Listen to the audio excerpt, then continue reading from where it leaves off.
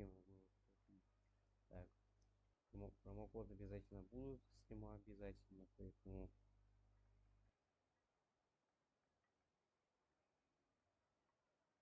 в обязательном порядке. Уже везде у многих ютуберов вообще одни стримы, прям вот.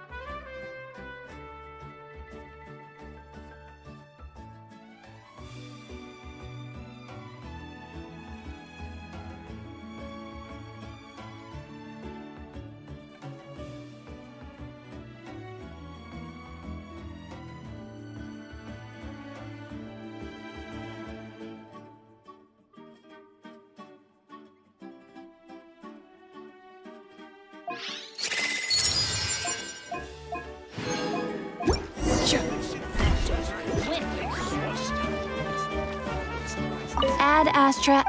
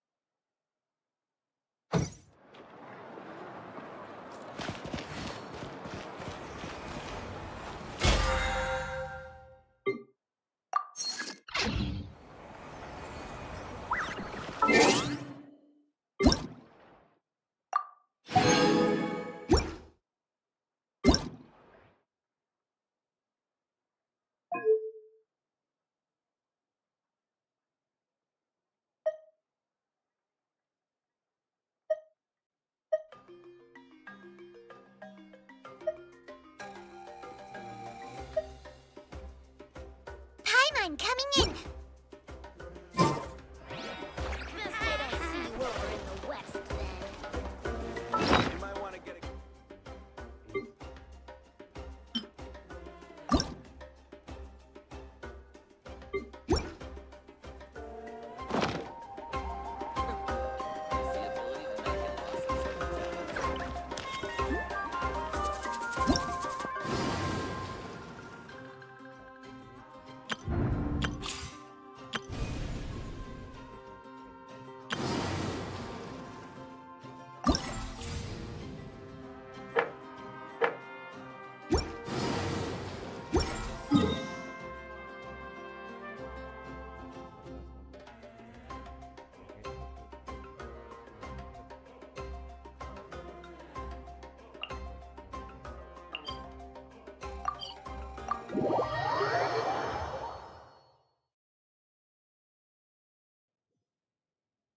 что у нас так не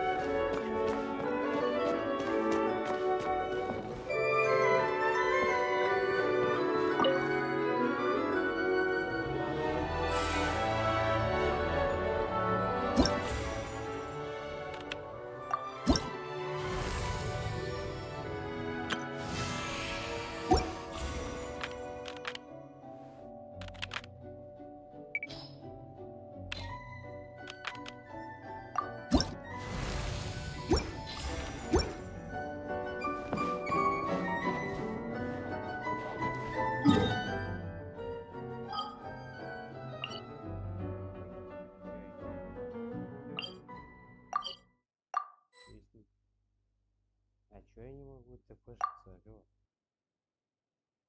Какое это подземелье? Надо бы так просто так делать.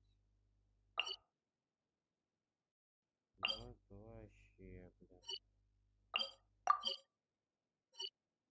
Полнейший идиотизм.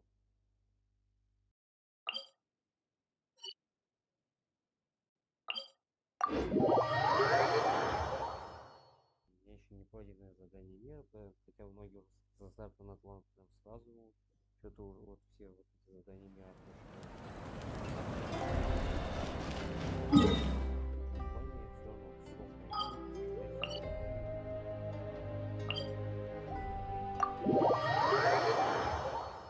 да, когда кстати, приходил в Genshin, что-то у меня вылетел Google, и из-за этого мне пришлось опять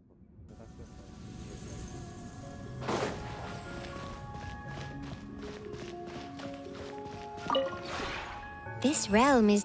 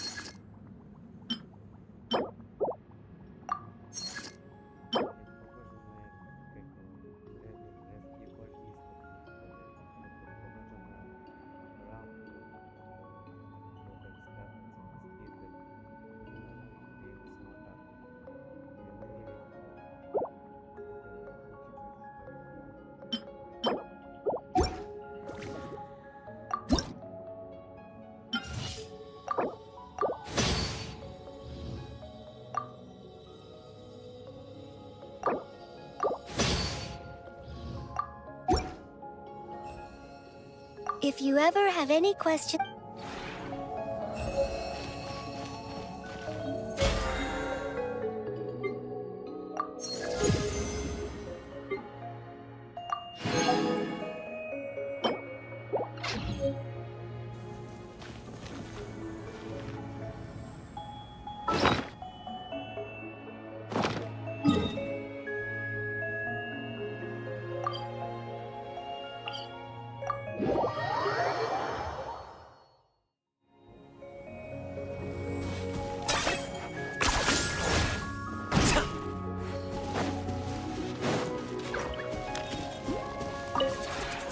The one before. Ah.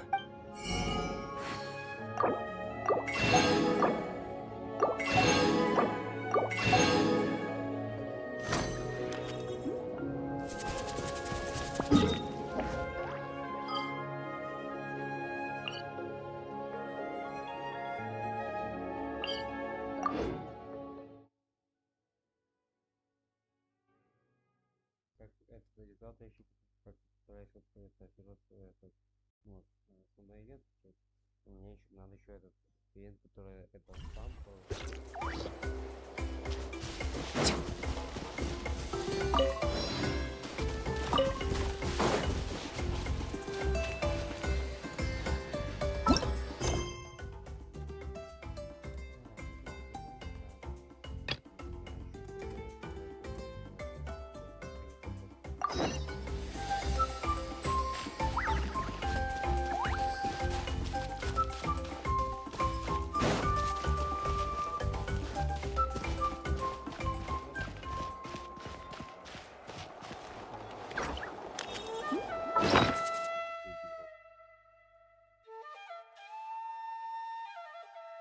об этом немного жалею. Просто я начал сюжет. Вот, немного это уже всем там.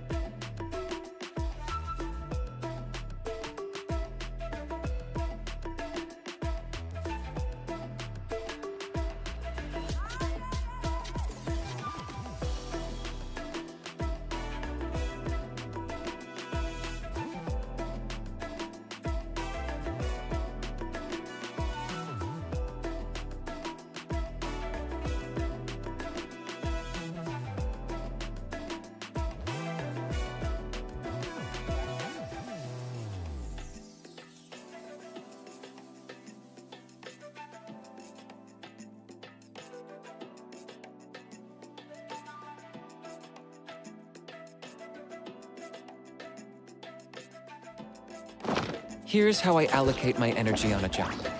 70% goes to investigate.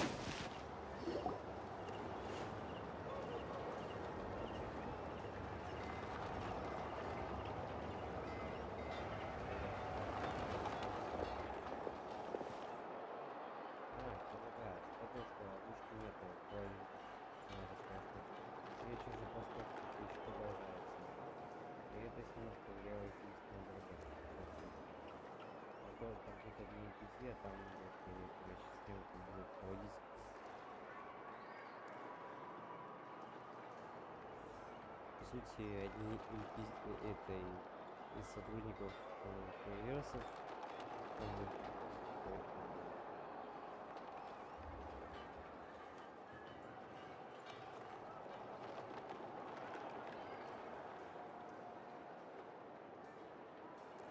Так что вот, собственно,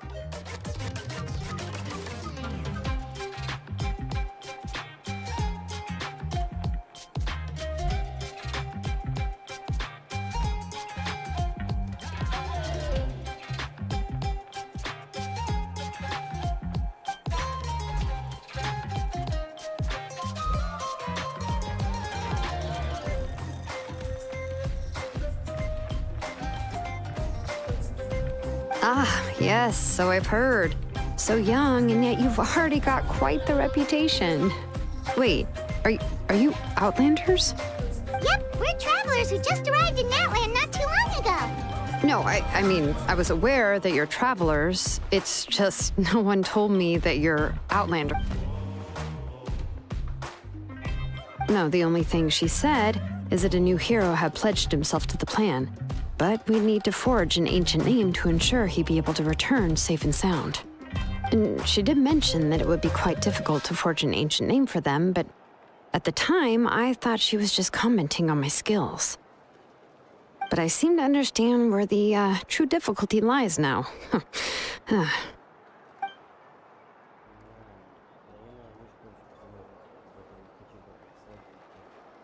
Oh, I wouldn't go that far. I'm used to it, really. I just need a moment to process things. The Pyro Archon's requests are always difficult to fulfill, and we used to argue a lot. Anyway, I can't argue with her if she isn't here, and it'd be pointless to take my anger out on someone else. But, just because I understand her rationale doesn't make me any less upset, after all. She must have known that forging an ancient name for an Outlander is an impossible task. It's impossible? As you probably know, an ancient name is a symbol of a hero's sparing glory, which grows even richer and heavier as generations of successors inherit it. We forge ancient names by engraving the heroic deeds of an individual who will become the first hero of that particular name.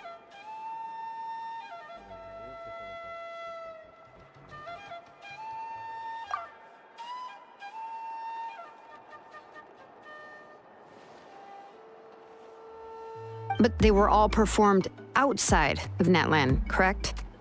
Yeah, that's right. Then those deeds haven't been recorded by the Night Kingdom. To take it one step further, even if you had performed heroic deeds in Natland, as an Outlander, your actions still wouldn't have been recorded by our lands. Only memories and experiences that have been acknowledged by the Wyab can be used as a basis for an ancient name. Even the greatest of craftsmen cannot create something out of thin air, you know. That's just how it is.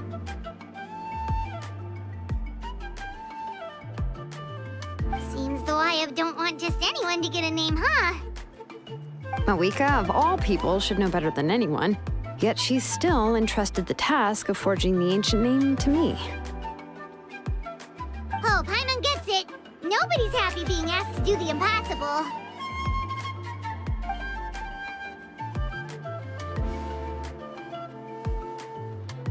Ugh, don't remind me. Let's just focus on how we can pull this off. How to achieve the impossible. You mean you're already willing to accept the task? Well, what else can I do? What's happened is already done, and it's not like I can outright defy the order of my Archon.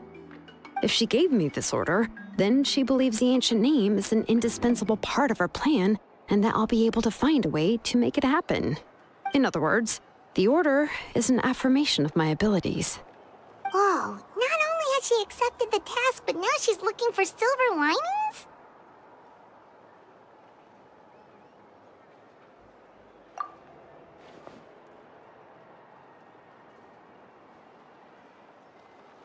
The key is getting the Wayab to somehow acknowledge the traveler's existence and record his heroic deeds. We heard the voice of a Wayab when we were in the Night Kingdom before. We even had a whole conversation with her. If we can talk to her again, maybe we can figure something out together. Well, every tribe has their own Wayab. How do we know if the one you met is indeed the best one for us to talk to? Plus, considering the unprecedented nature of this situation, I have a feeling that the acknowledgement of one Wayab alone would probably not be enough. I don't know. That requires a level of knowledge that I do not possess. We need to find a consultant who's an expert on all things Night Kingdom and Wayab. The first person who comes to mind is Lali at the Masters of the Nightwind, the one we call Granny Eats Tali.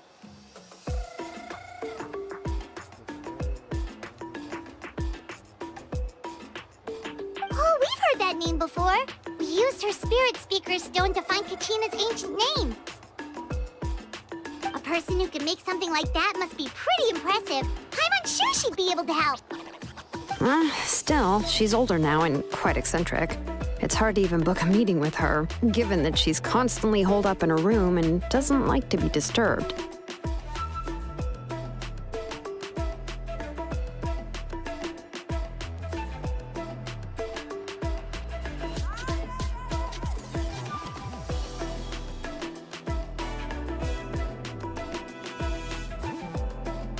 I've heard that to get her help, you have to be extremely patient with her and know how to keep her spirit up.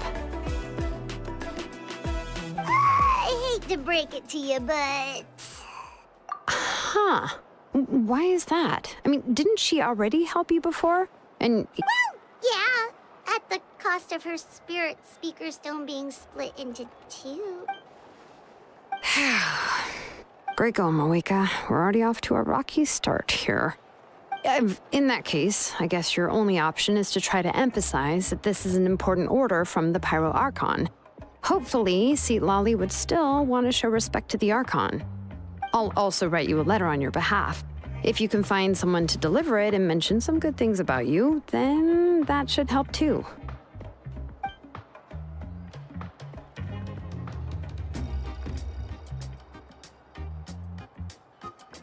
Paimon sure hopes a Hal won't interrupt when he's talking, though. All right, Kanich is a seasoned negotiator. I trust that he'll know the best things to say. Please just give me a moment to write the letter, and we can meet up near the Statue of the Seven later. Sounds good. We'll take a stroll in the meantime.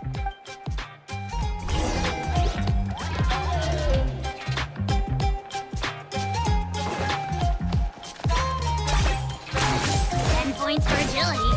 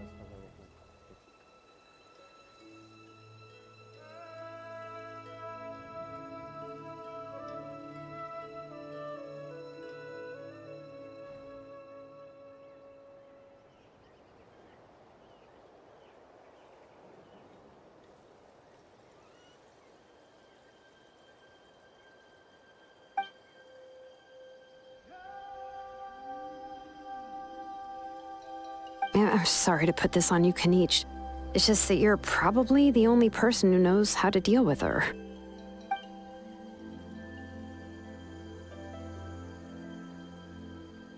Oh, wait, so Kachina and the Traveler also know about the plan?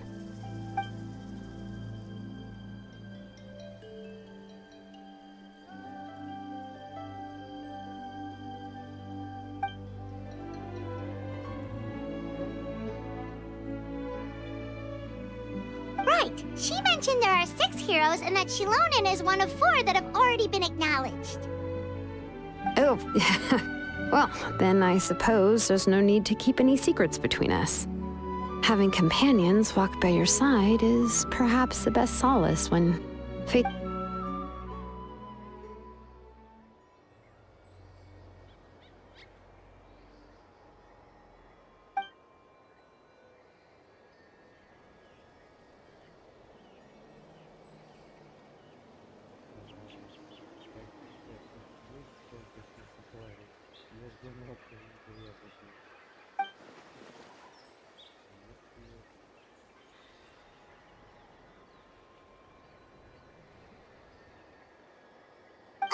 Seat Lolly knows him too?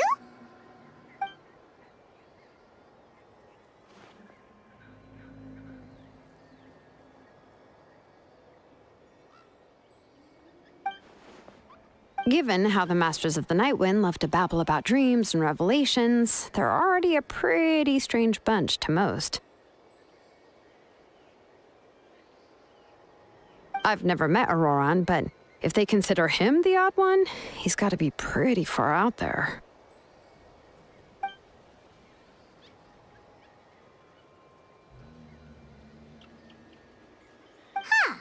Makes sense. But Paimon wonders how Seat Lolly could be the first one to notice Auroran's disappearance if she spends the whole day in her room.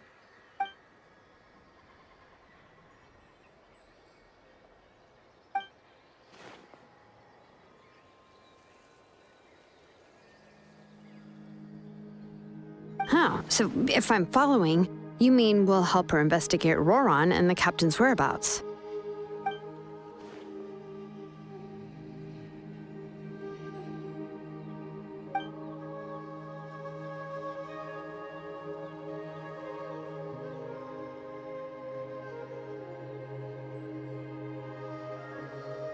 Yeah!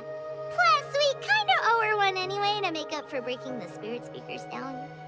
Ah, this is a pretty well thought out plan, as expected of Molly Poe Kanich. Then, yeah, I'll leave my letter to you. Let's hope Seat Lolly can meet at the stadium in 2 days.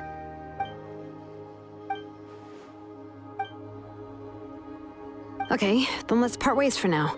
I'll see you in a...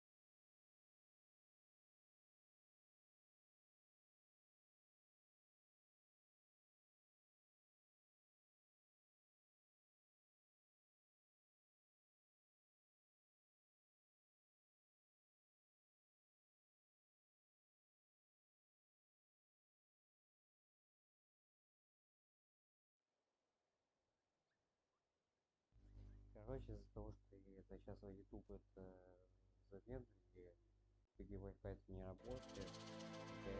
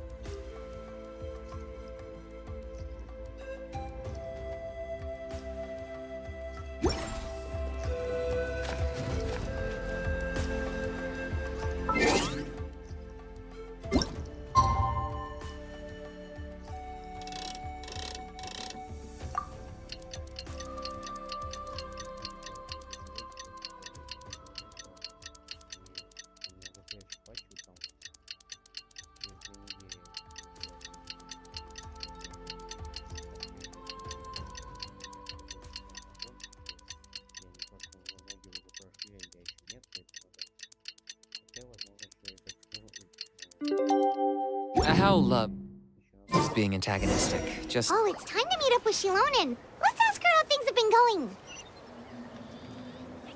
Release me and say that to my face!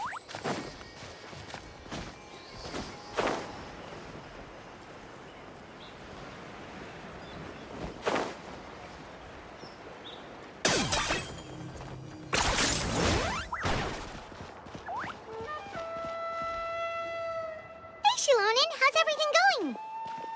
Oh, hi, Traveler and Paimon. I have bad news. See, Lolly did not reply to our request, although... Huh? You mean she didn't even bother to give Kanichi a response? Guess she really does have quite the ego then. Yeah, well, she can be also quite eccentric, though she's one of the most gifted people around. Even the Masters of the Nightwind often struggle to work with her. My guess is that she probably has other reasons for not deigning us with a response. But let's go to the stadium and see if we can meet her there. If we do get a chance to talk to her in person, we can still try to work something out. That's true. Let's go!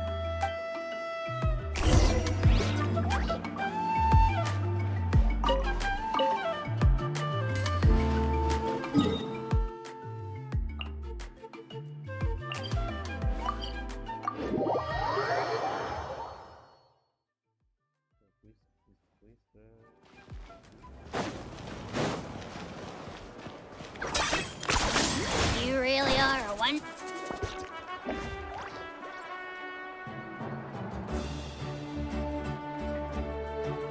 Paimon doesn't see anybody. Seems she's just not gonna show up, huh?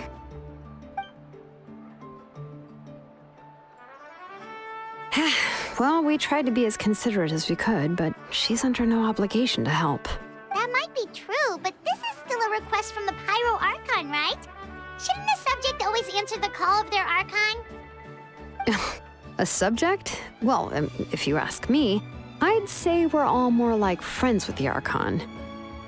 Yes, Mawika is our leader, but that doesn't mean there's any kind of tall barrier between us and her.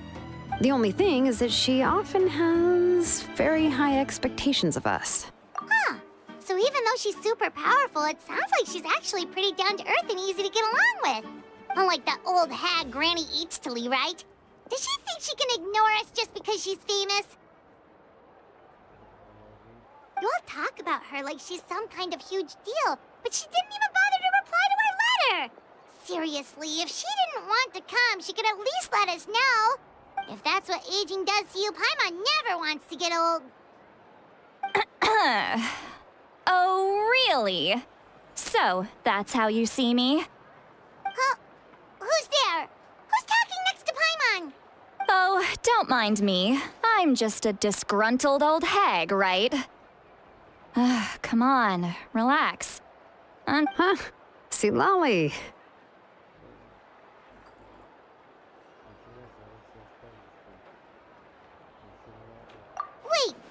Your seat, Lolly? Your... Yes, Granny Eatsley.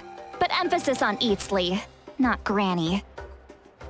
Ah, you must know this trope from light novels, surely. They use it all the time. The young man who's actually the oldest person in the room. The girl next door who turns out to be a seasoned veteran. The wise sage who looks like a little kid. Oh, wipe that look off your face! You've seriously never seen an older lady that doesn't look her age? Okay, well, don't go thinking it's a trick either. See? I'm barely wearing any makeup. Did I forget to mention, she's called Granny, but, she's actually pretty young. It was an honest mistake. I guess we've just gotten used to it. I'm sorry. So, how old are you actually? What? How dare you? Don't you know it's rude to ask a lady her age? Paimon really didn't mean to offend you, it's just that... your case seems really unique. Oh, Paimon just wanted to apologize, but now she's putting more and more of her foot in her mouth. Really, Paimon just got a little mad since we thought, well, you were... It was my idea to invite you here, Seat Lolly. So if you're upset, you can just take it out on me. All right. I was only joking. I didn't mean to chastise anyone. There's really no need to take all this so seriously. If anything, I'm gonna feel awkward if we keep this going. I received Kenichi's letter and was planning to attend this meeting. Since I had already decided to come, I figured there was no need to draft a reply that simply said, "Understood." But, of course... It's also natural for people to get held up by one thing or another as they're trying to leave the house. It certainly was a bit awkward to see that everyone else had arrived. At first, I was thinking of quietly sneaking over, but since you were already here waiting for me, I started to think about how I should phrase my apology. Only to hear you all talking smack about me. Anyway, that's the whole story. Honestly, it's not like I owed you an explanation anyway.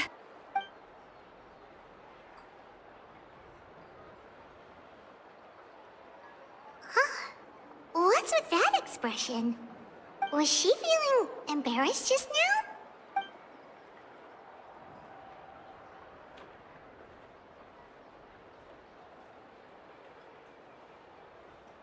When the Masters of the Night Wind say they struggle dealing with her, I wonder if the feeling is mutual. She seems to be pretty awkward herself. Everything she does and says seems a little forced. Anyway, Shilonen, I heard that you require my help in crafting an ancient name. Correct. The situation isn't like anything we've handled before. I see. So Mauika has asked you to forge an ancient name for an Outlander. Well, that would be a first. And you've also heard all about Auroron. I must say, he's always been a good kid. I can't see him joining the Fatui of his own volition. He must have been coerced somehow. Yeah, that's what we came here to ask you.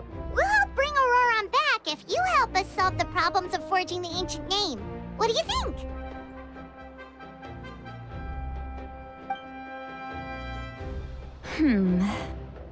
I suppose I'll just call you Traveler for now. Traveler, come here. Let me take...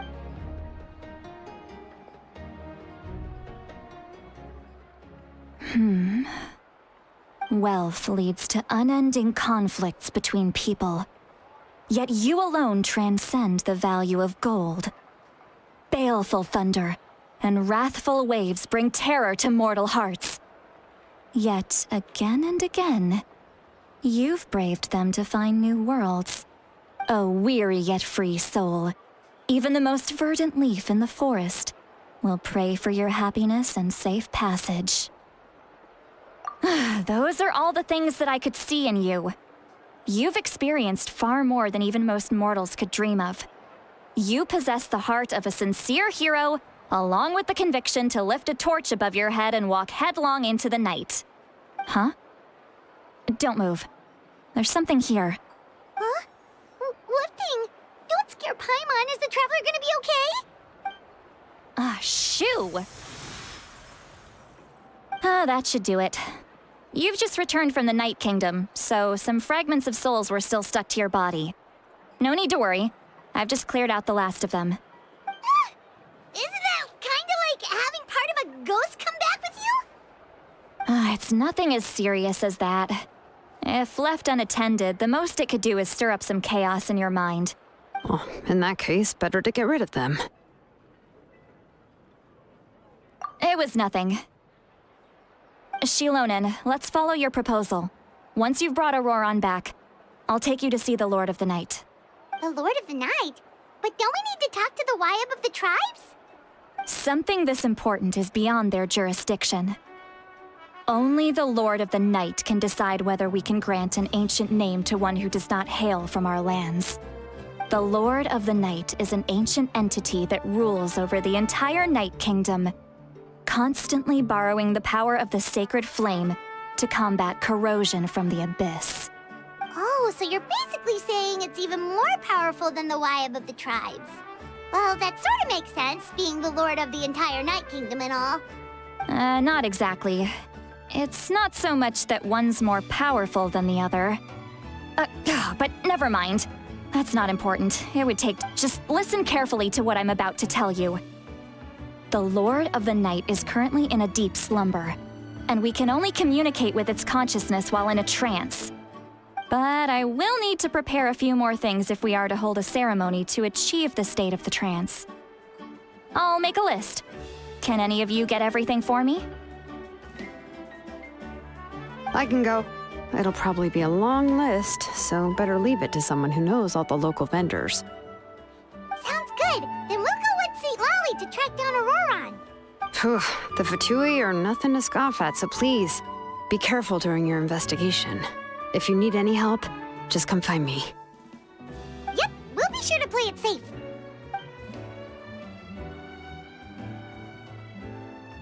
All right, now it's time for us to catch that brat and bring him back. Oh, I'm sorry I made you wait earlier. It was actually because I decided to swing by Auroran's place to look for clues. He has always lived alone, and I found a broken jar in his house. There was also something off about his phlogiston aphids, which I assume is because their keeper has been gone for quite some time. And interestingly enough, I saw some slash marks in the house that did not match any of our local weapons. My guess is they were left by Snezhnayan arms. Oh, sounds like the Fatui broke into his house and took him hostage. But why would they kidnap a kid who just spends his days living in the country and raising aphids? He's only in his 20s. What would they want with him? That's not to say that I believe he's totally innocent, of course. Since he's the only one who was kidnapped out of everyone in Natlan, he must have done something to attract their attention. In any case, we'll get to the bottom of this once we manage to get him back here. I'm truly sorry to put you two through all this trouble with me. But... You can count on us! all right, then let's start by heading to where Auroran was seen last.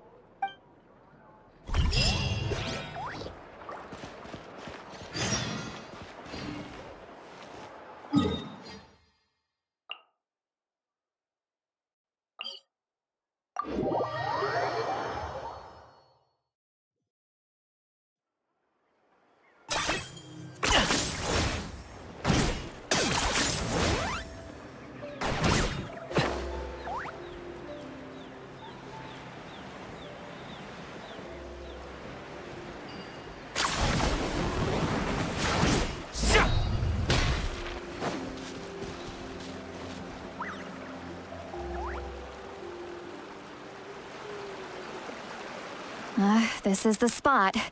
An eyewitness claimed to have seen Auroran speaking to some Fatui soldiers here. I don't know how much you're willing to believe me, but Auroran really is a good kid. I see no reason why he'd suddenly get involved with the Fatui. I'm convinced that what the witnesses saw was actually the Fatui coercing him. Or perhaps trying to extract information. However, I doubt anyone would believe me, given there are no signs of a fight. Didn't Kanich say that she's a big name in Natlan? Feels kinda weird to see her so frustrated and helpless like this. Auroron? Well, he was left at the side of the road as an infant, and the people of the tribe took him in. He learned a lot from us, and once he reached adulthood, he built himself a house out in the countryside. He spends most of his days growing vegetables and raising aphids, living off of what he harvests from the garden. He's always been such a good kid. He would even get his friends to deliver whole bags of fresh produce to my place. Oh well, let's keep looking. He can answer all of our questions once we find him. He's been raising phlogiston aphids for a long time, and since they were disturbed, they secreted a special type of phlogiston. We can use that substance to track his movements. Let's follow the phlogiston trail. Huh? What trail? Paimon doesn't see anything. Oh, right. I forgot your eyes don't naturally perceive such things. Here, give me your hand.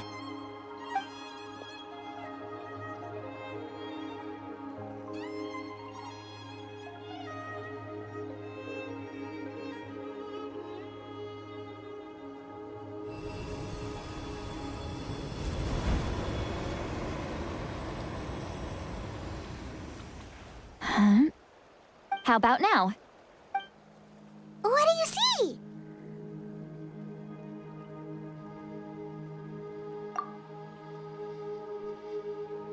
Whoa, Paimon can see it now too! That's right. I used a spell to temporarily transfer a portion of my senses to you. For a short while, you'll be able to see the phlogiston too. Wow, you can even share your senses with us? First time Paimon's heard anything like that. It requires a very rare spell that most people aren't adept at. But don't worry, it's a cinch for me. Between the two of you, it seems the traveler's senses are... When I held your hand just now, I could sense that you've got a great affinity for phlogiston. You're extraordinarily gifted. Anyway, we'll need to use our vision now to track down Auroron. Good luck, you two. Over here, this way! See, Lolly might say a lot of deep and confusing stuff, but this spell of hers is really something. What was that? Oh, Paimon was just complimenting you. Really?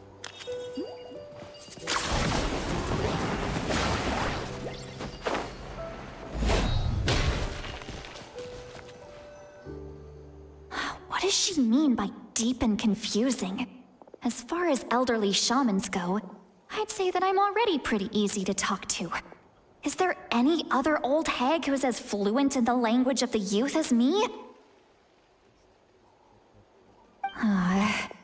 But is my way of speaking still not trendy enough?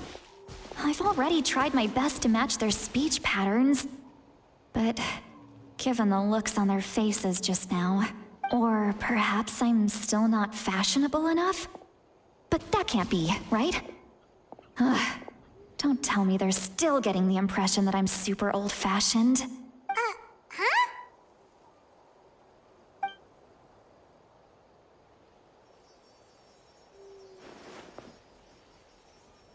Was that Seat Lolly's voice?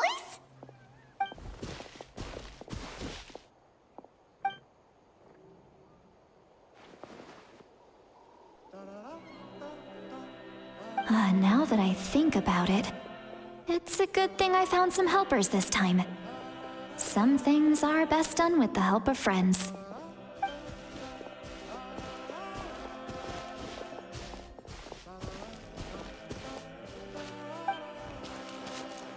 Oh? They appear to be feeling quite confident. Looks like our work will go smoothly.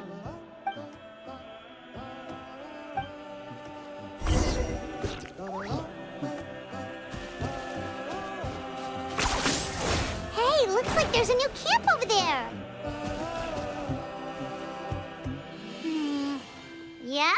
Judging by Paimon's experience as a guide, it definitely... Wait. The phlogiston here is a bit odd. Let me see. Paimon sees a small shape here. This is a distress signal for the Masters of the Night Wind. Only someone from our tribe would recognize it. So Auroron was indeed being threatened. We've got to find him, fast.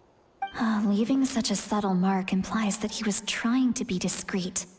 In other words, he was probably under the Fatui's watch. If they notice us, we can just charge in and fight them to the death.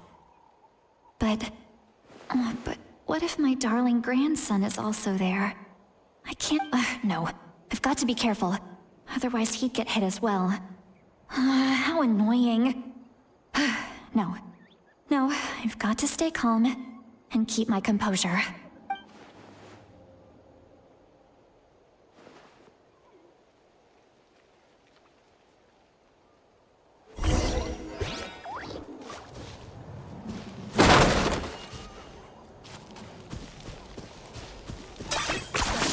You really are a one-trick pony, you know.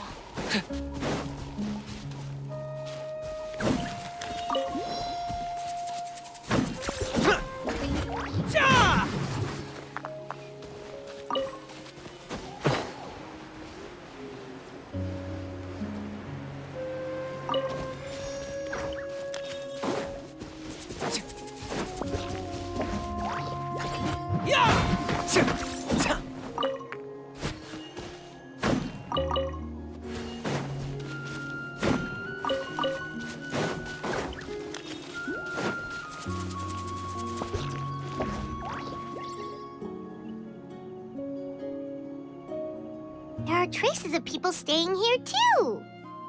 Wait a second. The phlogiston around here is jumbled up. I can also smell a mix of elements in the air. Pyro, electro, and some other elements as well. Kanich told us that you were super amazing. No wonder you can sense so many more things than us. It's about time that little brat said something nice about me. There are signs of a struggle here. Judging from what's left on the scene, there must have been a fight. But after that, the factions seem to have gone their separate ways. Both the phlogiston and the elemental traces in the air support that. Do you still remember the little mark we found before? Paimon's thinking, what if Auroron wanted to leave another distress signal, but was caught by the Fatui?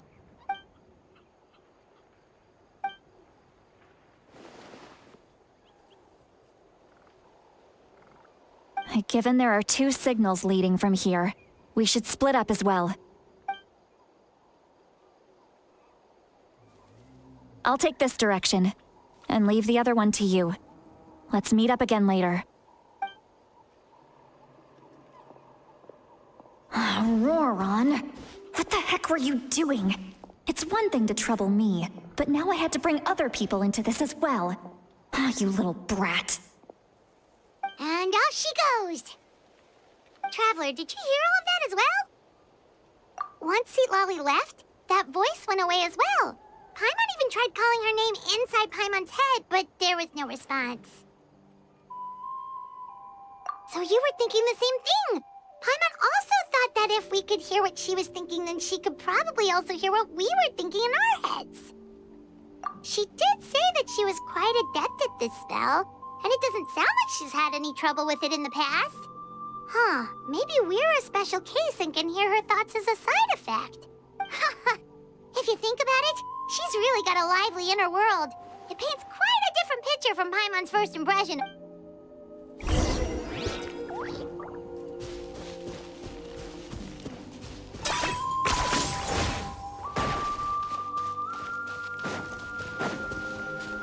Paimon sees some traces here. Let's follow them and see if we can find anything up ahead.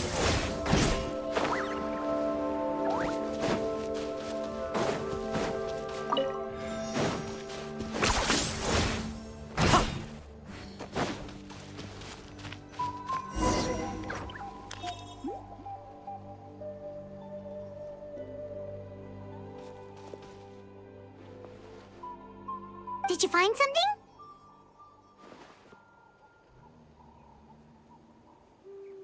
Huh. So we can't tell where Auroron might have gone from here. That's weird. The phlogiston trail suddenly stops. We can't make anything of these footprints either. But he can't have just evaporated into thin air, right? We know he wasn't alone. He had all those Fatui with him. So, you can hear the sounds of the wind from beneath the earth.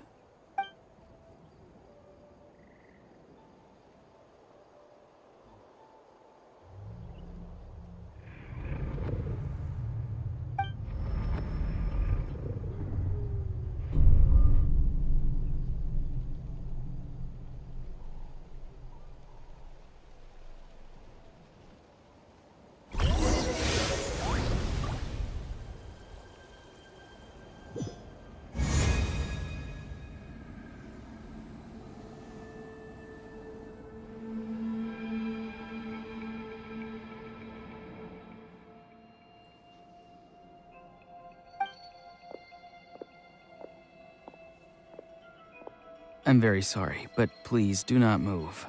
I have no desire to hurt you. I apologize that our first meeting has to take place like this. It's just that you're much like one of those animals with ears that perk up as soon as it senses danger in their environment. And given your combat proficiency, I would not have been able to gain an advantage over you if you were anywhere else in the world. However, you're now in the Night Kingdom, a familiar domain to the masters of the Night Wind. Hello, traveler. I'm Auroron, the one you've been searching for. Ah, the Fatui's custody. I see. So even Granny has told you that I was coerced by the Fatui. I'm afraid you've been brought here by a lie. My friend and I only left those traces to lure you here. Deceiving you was never our true intent, however. It was simply the fastest and most feasible way for us to set up a meeting. Greetings, traveler from afar. Be careful with this traveler. His soul is temporarily restrained by us, and it appears to have become more fragile in the process. It's taking all my concentration to hold on to him. It was I who tasked Auroron with leaving the traces to lead you here, and I who used the Master's ritual to bring your soul to the Night Kingdom.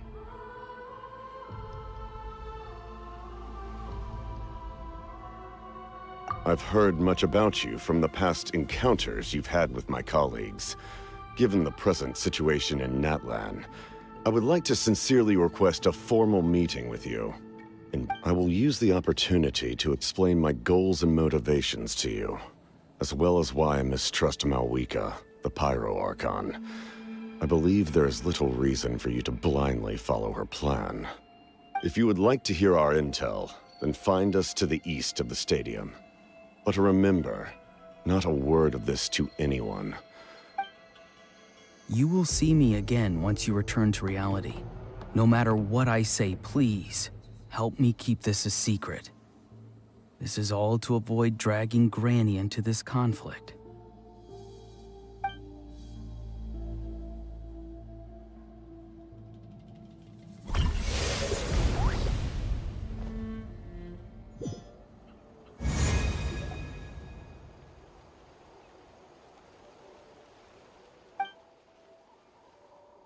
Hey, what happened just now?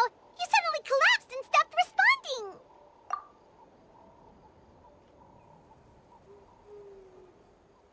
Hey, why are you sitting on the ground? Are you okay? See, Lolly! He froze for a moment and then just collapsed to the ground. Could it have been those leftover remnants from the Night Kingdom? Do you have any itches or pain anywhere? Don't worry. We can take a short break.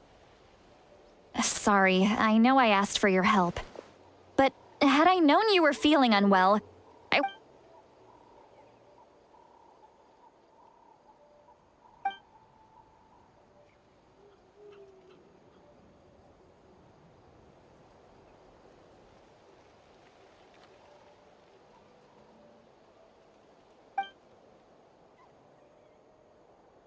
If you're feeling sick, you should just say so. See, Lolly should be able to, exorcise any ghosts or weird stuff that you picked up in the Night Kingdom. A seasoned traveler must know the importance of not pushing yourself beyond your limit. If you need anything from me, just say the word. In any case, let's take a bit more time to rest now.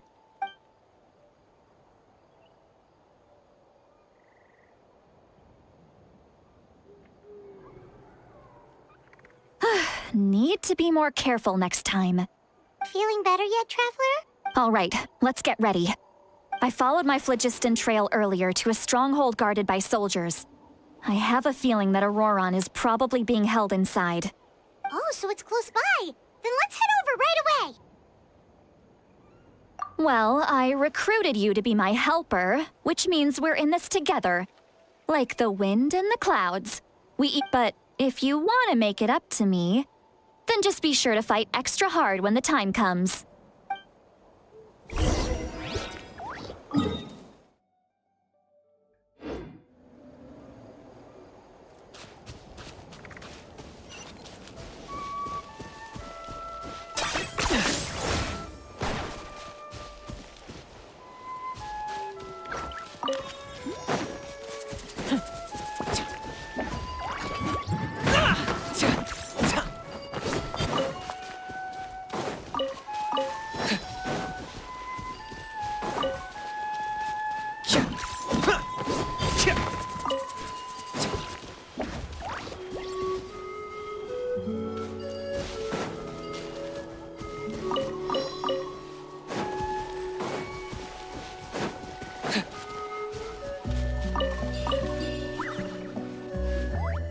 Look over there.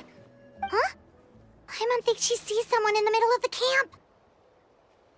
That's Auroron. So he really was taken by the Fatui.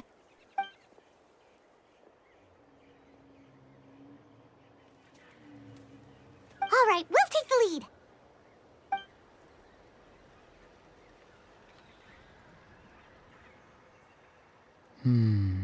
Hey, quit daydreaming. Don't you have work to do? I cannot see the sun. Without the sun, I cannot see the truth. You are currently blocking the light, so I must beseech you to move. Huh? Okay, Mr. Philosopher. That's enough mumbo-jumbo. Wow. I'm going to rip that guy's head right off. See, Lolly's struggling to control her temper now. Are you ready? Let's go kick their butts. On my count. 3, 2, 1! Still trying to resist? You've got no idea who you're up against!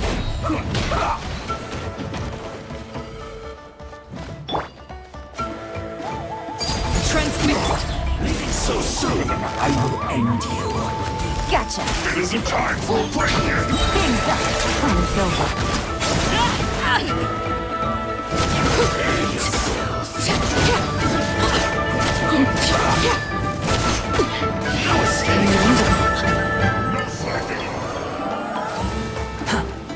Target acquired. Send this quickly.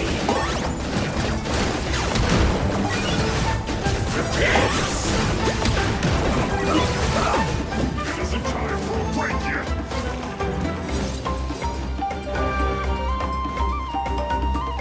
Almost.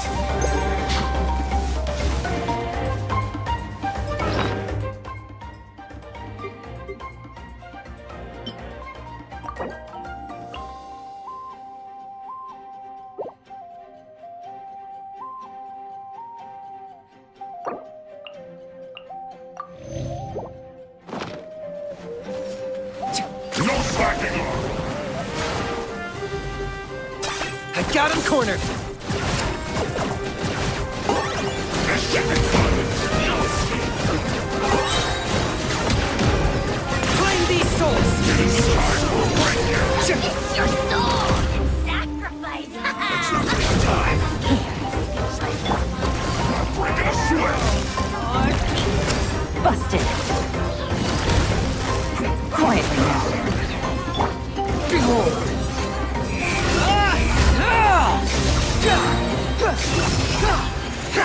Yes, in this quickly! Cry louder! It isn't time for a fight yet.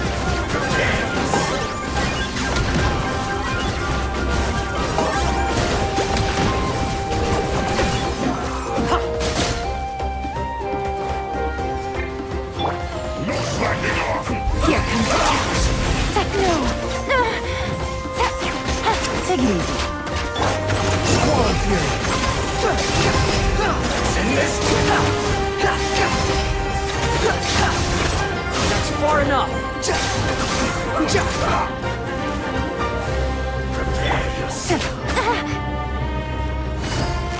Busted. Quietly now. So soon! Locked on!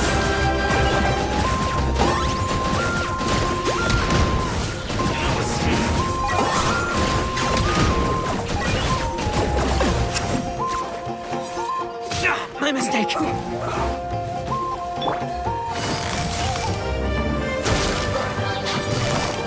Busted. Game's up. Send this quickly!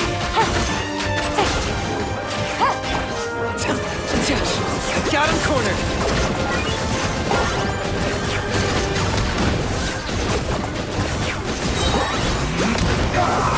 Time for you to pay the price! Bow before your king! Blaze and dragon fire!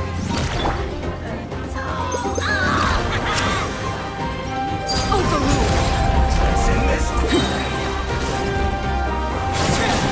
This is where...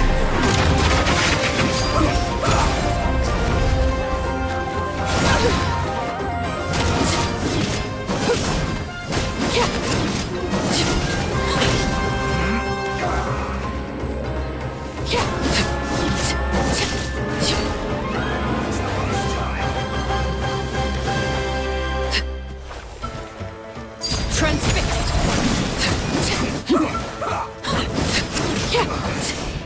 Yes, this is it.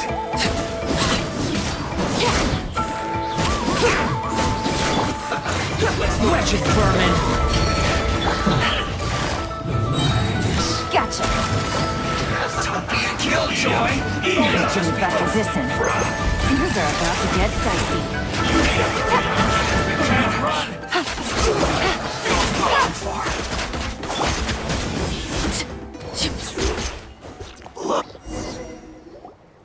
Auroron!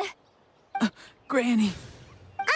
Paimon knows she's called Granny Eats to Lead, but it's still kind of weird hearing someone actually call her Granny. And greetings to you too, Gramps. What did you just call him? Gramps? Is that not right? You're Granny's friend, are you not? You seem to be approximately the same age as her, so I figured... How many times have I told you? It doesn't work like that. There are a lot of people who look about the same age as me. You can't go around calling everyone Gramps or Granny. Oh, wait. He's not a child, is he? Don't tell Paimon he's one of those people who look like an adult but are actually only 8 or 9 years old. Oh, your words have pierced my heart like a thorned vine. Given how hard those thorns are to remove, I may just need to find a pair of tweezers. Why are you so upset? You can just say yes or no. Of course I'm not a child. It's just, Granny always taught me to show gratitude where it's due. And since the Masters of the Night Wind raised me collectively, I basically see everyone above a certain age as an elder I should look up to.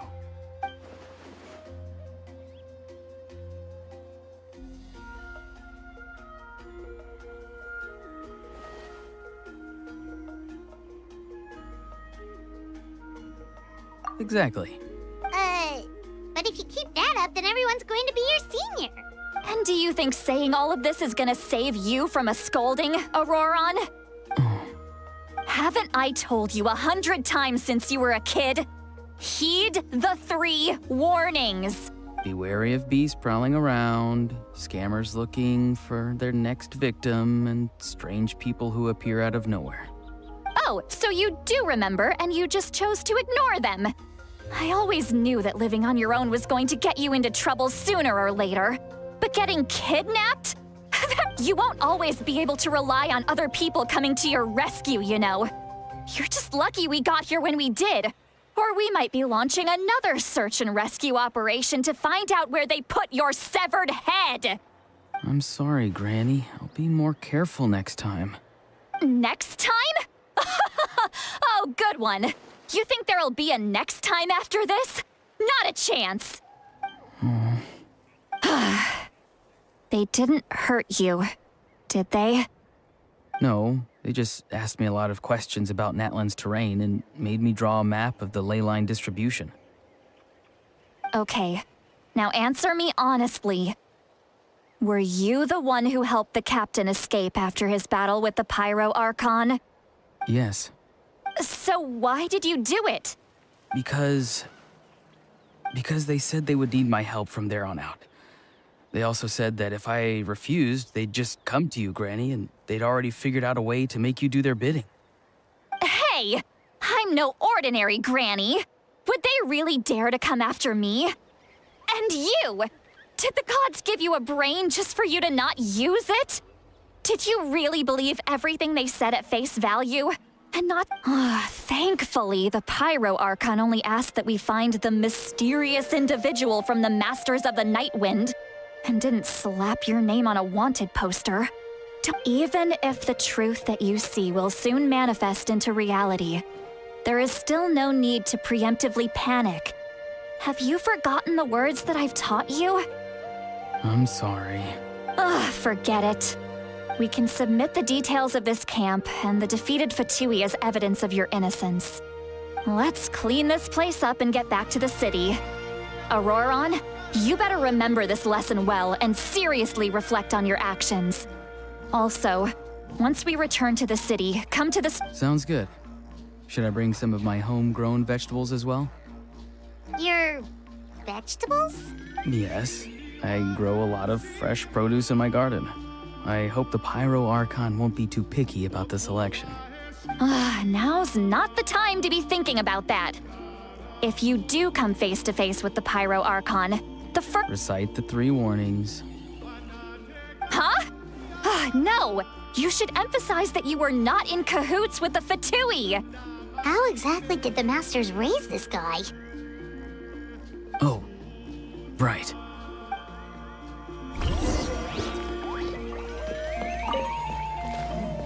Witness my rise.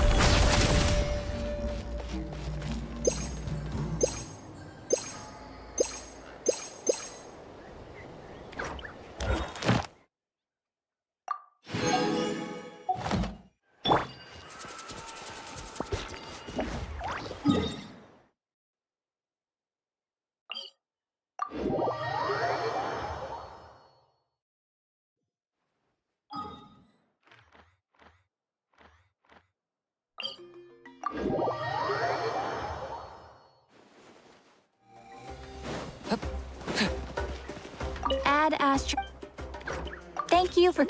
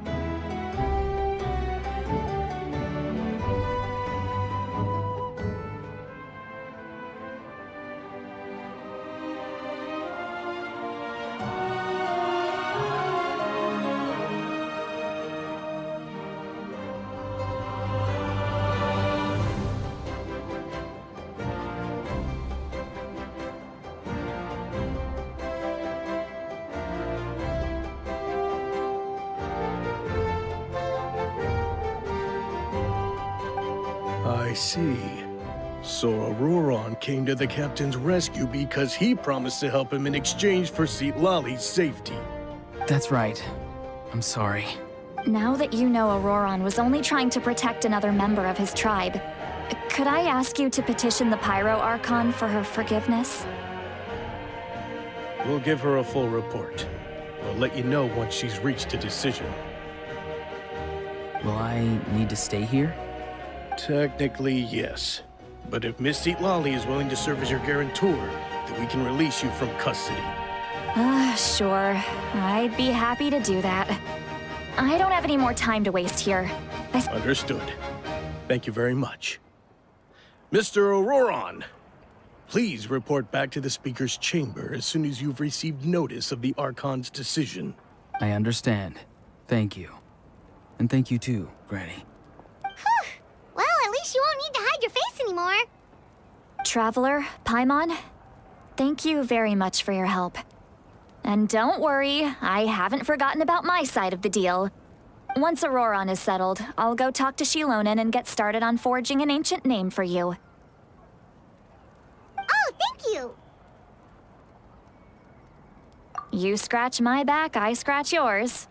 It's as good as done. You can just go twiddle your thumbs or something while you wait for the good news. Come with me, Auroron. We've got to find you a place to stay for the night. Goodbye, Gramps.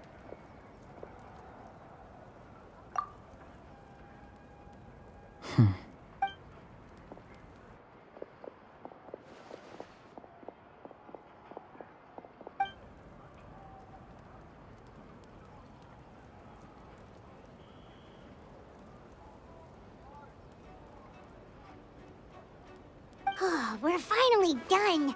All right, it's time to find some grub. Huh? What is... What? That captain? Sorry. Paimon just didn't see that coming. So you really saw him in the Night Kingdom? And he... Oh, that Auroron, what is he up to? He sounded earnest enough just now. Paimon would have never guessed anything was happening. All that stuff about protecting Lali and being forced to help the Fatui when he's actually been a willing accomplice all along. Yeah, you're right. Still, Paimon appreciates you telling her about this. Paimon will support your choice no matter what, so if you want to go, we can go together. We still have another whole day before the meeting, so we'll just meet with them when the time comes.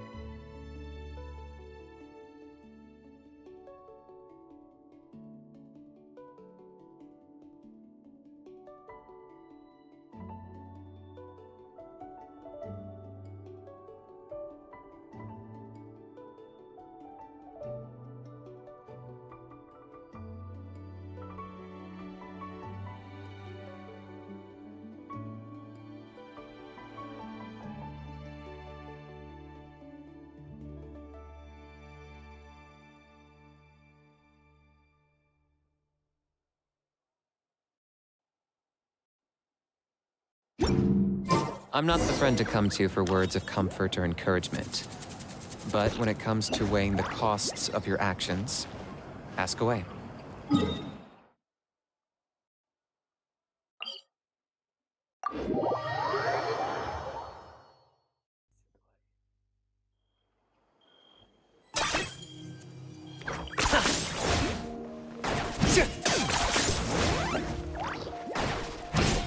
Is this really necessary?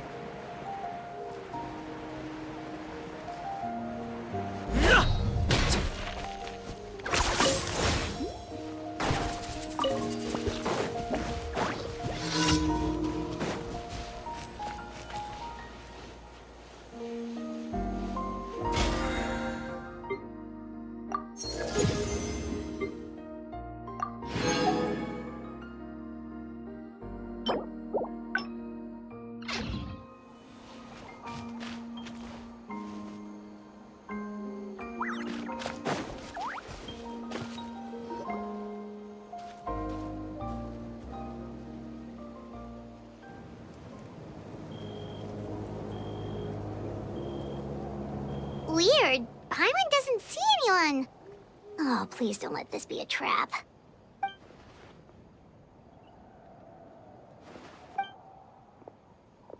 What was that? Good evening. Nice to see you again. It's you. You shouldn't pop up from behind people like that. What are you, a ghost? I'm terribly sorry. It's just a force of habit. And what's with you apologizing all the time? You sound so polite and honest, but you're actually doing shady stuff behind people's backs. You're right. Granny tells me that too. Huh. Come to think of it, you remind me of her. Oh, so you're gonna call Paimon Granny too now? Well, I could.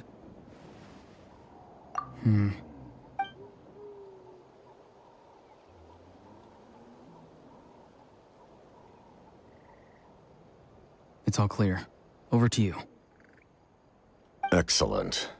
The fact that you showed up proves that I was right about your character. Yet, there's been a lot of talk about you. Child told me that you're passionate about the unknown and willing to take risks. Rather than facing you as an enemy, I would much prefer to bring you to my side. If we allow the current state of things to continue, we will inevitably clash, and that's a scenario that I'd very much like to avoid. I've long heard of your exploits across the nations. Though you have crossed swords with my colleagues many times, I know that you are by no means an unreasonable person. And once you've learned the truth that the Pyro Archon Malwika would never willingly share with you, you may just find it in your heart to consider my proposal. I assume you've already been informed of the Pyro Archon's plan. In order to defeat the Abyss and save Natlan, she still needs 2 more heroes to appear. Wait, how did you know that? Never mind. Guess that's not important now. I've long kept a close eye on her plan. To be frank, it's an exceedingly risky plan. Will the heroes really appear? And even if they come to her, will their power be enough to drive the Abyss back? If any part of the plan goes awry, all of Natlan, even all of Teyvat, will pay for her mistakes. Now, you may have been led to believe that this is the only plan available to her.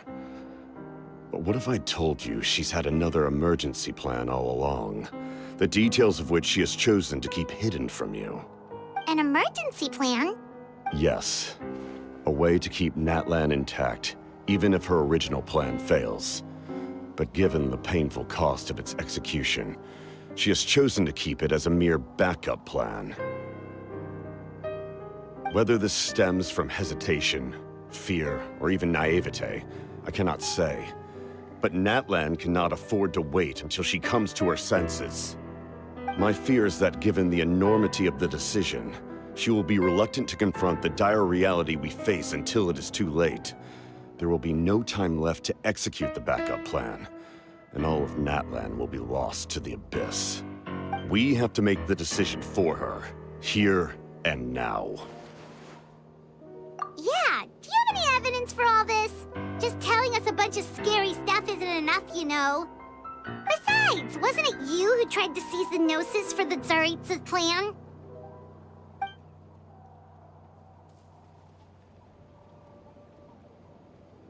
I knew you'd be clever enough to see. That's right. I did not seek the Gnosis for the Tsaritsa. Since I was defeated in battle, I must put to rest my thoughts about the Gnosis. But even so, my desire to save Natlan remains unchanged. And now, I have found a new way to solve the crisis. We can implement it immediately if we reach an agreement. Someone's here. Huh? The captain disappeared!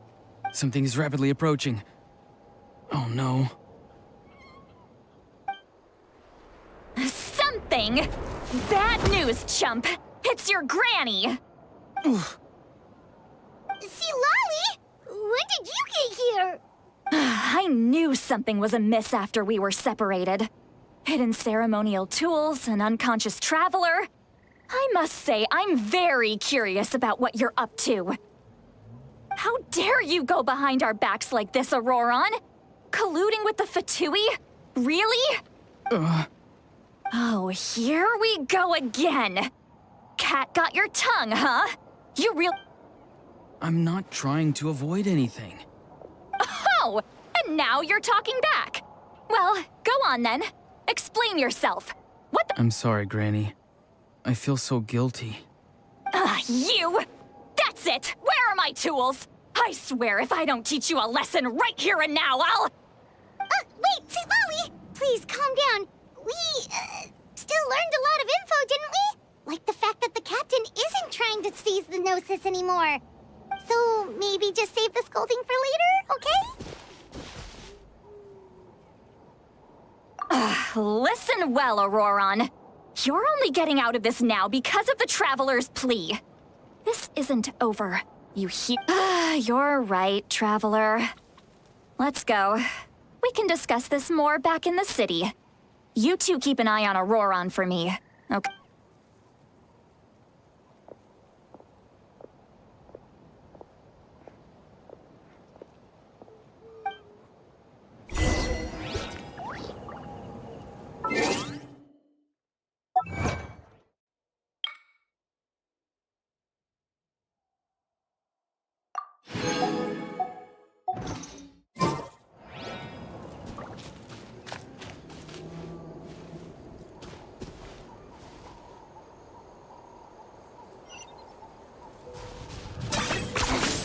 Points for agility.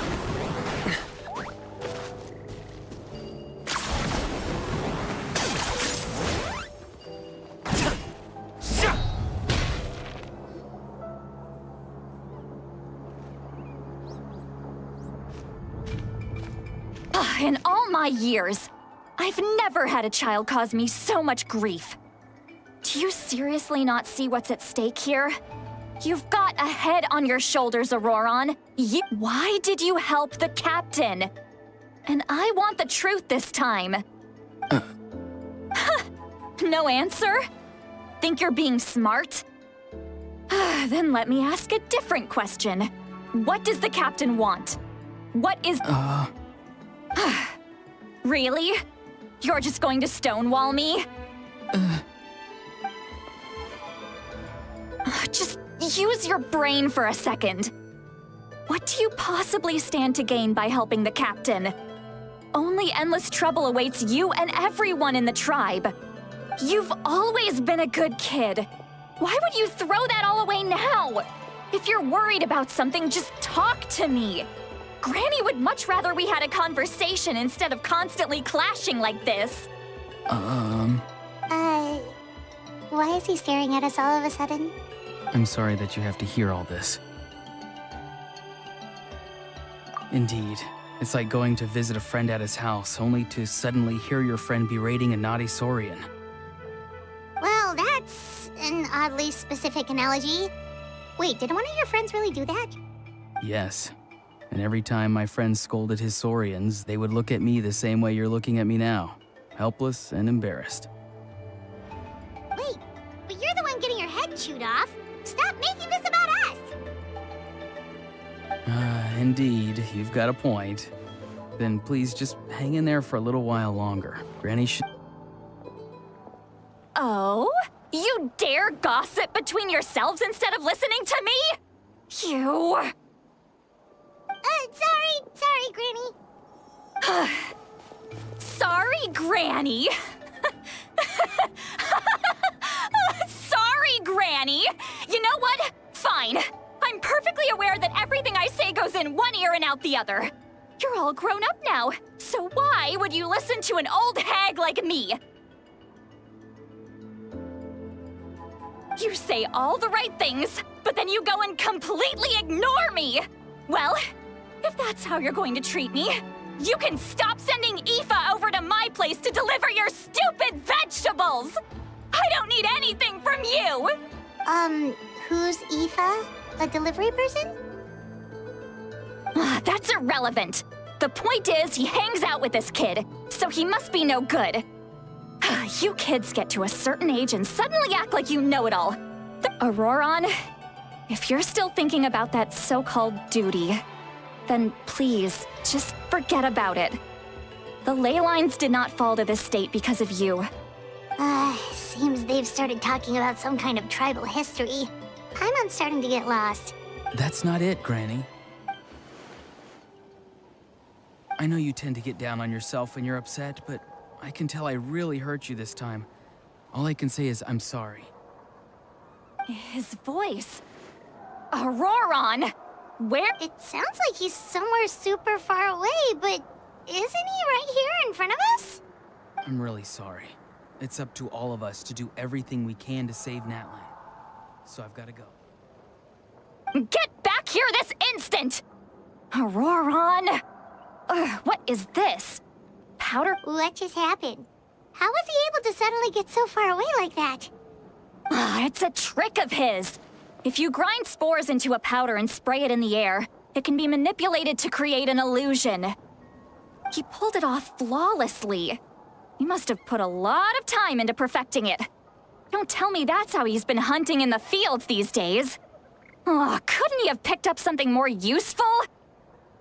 Little brat. That's it. The next time we meet, I'm definitely going to break his legs. Whoa, that's a little extreme. But still, why does he feel like he needs to run from us? If his goal is also to protect Natlan, then can't we work together? I'm sorry for interrupting your conversation with them earlier. But even if you'd been able to hear them out, there's no guarantee you would have gained anything substantial. Auroron probably did everything he could to get away because he knew I'd get the truth out of him sooner or later. Ah, that brat.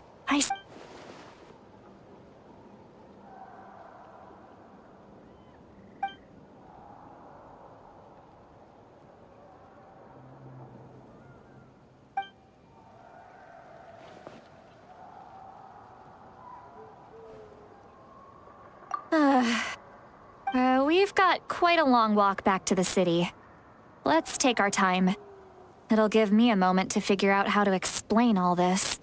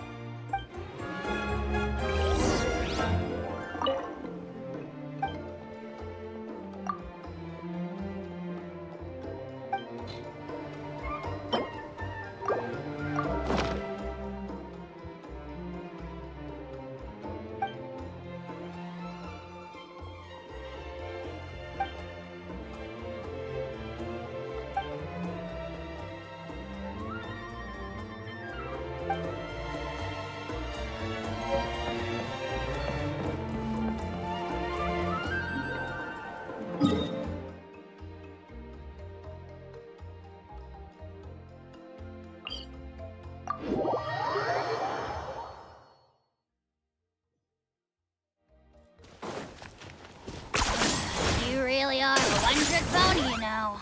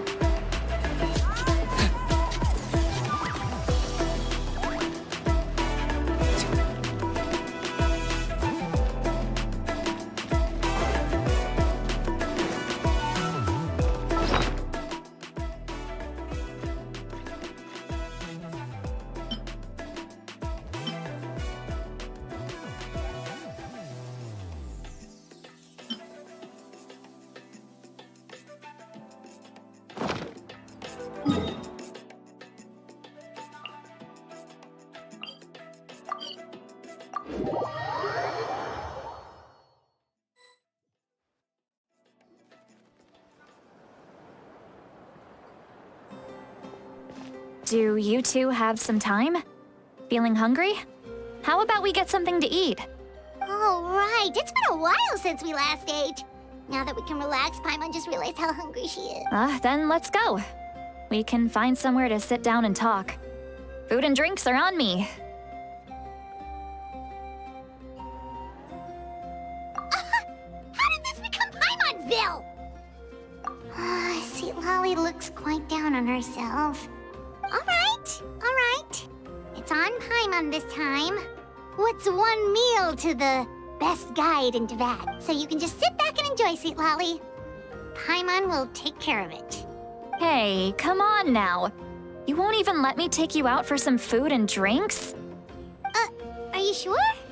We can save you some Mora. Mora is the least of my concerns.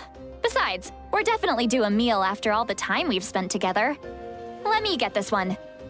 I might be an old hag, but I like to think I'm not completely useless. Sure, that's fine with us, but Paimon doesn't want you to be sad, sweet Lolly. Don't worry. I'm sure a juicy grilled steak will work wonders.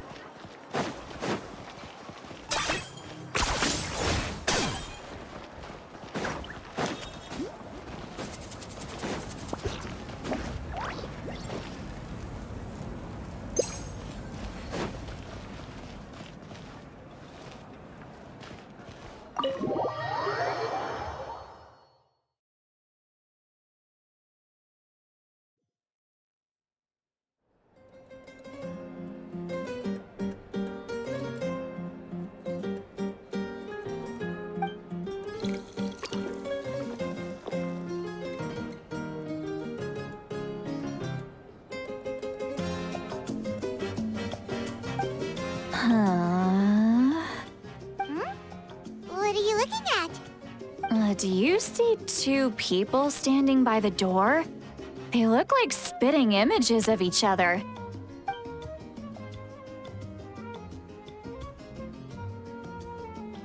But Paimon only sees one person. Huh? How could that be? I guess my mind isn't as sharp as it used to be. Give me another bottle, boss!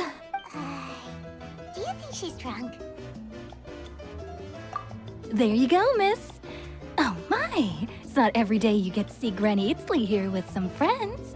Not to mention ones who've made a huge name for themselves recently. Oh, so you've heard of us? Of course I have. Aren't you the ones who saved Kachina and brought her back? No wonder you hit it off with Granny Sitlali. She wouldn't spend time with just anybody, you know. I don't even remember the last time I saw her with a new friend. Wait, so you call her Granny too? Well, given our ages, it'd probably be more accurate for me to call her my great-great-granny. She's one of the most famous people at the Masters of the Nightwind. Most days, hardly anyone even dares talk to her. Huh? Gossiping about me right in front of my face now, are you? Oh, please, Granny, I wouldn't dare. I'm just beyond happy to see you bring over some new friends. After all, any friends of our regulars are sure to be great customers too. All right, that's enough. Go on now. I'm sure the other customers would like to talk to you as well. There's no need to keep staring at me. I promise I'll keep my alcohol down until I leave. Well then, you have my thanks.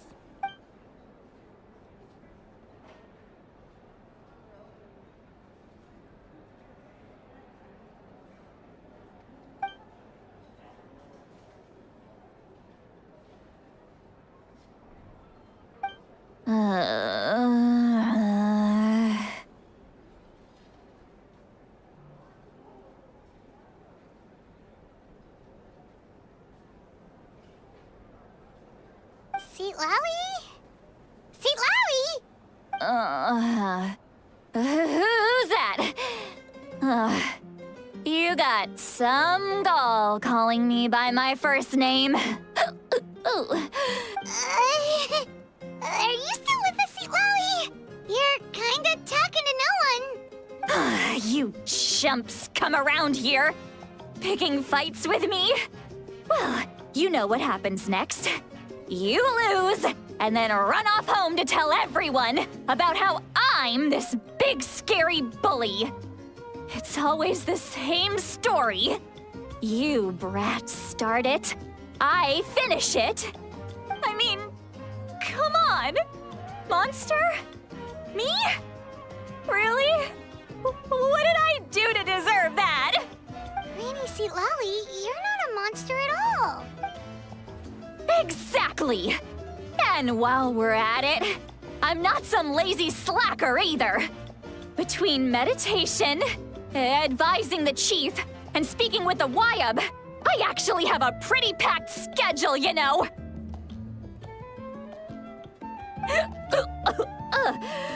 Oh yeah, and I have to mentor all the new kids.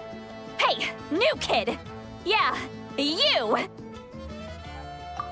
Don't play dumb. Didn't I teach you how to find phlogiston? You see? I know my stuff. I'm a good teacher. You tell him. That's more like it. About dang time someone showed me a little respect.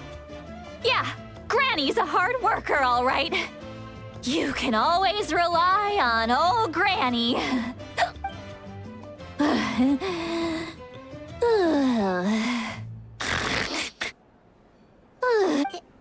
Did she just fall asleep with her eyes open?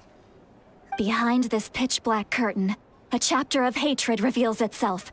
Behind the smoke, the lingering smoke. Ah, she's meditating again.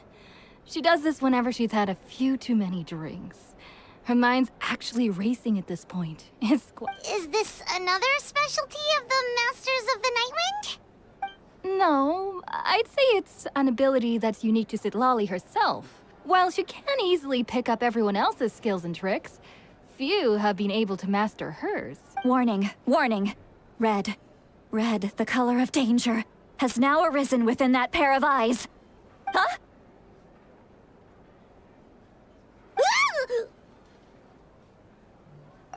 Traveler? Paimon? What's wrong? I'm gonna hurl. Hang on, just keep it in. Phew. Okay, it's passed. You had Paimon worried. Paimon really thought you were about to barf all over the table just now. How embarrassing.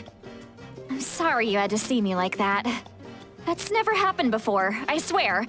I've never thrown up, not once.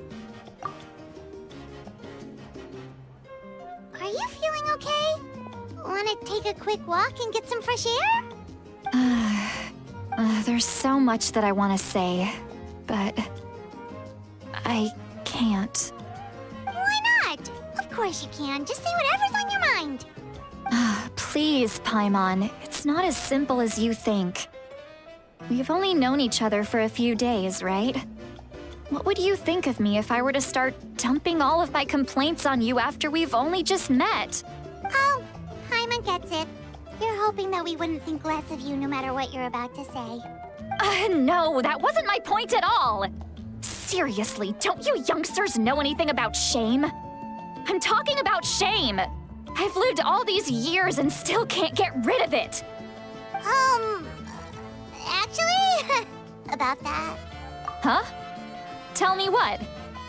Yeah, this is as good a time as any.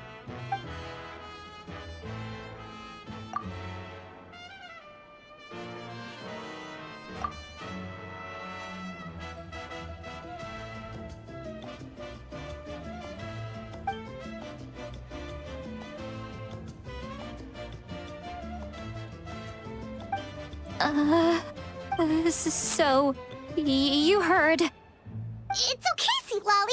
You had every right to complain about those things.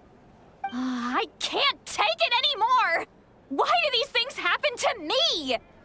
Hearing me mumble under my breath is one thing, but hearing what I mumble in my own head? That's too much!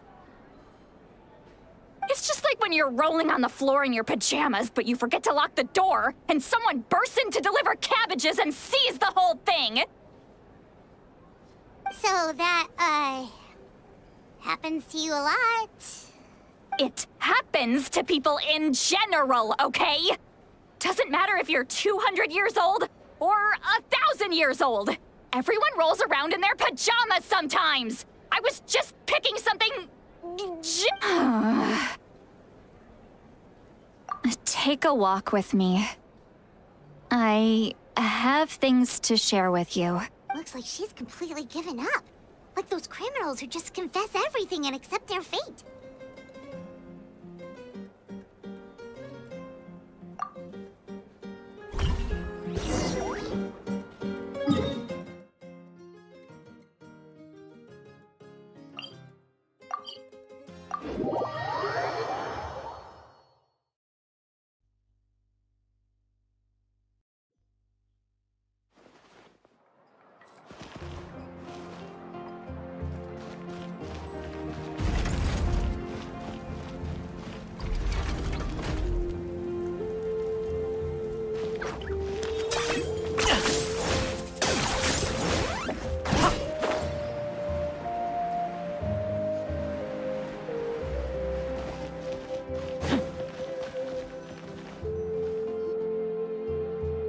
Well, great view, right?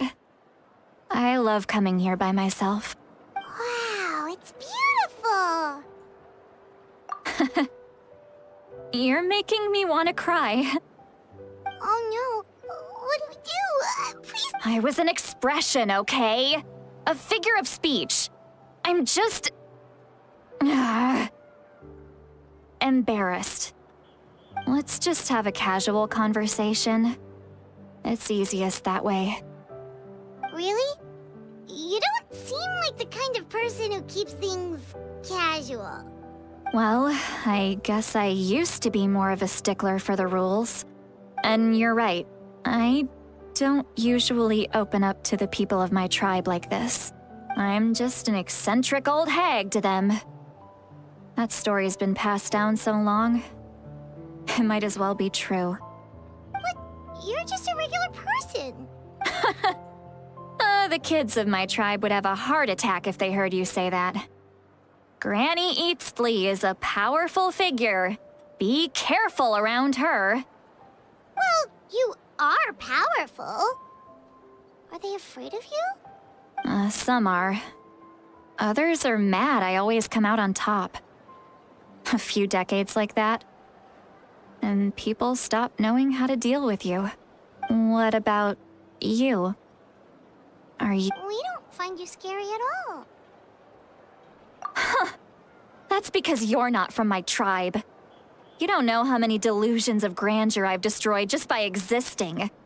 I make people realize that no matter how hard they work, they'll never become a living legend like me. Oh, not to brag or anything. Maybe it's hard to believe. Just... We believe you. Shilonen has full faith in your abilities, and Auroran didn't seem scared of you. He thinks of you as his granny, right? Yes, but Auroran's a special case. Mawika already told you about her plan, and you've given so much help to Auroran and me. You deserve to learn the full truth. Auroran's not like other people. As I mentioned, he was abandoned as a child. The reason being, his soul is incomplete. The Masters of the Nightwind view this as a bad omen, capable of bringing about illness, and no one knows who his parents were. He was just left on a rock in the wilderness. It's a miracle he wasn't devoured by some wild beast. The Masters of the Nightwind believe they can see human souls, and in Auroran's incomplete soul, they saw a possibility for Natlan. A possibility to turn Auroran into a vessel for lost souls. The ceremony would allow lost souls to gather within him. Auroran would then be sent to the Night Kingdom to return the souls to their rightful place, strengthening the ley lines and completing the ceremony. Wait, that doesn't sound right. Now you see the problem. When damage occurs to the Night Kingdom, the souls held within disperse and remain adrift, unable to find a way back to the ley lines. This loss of souls damages the Night Kingdom even further. The ceremony can send back countless souls at once, which would benefit the Night Kingdom and the souls themselves. Of course, the vessel, Auroran, would be sacrificed in the process. I wasn't surprised the chief at the time came up with the plan. The ley lines were already in a terrible state. A suitable candidate for the ceremony appears, and now you have the chance to make things better. Of course you're going to take it. When the chief asked for my opinion, I didn't give my approval, but I didn't object either. So they went ahead with the ceremony. Pathetic, isn't it? By not objecting, I basically gave them the go-ahead. Maybe they didn't have my explicit approval, but it's not like I did the right thing. If the ceremony was successful... Of course, in my tribe, death is rarely something to fear. But what kind of message would we be sending by sentencing a newborn to death? By using a human life as a tool? It's not right. So, when I learned the ceremony had failed, I was ashamed by my inaction, and absolutely relieved by the result. The plan was never a secret. Or, I guess I should say, there was no point to keeping it a secret. A simple investigation from Auroran would reveal everything. Everyone thought he would be happy he survived, and he never really said anything to the contrary. But just as I was about to put all of it behind me, he asks this question. Would Natlan have been saved if the ceremony succeeded? Wait, but it's not his fault. He knows that, but he still feels guilty. Auroran has a strong ability to perceive souls, more than any of us. He understands just how dire the situation with ley lines has become. Maybe he chose to work with the Fatui because he still thinks he owes a debt to Natlan. I can only imagine what they told him. Traveler, didn't the captain say he found a way to solve the crisis? Maybe that's what brought Auroran into this. Anyway, we can't just let things go on like this. We have to convince him to come back!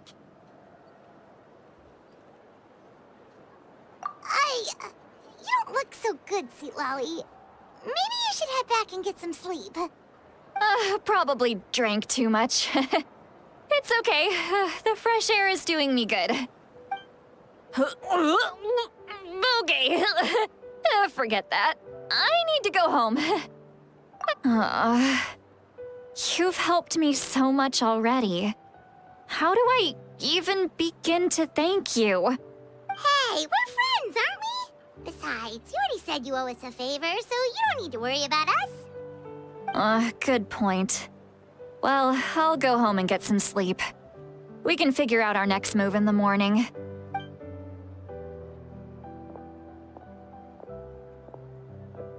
Friends. I like the sound of that.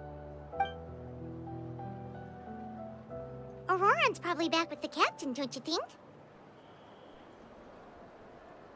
You mean about the backup plan? Do you really believe what the captain told us?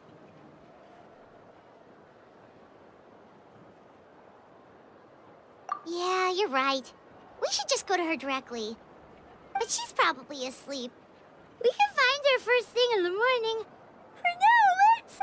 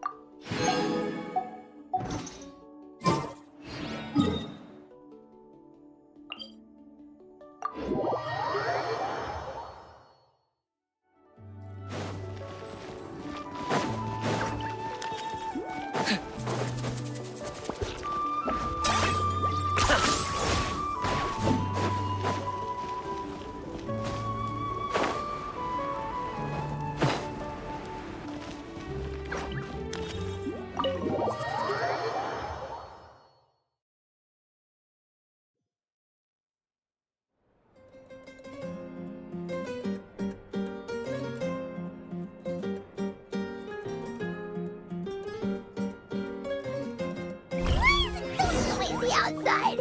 Paimon still haven't sleep. Well, guess we should see what's going on.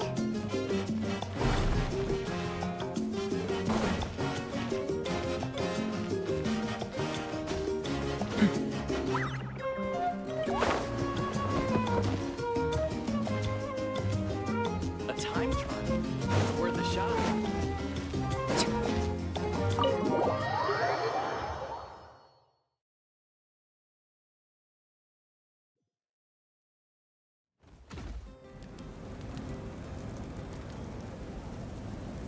You're already here. I was just about to come get you. Wow, you're up early. That's impressive, especially after all the drinking last night. Let's not bring up last night. I'm embarrassed about the whole thing. Anyway, I was also woken up by the commotion. Looks like all the warriors from the stadium are on the move. I heard many areas have been attacked by the Abyss, including the Masters of the Nightwind. I need to head back right away. The Abyss attacked again? Are you sure you can handle it on your own? Do you need our help? I'll be fine. We also have the support of the warriors stationed at the various outposts. Given the quick response, things shouldn't get too serious. The stadium could always use more manpower, so you should join the forces here. I'm done making excuses for him. He's not a child anymore. He needs to take responsibility for his actions. I was the one who vouched for him, so I need to report back to the Speaker's chamber. I'll accept however they choose to handle the situation. But I should be able to convince them to let me go back to my tribe first to deal with the attack. As for the ancient name, once we handle this crisis, I'll talk to Shilonen right away. Don't worry, I never forget a promise to a friend. Thank you. All right, I need to start heading back. She left in a hurry. The situation must be really serious. Oh, looks like a lot of people are heading to the stadium. Let's see what's going on.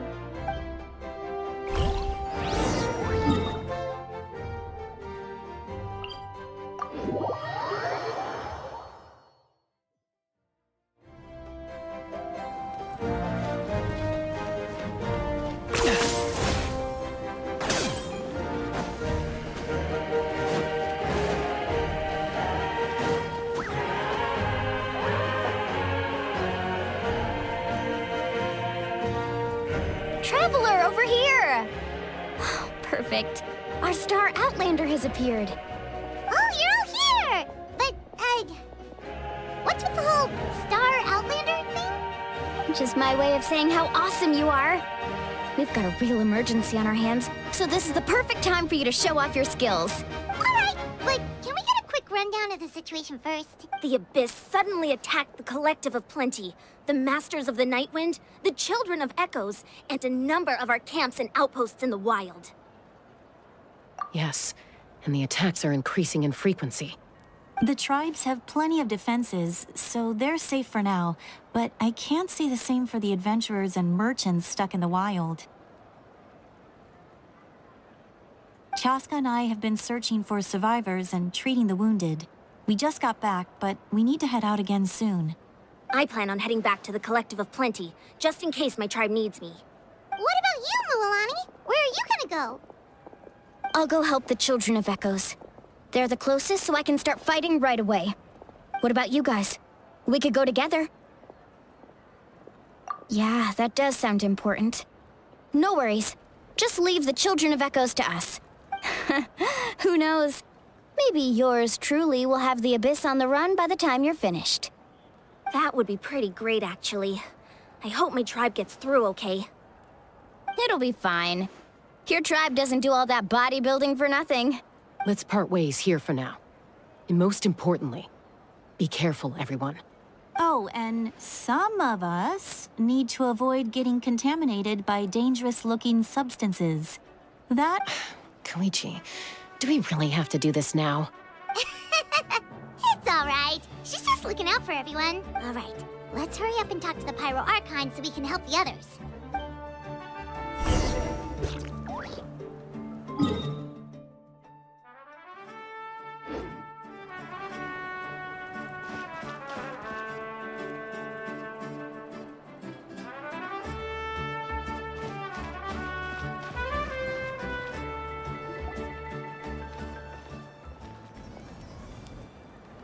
Oh, it's you two. As you can see, things are not looking good right now. People across Natlan are in danger. Look, I'm very interested in your recent adventures, but this is not a good time. So we'll have to keep our conversation short. That's alright, we're also in a hurry. We're gonna go help the Children of Echoes after this. What?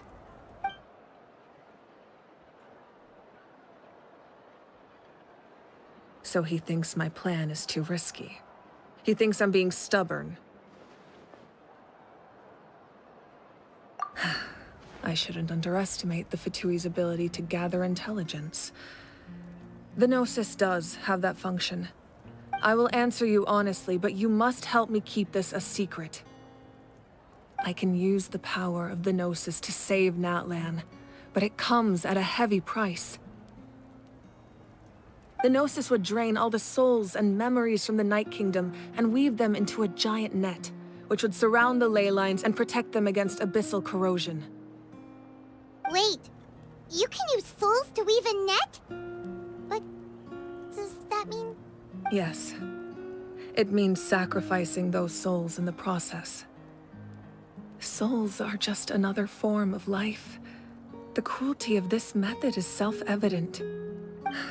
The Night Kingdom not only houses the souls of the dead, but also our memories and legends. Using the Gnosis means converting all three into material for the net, erasing our history and culture.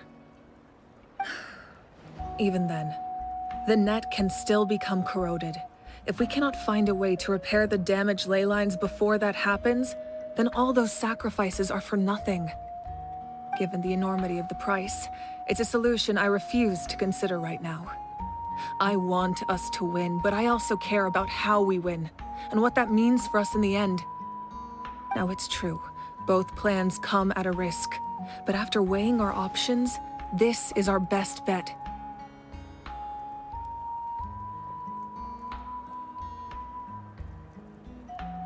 Natlan is unique among the nations of Teyvat. Given the ever-looming threat of the Abyss, the Pyro Archons had to account for the worst-case scenario. Having a contingency plan is our duty, not just to the people of Natlan, but to all who live on this continent. Still, this has always been a well-kept secret. I'm very curious how the captain learned this information. Oh, one more thing? The captain said he found another way to solve the problem. Could be equally as extreme, though. Without the Gnosis, he should have no other option. But I see no reason for him to lie. Seems like our only path forward is to track him down, so he can answer that question for us.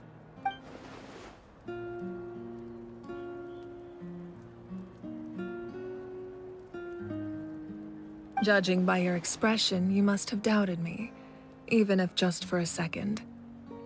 Not even a little! We would never— Wait, what are you talking about, Traveler?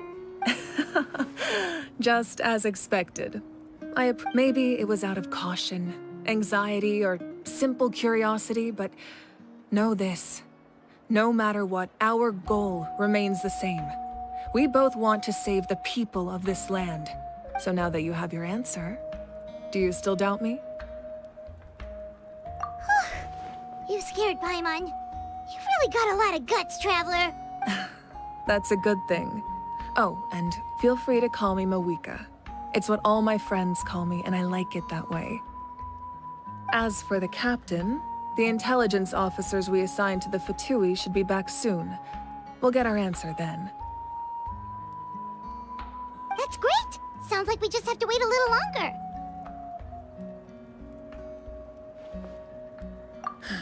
Not just yet. Even though the Abyss is attacking several locations at once, I'm confident the warriors stationed in those areas can handle it. Don't worry. I just need to finish coordinating our available manpower, then I'll take a small team to handle the difficult locations. Wait, you're going to fight in person? Didn't you give up your power? That's true. I'm far less powerful than a god in my current state. But don't forget, I was an experienced and powerful warrior before I ever became the Pyro Archon. No matter how you look at it, my duty is on the front lines.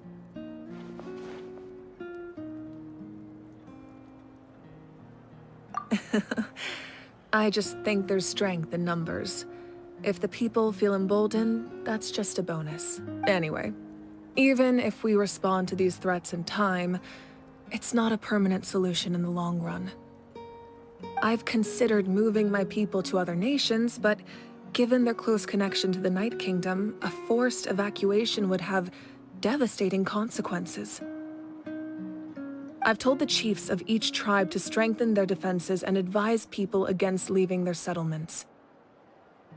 Now, I just need to find the right time to disclose the true nature of the crisis to the people of Natlan. Paimon's a little worried about how people will react. Yes, but that won't be the only response. In any case, that's for me to worry about. I'll let you know when we have more information on the captain. All right, we should head out. Maybe we can join up with Moani. She can't be too far ahead. No need to worry about me.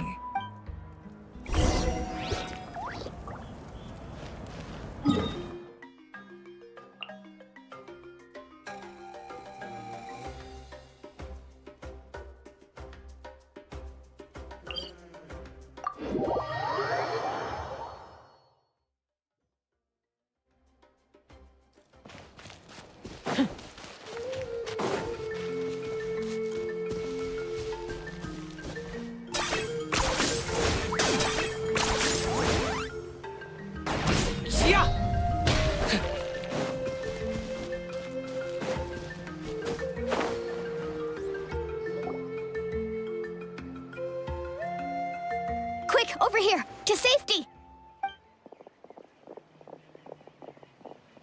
Kachina, how many people do you have left?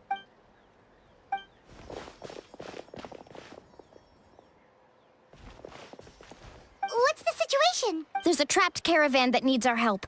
We need to rescue them as soon as possible. We'll go together.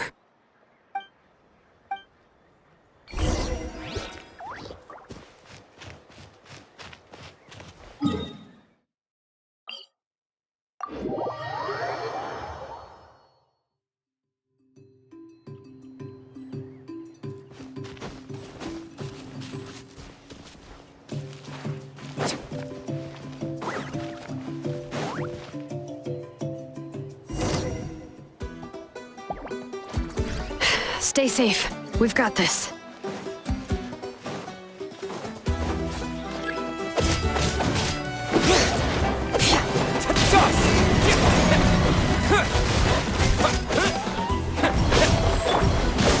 Brave names echo! Clear the area! Yeah! Let's shred!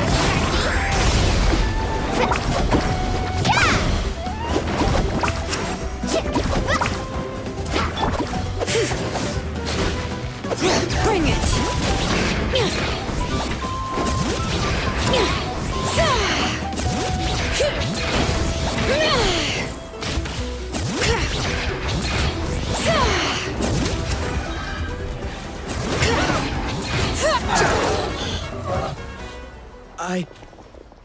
I really thought I was done for. I can't thank you enough. Don't worry about it. We're just glad you're okay. Let's see. Your goods look fine too. Guess the Abyss isn't after Mora. That should be the last abyssal pylon near the Children of Echoes. By the way, where's Lolly? I thought she would come with you. The Masters of the Nightwind also got attacked, so she went back to help her tribe. She said we can deal with the ancient name later. Yeah, that makes sense. The attacks are more urgent. All right, this isn't a good place to talk. Let's head back to the tribe.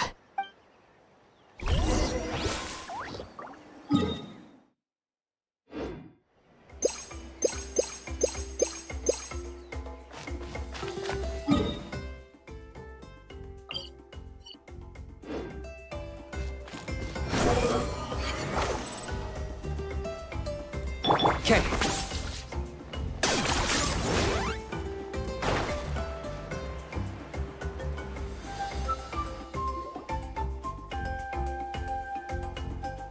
Looks like a few people were hurt after all. Oh, I should have got here sooner. The Abyss threw a lot at us at once. I rushed out as soon as I heard the alarm, and there were already so many monsters. Before long, Kachina brought over a whole group of warriors, and just like that, we destroyed several pylons as a team.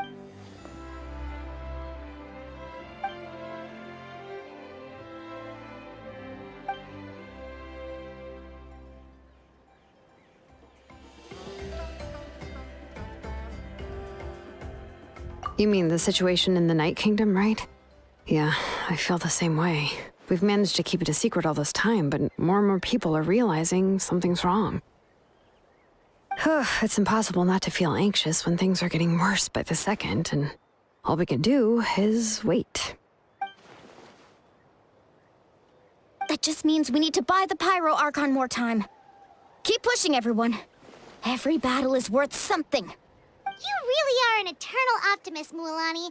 You always find a way to cheer people up. Why, thank you. I guess it's one of my better qualities.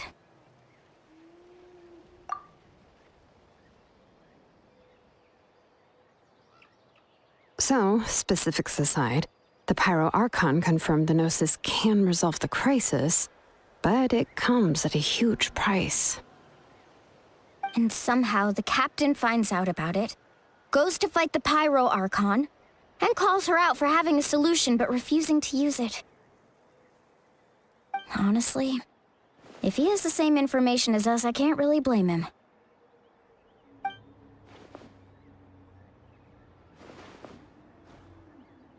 We talked to Moika before we left the stadium. According to her, the cost of the captain's plan is too high. And, well, it makes sense. If that was truly the better choice, she would have picked it. Yeah, I trust the Pyro Archon. When I was upset about Kachina's disappearance, she was really sincere and patient with me.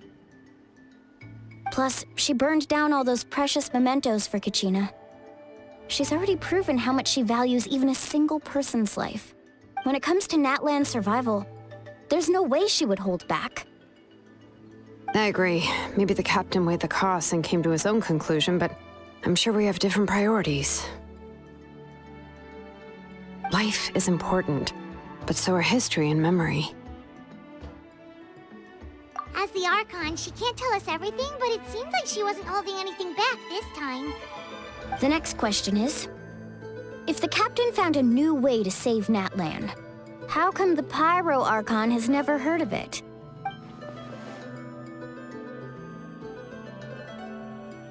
This is all super confusing. We still don't have enough information. Once we figure out what the Fatui are doing, we'll have our answer. Let's head back then. Moika said her intelligence officers should return soon. With how many Fatui there are, someone's bound to give something away. Sounds good. I have a few theories of my own. With a bit more information, we just might get to the bottom of the whole thing. I was just about to ask. Count me in. If I was just a bit faster, we could have prevented a few people from getting hurt. People who could help us in the next battle.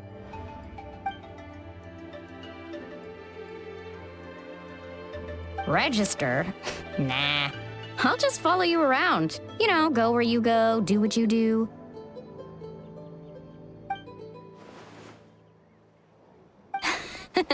You got it. I just don't want to make the trip back. It's so far. All right. See you all later. Let's get together and celebrate once this is over. Oh, you betcha!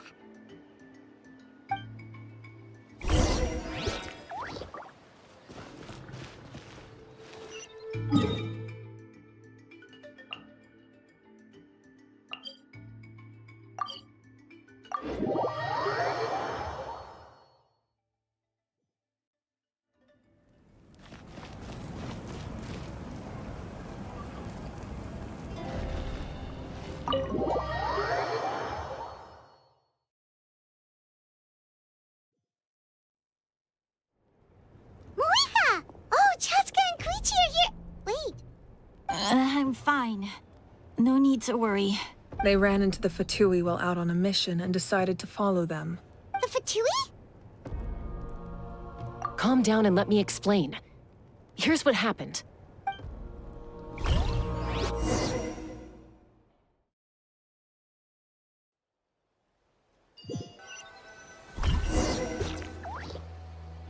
Watch out. It's the Fatui. Were they attacked by the Abyss? No, wait. It looks like they're protecting a group of travel- You're right. That's a traveling group from Natlan. Let's keep observing for now. We're glad you're okay. Given the appearance of abyss monsters all over Natlan, you should cancel your journey and seek shelter at the stadium or one of the tribes. Thank you so much. I wish there was something we could give you. We don't expect anything in return. We were out on a mission and saw you being attacked. If you truly wish to repay the favor, you can keep this a secret. If anyone asks, just say you were saved by warriors from Natlan. Oh, okay. We can do that. We're not asking you to cover up our activities. We haven't done anything illegal. Our captain simply wishes to remain undisturbed. Nonetheless, the decision remains yours. If we wanted to keep you quiet, we would have employed a harsher method. Got it. We'll get going now. Did you hear that? They mentioned a captain. Isn't that who the Pyro Archon is looking for? Exactly. We could be onto something big.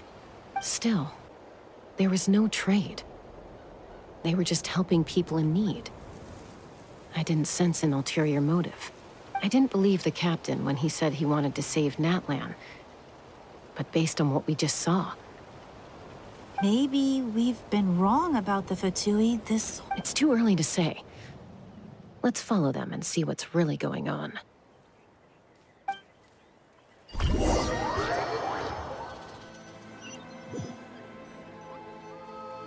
So this is where they were headed. Looks tricky. It's heavily guarded on all sides. Koichi, wait for me here. I'll go in and check it out. Oh, no you don't. How are you planning to get through all the guards? Look, I can use this terrain to my advantage. With our tribe's special way of getting around, I doubt they'll see me coming. We still can't see anything on the inside.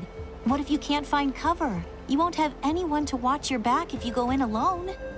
The more heavily guarded the location, the more valuable the secrets. Even if the captain isn't here, we can still figure out what the Fatui are planning. That intel is worth the risk. Fine. You're not gonna listen to me anyway, so let me come with you. That's even more risky. You've been running around saving people for days. You're already at your limit. I'm confident I can protect myself. I'm not sure you can say the same. At least right now. I can. You really believe that? Fine, don't believe me. But you can't honestly tell me infiltrating a heavily guarded Fatui hideout all on your own sounds more reasonable. You know, growing up, even if I insisted on doing something, it never gave you any trouble. All right. If we start arguing, this will never end. We can't let this opportunity go to waste. Guess that means I win. Don't worry, you're not the only capable young person from our tribe. I can handle this. All right. Same plan as usual. We split up, communicate with hand signals, make sure our blind spots are covered, and support each other once we strike. Got your ropes? Yeah, let's go.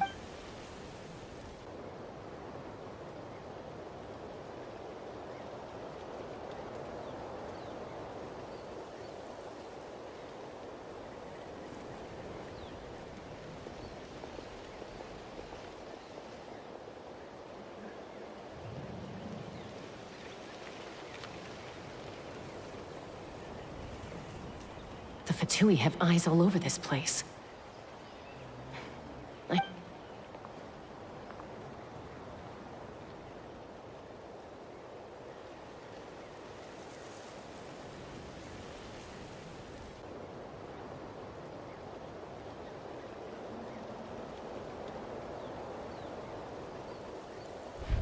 Now.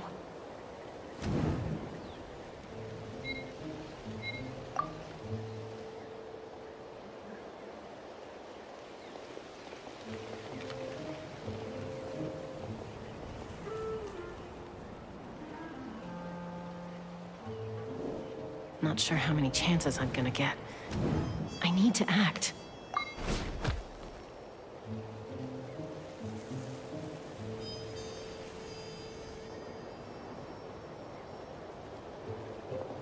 Good. I made it without getting caught. I should get to that platform over there. But it's guarded by the Fatui. Koichi should have line of sight. I'll wait for her signal.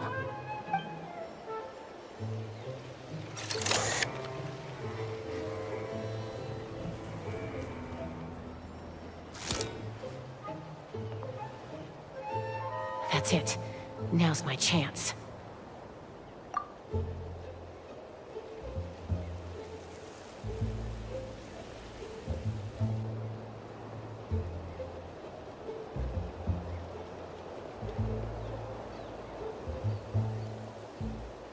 It's no use staying in one place. I should keep moving. Looks like Chaska is helping me by keeping an eye on the Fatui movements.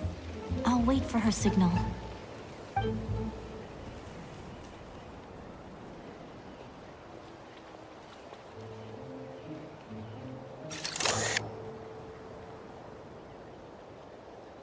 Time to move.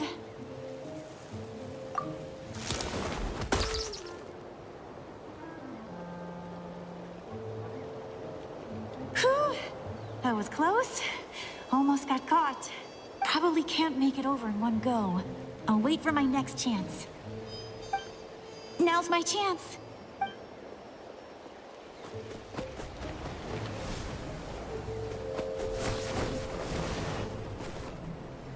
I made it! Let's see. The Fatui's occupying all the best locations. If we could just get past them somehow. Wait, I've got it!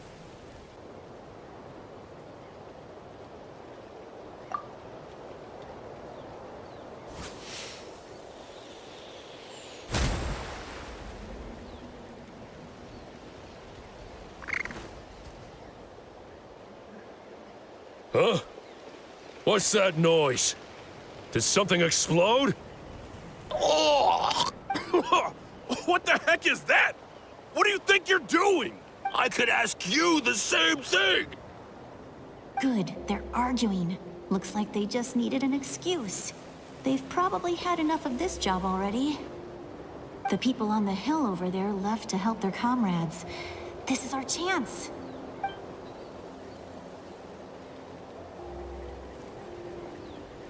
Come get me, Chaska.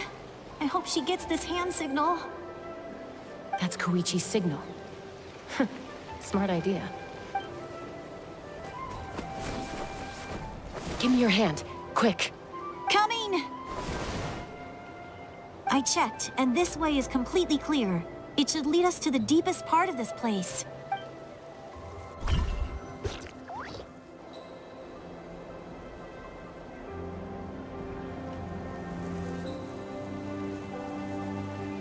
Well, I was pretty helpful, right? You know, everyone usually jumps at the chance to work with me.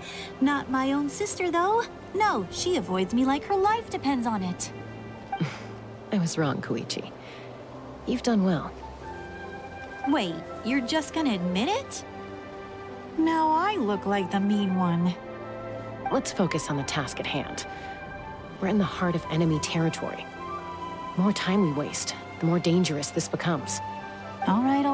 If you're not gonna take the bait, then I'll... Looks like the Fatui are here to dig something up. I'm surprised they mobilized this many people. I doubt it's because they're interested in our culture and history. It seems like they're looking for a dragon relic called the Source Mechanism. The device is ancient. Barely any information survives to this day. And even people from Natlan don't know how to use it. Why would... Not bad. Looks like it's in good shape. This should be what our Lord's looking for. Took us long enough. Come on, let's get this thing back. Back? Back where? Should we keep following? You really want to keep going? Of course. We make a good team, don't you think? No reason to stop now. What was that sound? Uh-oh. We've been spotted. Time to go. Falling rock incoming! Watch out for your gadget! What? You'll regret that!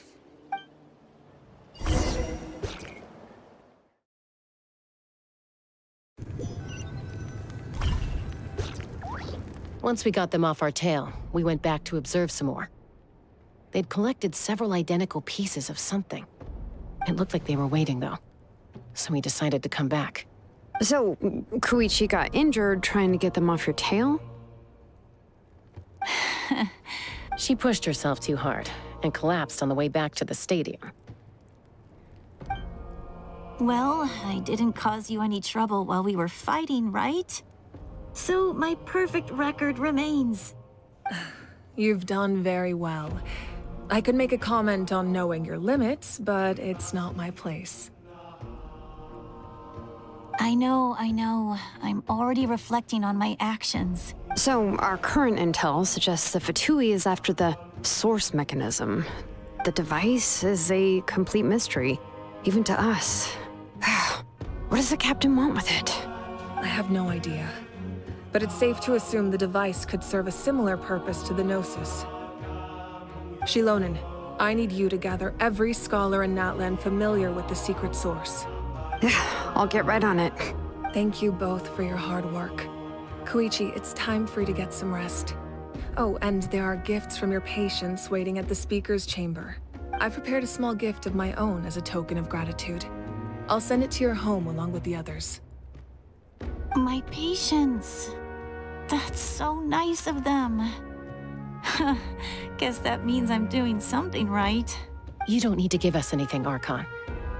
We were just doing our duty for Natlan. I should take Koichi home now. Well, if Koichi doesn't want her favorite Saurus crackers, then... I accept. Thank you, Archon. What am I gonna do with you? There's some for the rest of you as well. They're one of my favorites too, so don't be shy. I'll start investigating the source mechanism right away. If I learn anything, you'll be the first to know. Yummy snacks!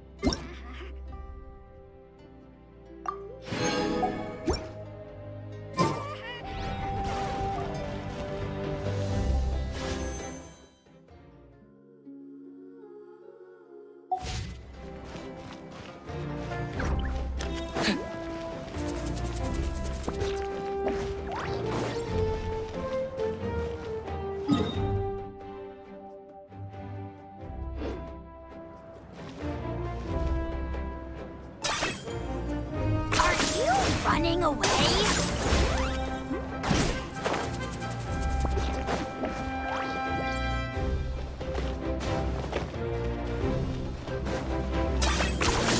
You really are a one-trick pony, you know.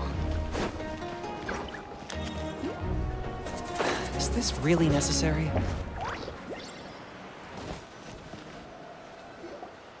What's next for you two? I'm taking Koichi home, with our parents there to keep an eye on her. I can make sure she actually rests. Hey, it's not like I'm some kind of prisoner. I'll be fine in a day or two. There's no need to go all the way home. That's what you always say. Everything's no big deal until you collapse.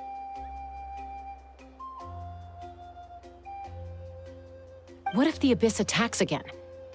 You're saying if I let you rest in a hotel, you're not gonna rush out the minute you hear the alarm?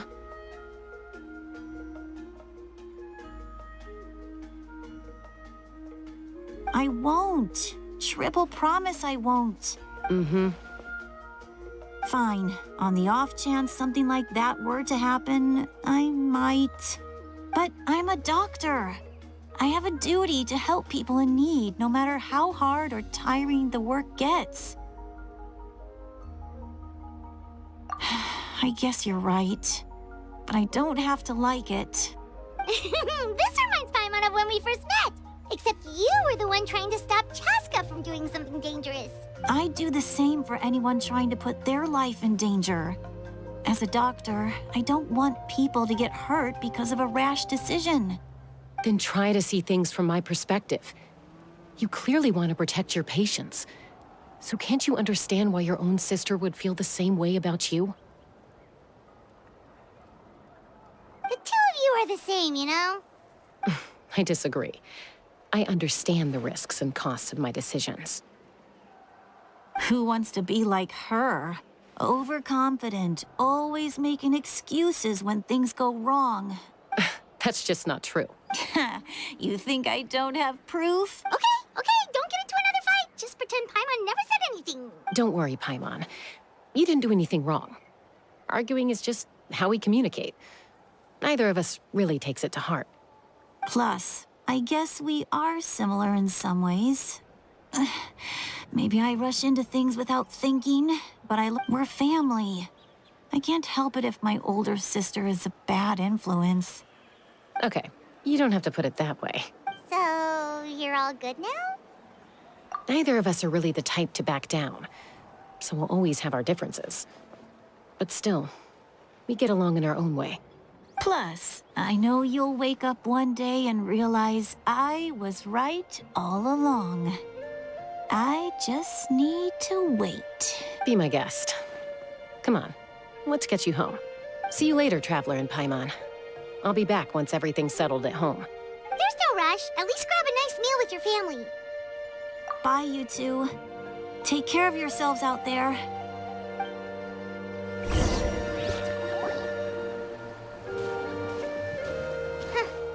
Those two will probably make up for real at some point, right?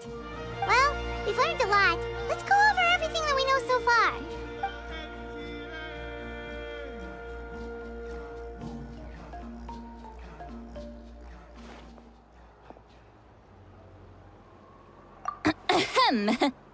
Sorry for popping up out of nowhere. Again. Why do you look so awkward? Oh, is there something you need from us? Okay, I won't beat around the bush. Oh, and I'm sorry for interrupting your rest. I'll treat you to some charcoal grilled steak to make up for it. Awesome! Just give us your orders! Hey, friends don't order each other around. I'm just here to share some news. Remember what we talked about before parting ways? Oh yeah, you mentioned how Auroron has always wanted to save Natlan, and something about his soul being fragmented. Paimon and the Traveler discussed it after you left, and we think Auroron is probably back with the Captain. What do you think? I agree with your hypothesis. And just now, I confirmed it myself. Auroron came back. He helped the Masters of the Nightwind defend our camp. What? He came back? I told him to give up whatever he's doing, but he refused. He said they're just one step away from success, so there's no way he can back out now. Apparently, he came back to fulfill his duty to our tribe. When he left, he said it was because he still has a duty to Natlan as a whole. I'm unsurprised you let him go at all. I had to prioritize my tribe. Besides, the situation was intense. I couldn't focus on outside and inside threats at the same time. Plus, he was on guard. He knew I would try to go after him, so he made sure to keep his distance. I kept an eye out for a good opportunity, but it never came. All these years of calling me Granny, and I couldn't do a single thing for him in the end. Don't say that! Your tribe all raised him together, right? That couldn't have been easy. You're right. Seeing him come back reminded me of when he was little. Running around the tribe, dropping by random houses right and left. He's not only a child of the Masters of the Nightwind, but a child of Natlan. It's only natural for a child to want to do something for their family. Besides, Auroron is my apprentice. He might have a few tricks up his sleeve, but I guarantee I know every single one. Wait, what are you saying? Look. Remember how I said Auroron's soul is fragmented? This is the talisman I created to keep it stable. And this gem is what makes the talisman work. It just so happens that Auroron is due for a gem replacement. Since I can't get close to him, I put the new gem in a supply bag and asked Aoife to bring it to him. You guys know Aoife, right? No? Well, he's a pretty famous vet around these parts. He's always bringing me all sorts of things, and he happens to be very good friends with Auroron. Aoife doesn't know what's going on, so he agreed, no questions asked. Auroron would find the gem as soon as he opened the bag. He knows how important it is, so I knew he would make the switch. He probably suspected that I tampered with it. But here's the catch. The trick is on the bag. The moment he touched it, a portion of his memories were copied onto the old gem, which he no longer needed. That's amazing. You can do something like that? Most people can't, but I can. That trick he used to bring you to the Night Kingdom isn't anything special, by the way. My technique is much more subtle. He won't notice anything. So in other words, we have a whole backup of Auroron's memories in this gem. The kid thinks he can take me on? Like I wasn't the one who taught him everything he knows? That's amazing, Seat Lolly. Let's take a look right away. Once we get to the bottom of this, we can finally track him down. I know he thinks of me as his grandma, but do you think he'll get mad at me for this? You can... That's a tough question. Paimon doesn't have a grandma, so she's not the best person to ask.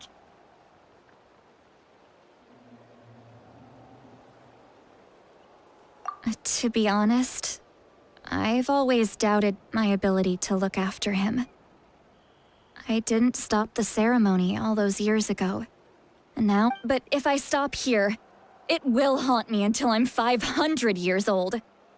Every night I'll wake up in a fit of anger. I don't scare that easy. Still, if I back away from this and something happens to Auroron, I would never forgive myself. I need to look at his memory.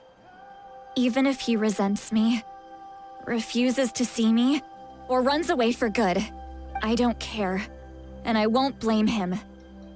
A family does whatever it takes to protect their own. You sure you'll be okay? We can come with you if you want.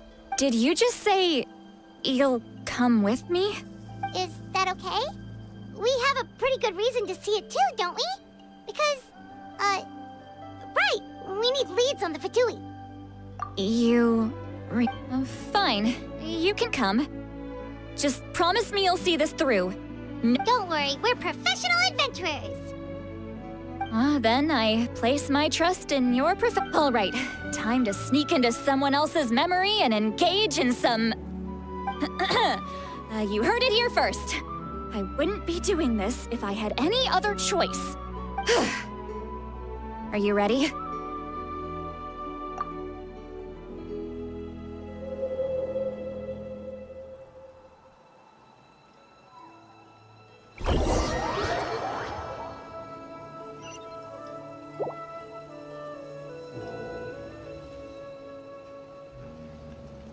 Look how good you're doing. You'll grow into nice big radishes in the future. And you? Aoife says you're taking up too much space, but I think you're a good tree. What do you think? Hey! How's it going, Auroron? Good. How are you, Uncle Okanbi? Can't complain. What you up to? Naming your vegetables again? No, just some idle conversation. Sounds fascinating. They told me you were coming and that you would take some produce with you. Only if you're offering. By the way, I ran into Aoife yesterday. He told me Chaska's fostering a saurian at his place. Said the thing trampled over a part of your radish garden. I hope you two didn't get into a huge fight. No, don't worry. I'll find a way for him to make it up to me. I've already wrapped your share of the produce. Here you go. You really knew I was coming. That's pretty amazing. Light up the smoke and you can see the path through the shadows. That's what everyone says. Hey, have you seen that strange group of people that just appeared out of nowhere? Appeared out of nowhere? I don't think so. It's the Fatui. Their leader seems like a big deal. He didn't bring many men with him, but they're all elite warriors. It seems like they're looking for someone, but I wouldn't go around asking too many questions. If you run into them, be careful.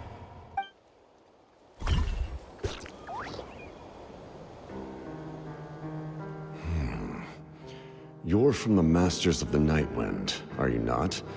Why do you I enjoy living by myself out in the wild. I guess you're from the Fatui, one everyone's calling a big deal. Not an inaccurate description. I'm looking for someone who may be known to you. Citlali is her name. Granny? What does an Outlander want with her? I've heard the name. You have business with her? There's no point to further questioning if you insist on hiding things from me. I shall seek answers elsewhere. Oh, he could tell I was lying and now he's leaving? He gave up just like that? Hey! At least tell me why you're looking for Citlali. It's none of your concern.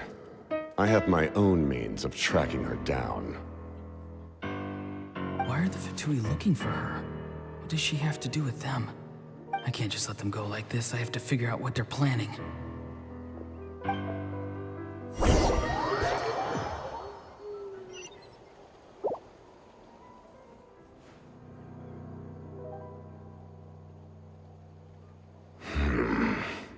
I've just been studying the ley lines and asking for leads on Granny. I can definitely rule out some sort of invasion. The situation has seen no true improvement. The Pyro Archon did not fulfill her promise. My lord! Ignore him. He is no threat. He knows I'm following him, but he doesn't seem to care. He's strong, I can tell. But there's something unusual about him and also familiar in some way. I can't describe it. What is it? My lord, I feel dizzy. A ley line disturbance. Certain presences have been forced to wander outside their rightful realm.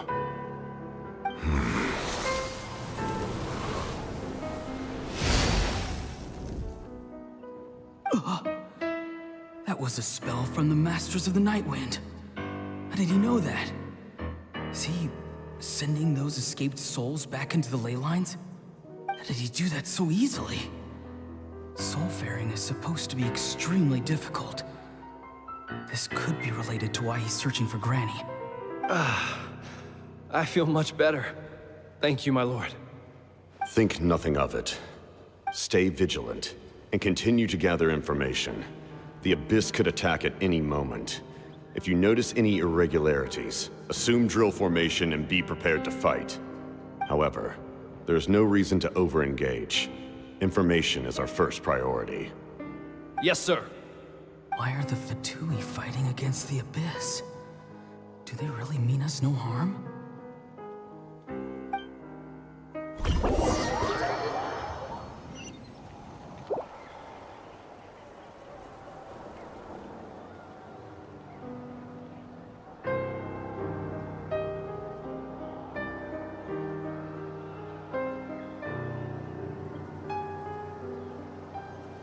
I've been following him this whole time and still they ignore me?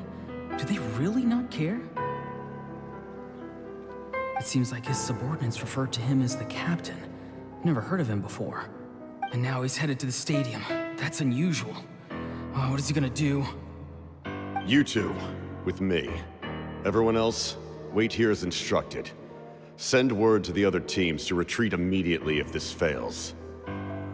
Yes, sir. He's going inside?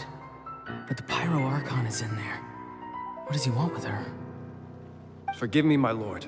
Allow me to check one more time. Do you truly wish to do this?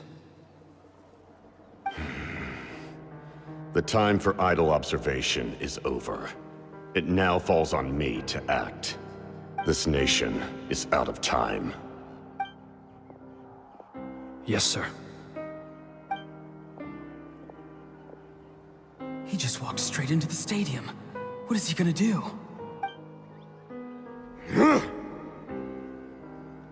They're both incredibly strong. How long will they have to fight until someone comes out on top? Wait, this feeling. Just like the other day near the ley lines, it's faint, like a soul's trying to escape. Where is it coming from? Is that why he's looking for Granny? If he dies here, then all clues will be lost. I can't let that happen.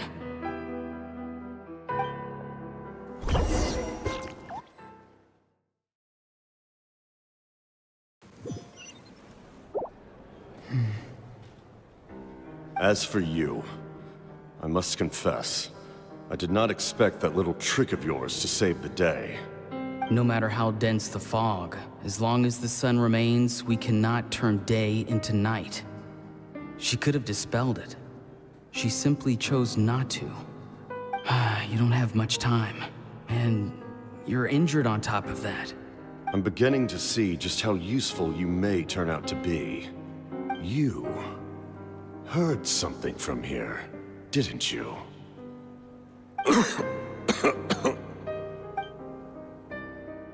No need to force yourself.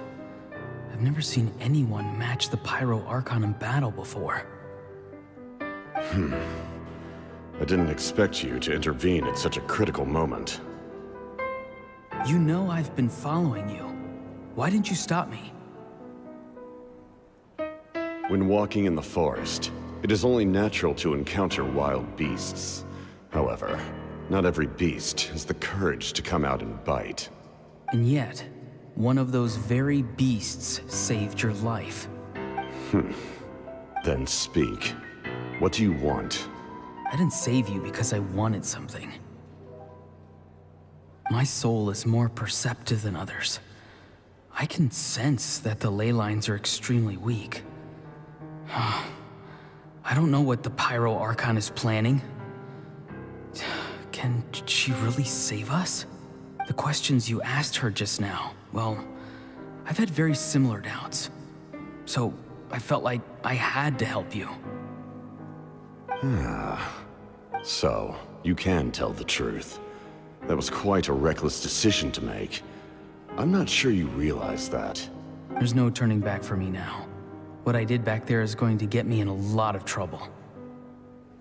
You attacked the Pyro Archon in broad daylight, and I used my spell to save you. A single glance was likely all it took for her to recognize my tribe. So, we're in the same boat. You seem to care little for my thoughts on the matter. It's too late for that. Start from the beginning. Why are you looking for Citlali? Do you know her? Explain your relation to her first. I know you two are acquainted. It was obvious the moment I mentioned her name. Citlali is my elder and my teacher. She taught me everything I know. It's my duty to protect her. If you truly wish to protect her, you should have let me perish at the Pyro Archon's hand.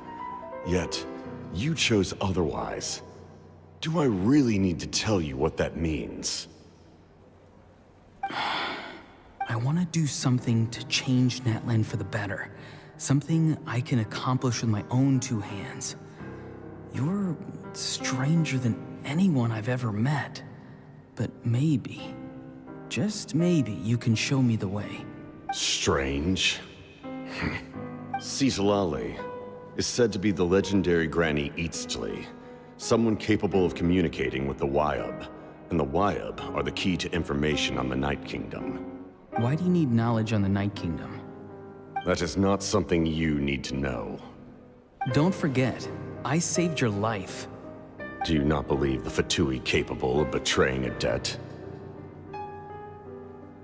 People can lie, but souls cannot.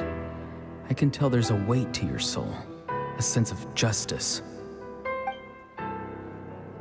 You may not live among your tribe, but you certainly know their tricks. I apologize for my rash judgment. Let's go. We'll see if you have what it takes to join my plan.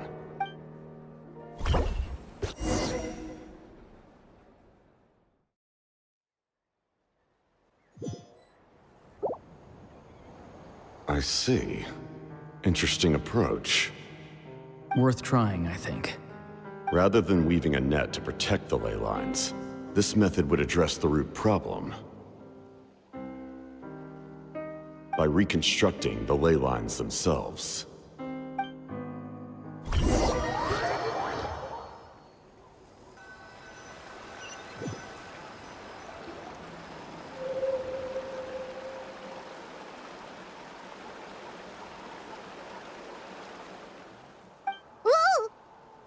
Traveler, Paimon. Are you too— Paimon's fine, just, a little dizzy. Of course. I'm so mad at him. After everything, he still can't let go of the past.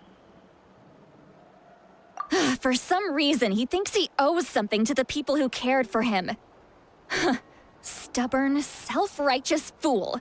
Where's that gonna get him?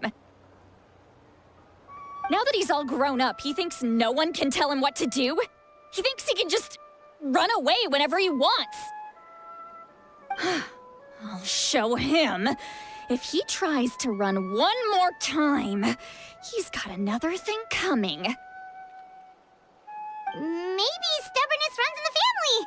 Like grandmother, like grandson, as they say. Is that supposed to be a compliment? Huh, that kid's got nothing on me. Anyway, back to what we just saw. Yeah, the captain seriously wants to reconstruct the ley lines? What does that even mean? Something like the loom of fate, maybe? But how does that help with the abyss? The loom of fate? Oh, it's kind of hard to explain. Basically, it's a device from Conrio that has unbelievable power. Anyway, if he really wants to manipulate the ley lines, everyone in Natlan will be affected. Oh, this is big.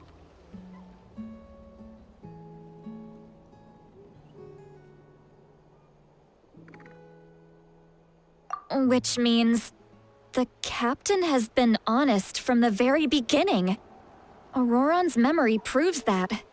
Why is he so obsessed with saving Natlan? Oh, we've got to tell Moika about this right away. Yes, she needs to know about this. Now.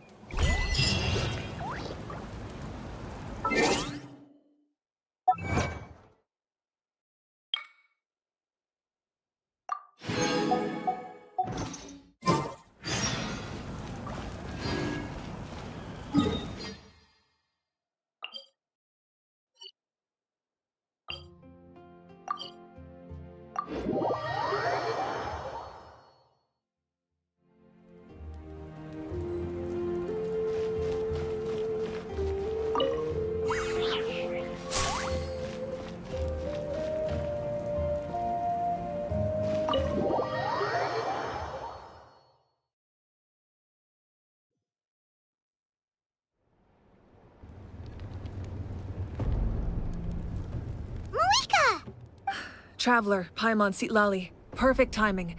I've located the captain. Oh, really? That's great! We also just took a peek at Auroron's memories and discovered something huge! Oh, all with his granny's permission, of course.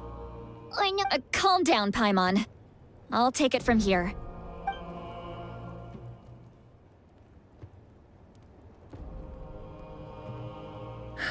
So the captain was searching for the source mechanism to reconstruct the ley lines. If his plan is already in motion, that means he knows exactly how to accomplish his goal. We have to stop him. Is reconstructing the ley lines a bad thing? Yes. It's not a simple fix. It would mean sacrificing nearly everything contained within the current ley lines, very similar to the price of using a gnosis. If he activates the mechanism, it's all over. We need to mobilize our forces as soon as possible. But what forces do we have? Kanich, Shilonen, you two, and myself.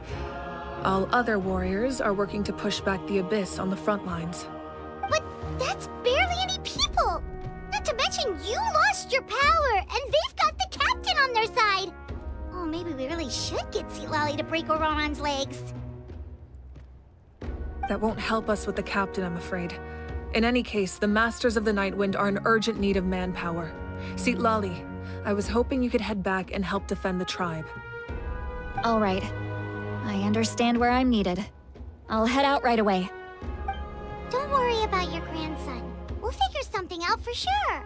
I'll leave him to you all then. All right, back to the matter at hand. I don't believe defeating the captain needs to be our ultimate goal. Let me grab Shilonen and Kanich, then I'll tell you my idea.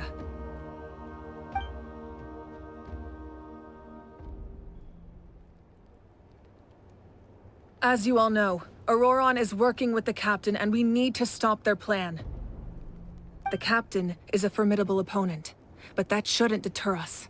In any case, a head-on confrontation isn't the best way to solve the issue. Their plan hinges entirely on a single element, the source mechanism. If we leverage our forces, we can destroy it, and then success is ours. We'll head out together. In the event that a confrontation becomes inevitable, I'll stall the captain while you advance. I agree with Kanich. The two of us can handle it.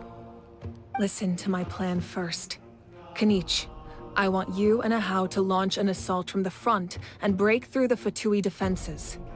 The captain won't be on the front lines. As a seasoned warrior, he'll be stationed in close proximity to the device to ensure its protection.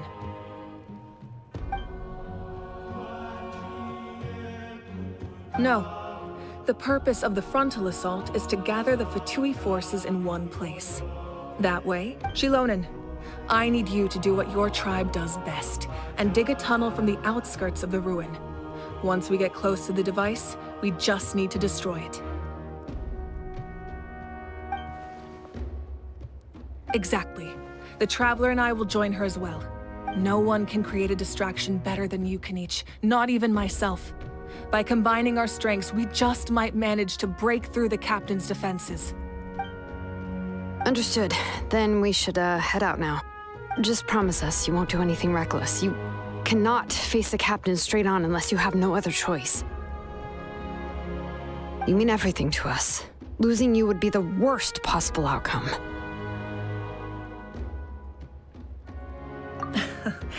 Thank you, everyone. You have my word. I'll proceed with caution.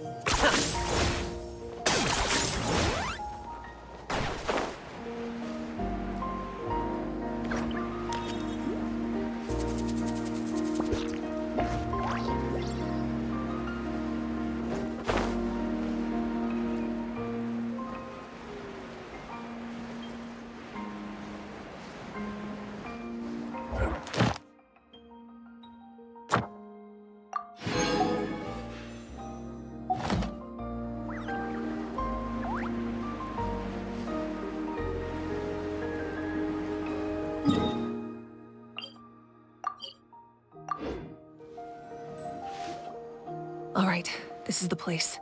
Their tunnel must be behind that gathering of Fatui guards. Any of the nearby mountains could be a good infiltration point, but if we want to stay under the radar, we should approach from the side.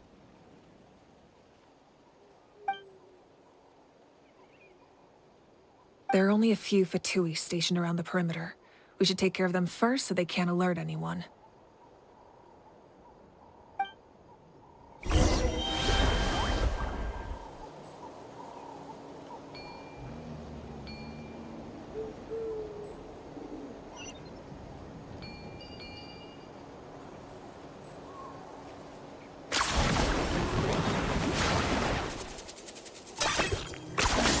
You really are a one-trick pony, you know.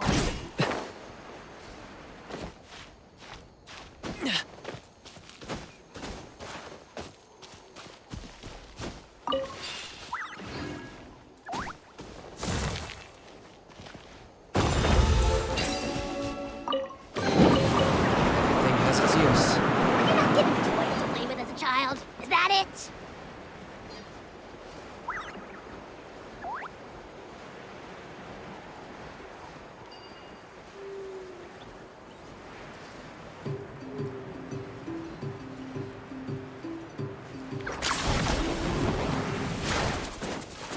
Is this really necessary?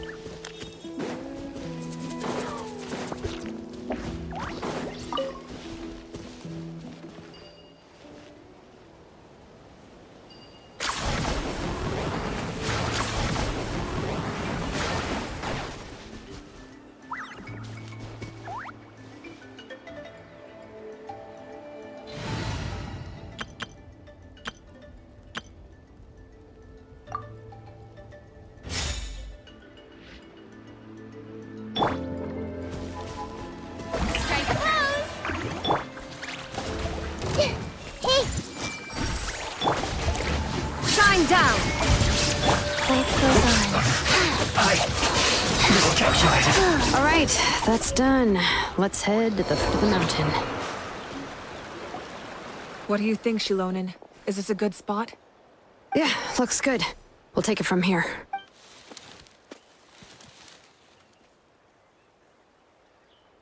I can see the inside! Perfect. We'll keep going. The rest of you should head back. Things are about to get dangerous. All right. Please, take care.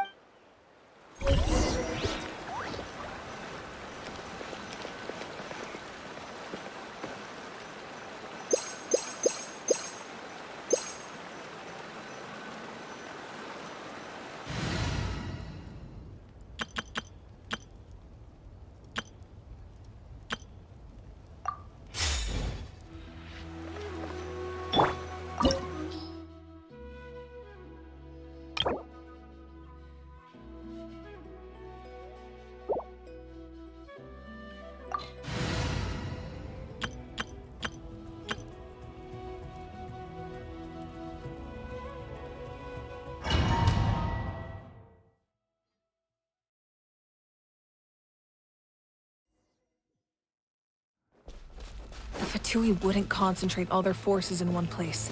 There's sure to be guards on the inside, so stay sharp. Oh, nice job smashing those rocks, Moika. You look super cool. Ah, that was some expert-level rock clearing, even by my tribe standards.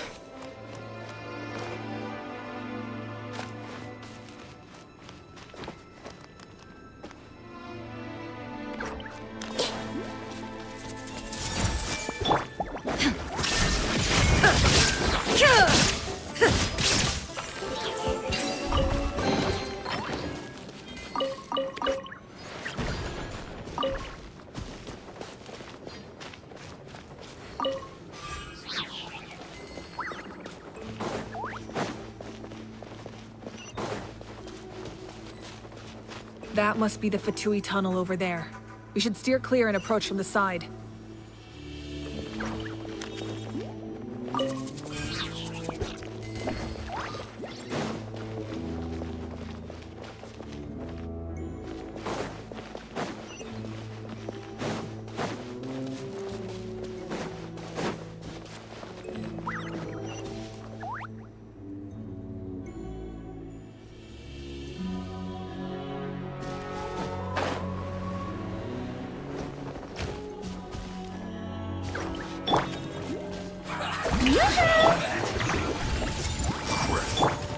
Don't be a killjoy! We've only just begun! Looks like I went too far. Freshness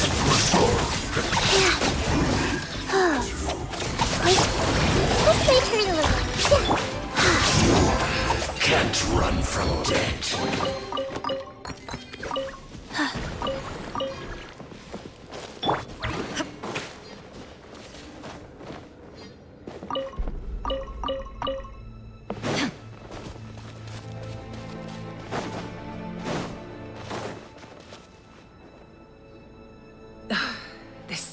From the Masters of the Nightwind. It's Auroron's doing. They're probably trying to buy time.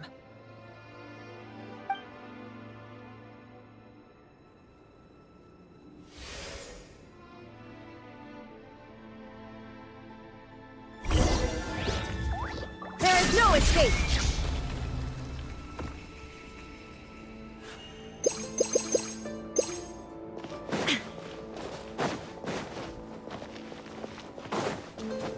These wheels are relics from ancient times. We should try to restore them. These mechanisms probably control that wheel, right? Let's give them a try.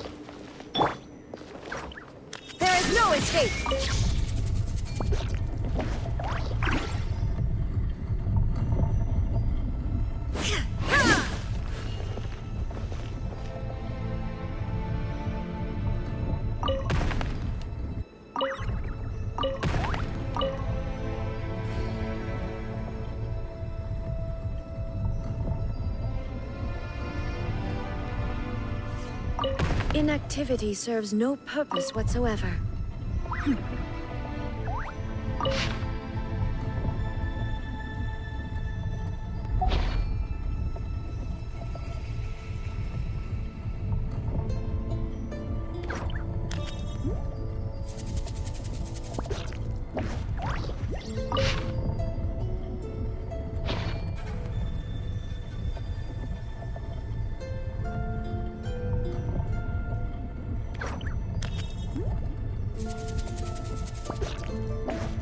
Shine down!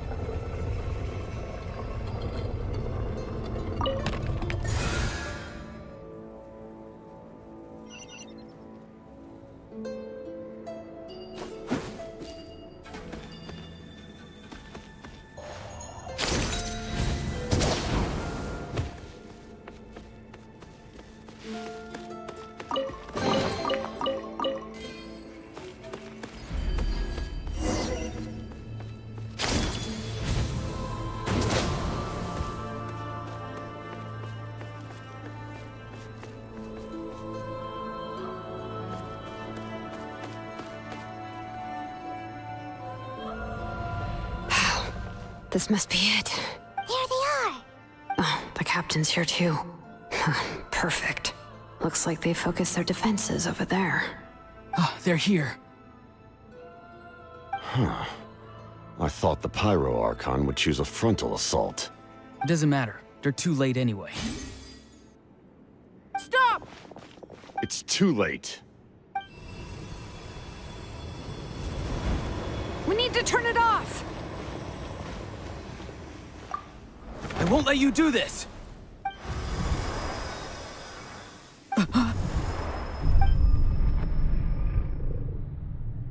The sound of... lament? What was that sound? It was like a piercing cry! Now's our chance to turn off the device.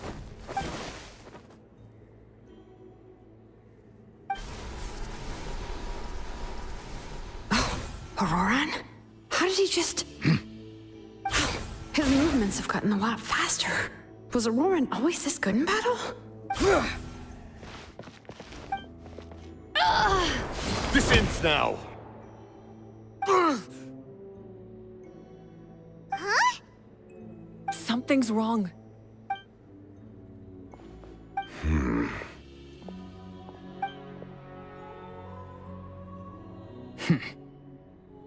You are not Auroran.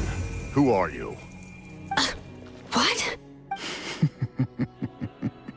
Commander. You. So, you still recognize me, Commander? I'm glad. Although, I believe you have some more pressing concerns at the moment. We did it! You see? You indulge your sense of honor for just a moment, and now you've lost your chance. His voice is completely different. Is someone inhabiting Auroran's body? Stop worrying about other people's survival, about their losses and sacrifices. You just need to win. That must be why I've returned. For this, please finish what you set out to do, Commander. I didn't expect to see you here, but I have to disagree. Abandoning one's comrades is not the way of a warrior. Why do you care about a doomed man? I know you can see it. He's already close to death. After all, his soul has been incomplete from the start. Oh,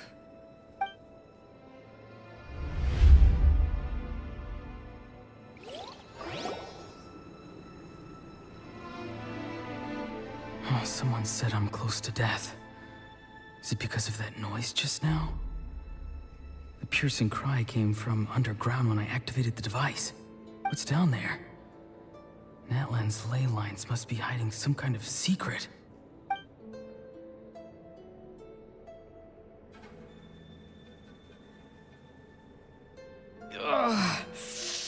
Am I dying? Oh, no. It's too soon. Ah, Auroran, it's you. What'll it be today? Oh, why the long face? Don't tell me you still haven't let that go. I heard everyone wanted me to be the savior. Savior? Ha! Sounds nice, doesn't it? But, does such a person truly exist? Auroran, is that you? Oh, here, have a seat. Let Granny cut you some fruit. Can I get you anything else? Some grilled meatloaf, maybe? Ask for anything you want. What about those spiced rub mushrooms you made me last time, Granny Kuimi? Ah, you liked those, did you? An outlander taught me that recipe, actually. A merchant, to be exact. Never thought about going into business yourself, my boy. You could travel all over. Our Auroran? A merchant? He's far too honest for that. Well, at least an honest merchant like him wouldn't prey on old-timers like us. Everyone said a true savior does not really exist, but then... why did my birth open the door to the possibility? Maybe I don't need to sacrifice myself, but surely everyone is born for a purpose. So, what's mine? If I had succeeded back then, would the world have become a better place?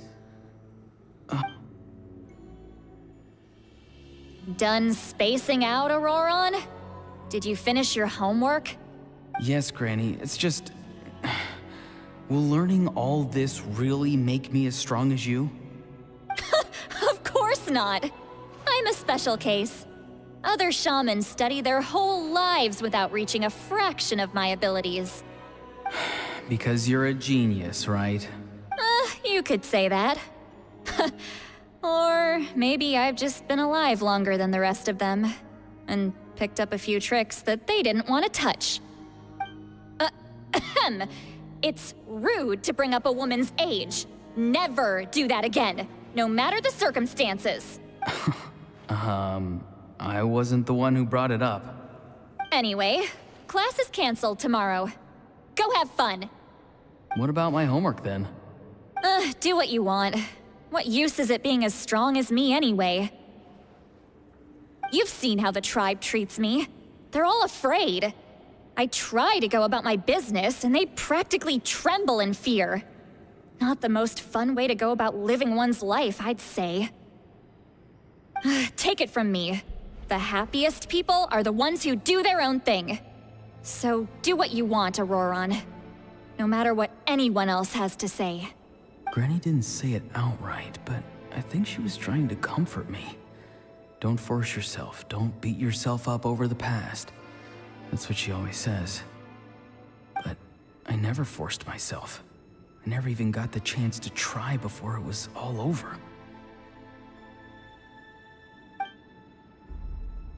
Hey, you zoning out over here again?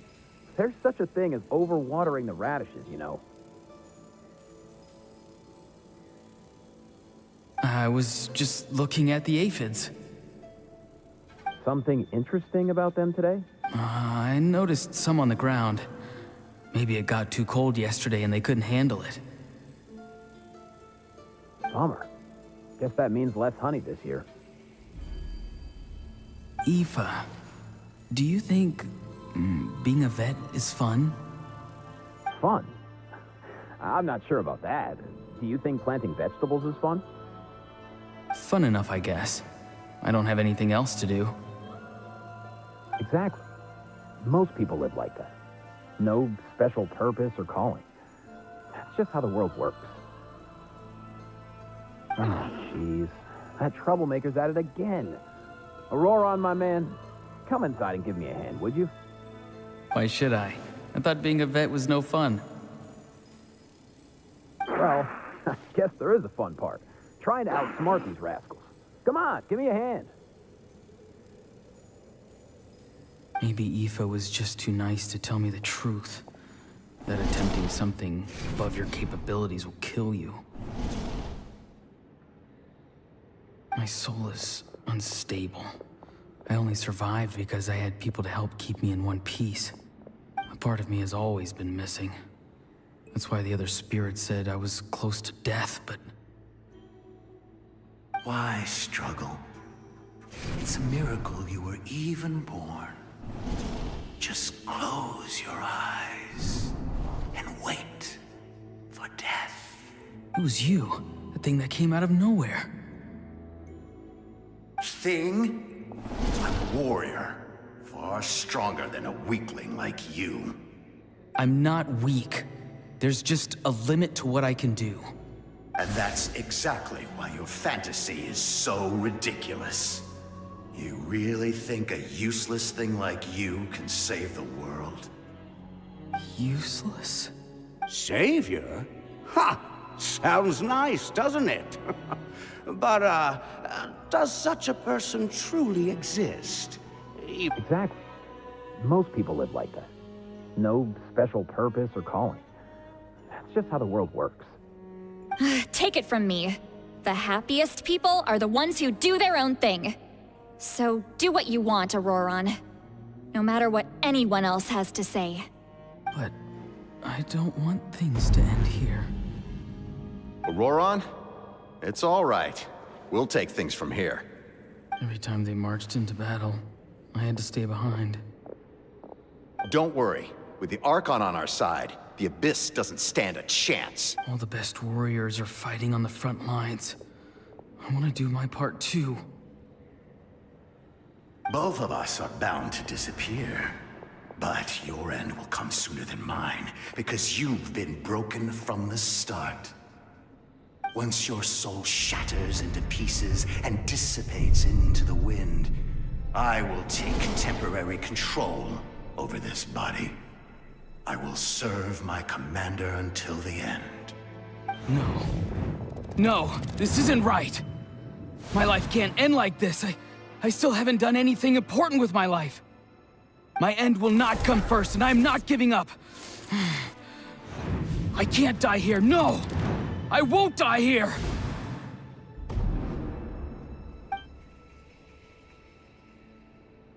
Auroron!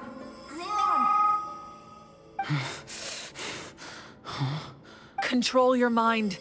Feel the ground beneath your feet. This is not your end.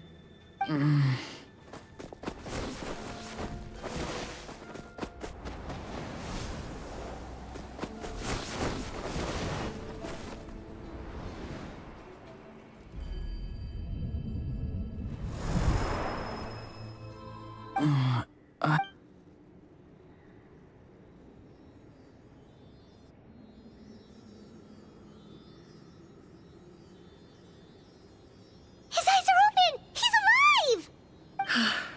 Well done. You managed to do the impossible. Uh-huh. What do you mean? Don't try to talk.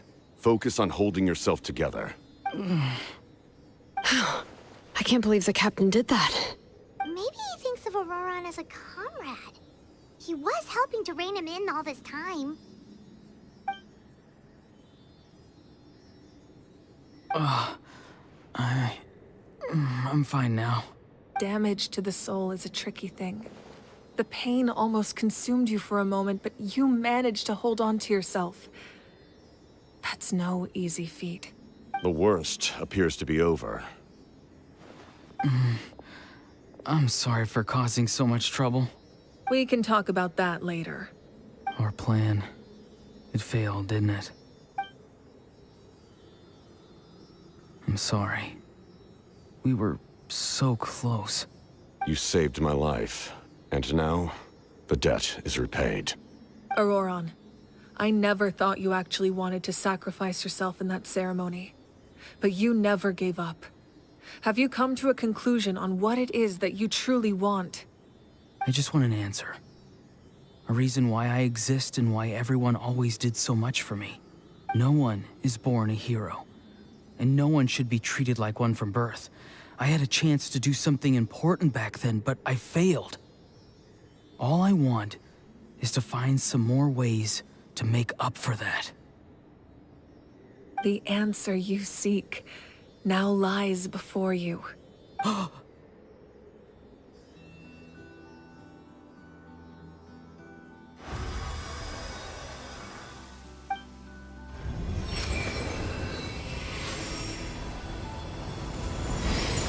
You are the inheritor of my name.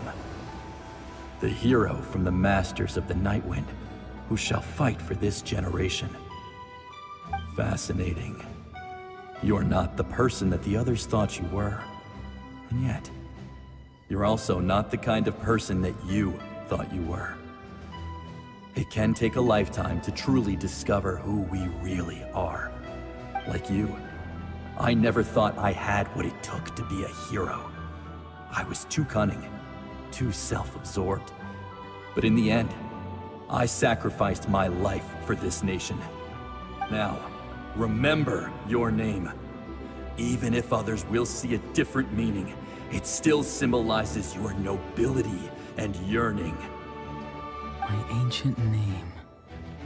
BD. It means devotion. You will give your all, not for the sake of a heroic death, but to do justice by the answer you found for your life. For that answer, you will offer all of your strength, and be born anew. Through your devotion, you will prove your worth. Having foretold his own death, the omniscient man holds a feast in celebration.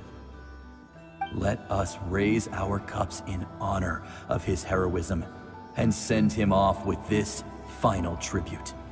For at last, his wish is now fulfilled. It's nice to see you again, Sanhaj. With your recognition, we now have the 5th hero of this era.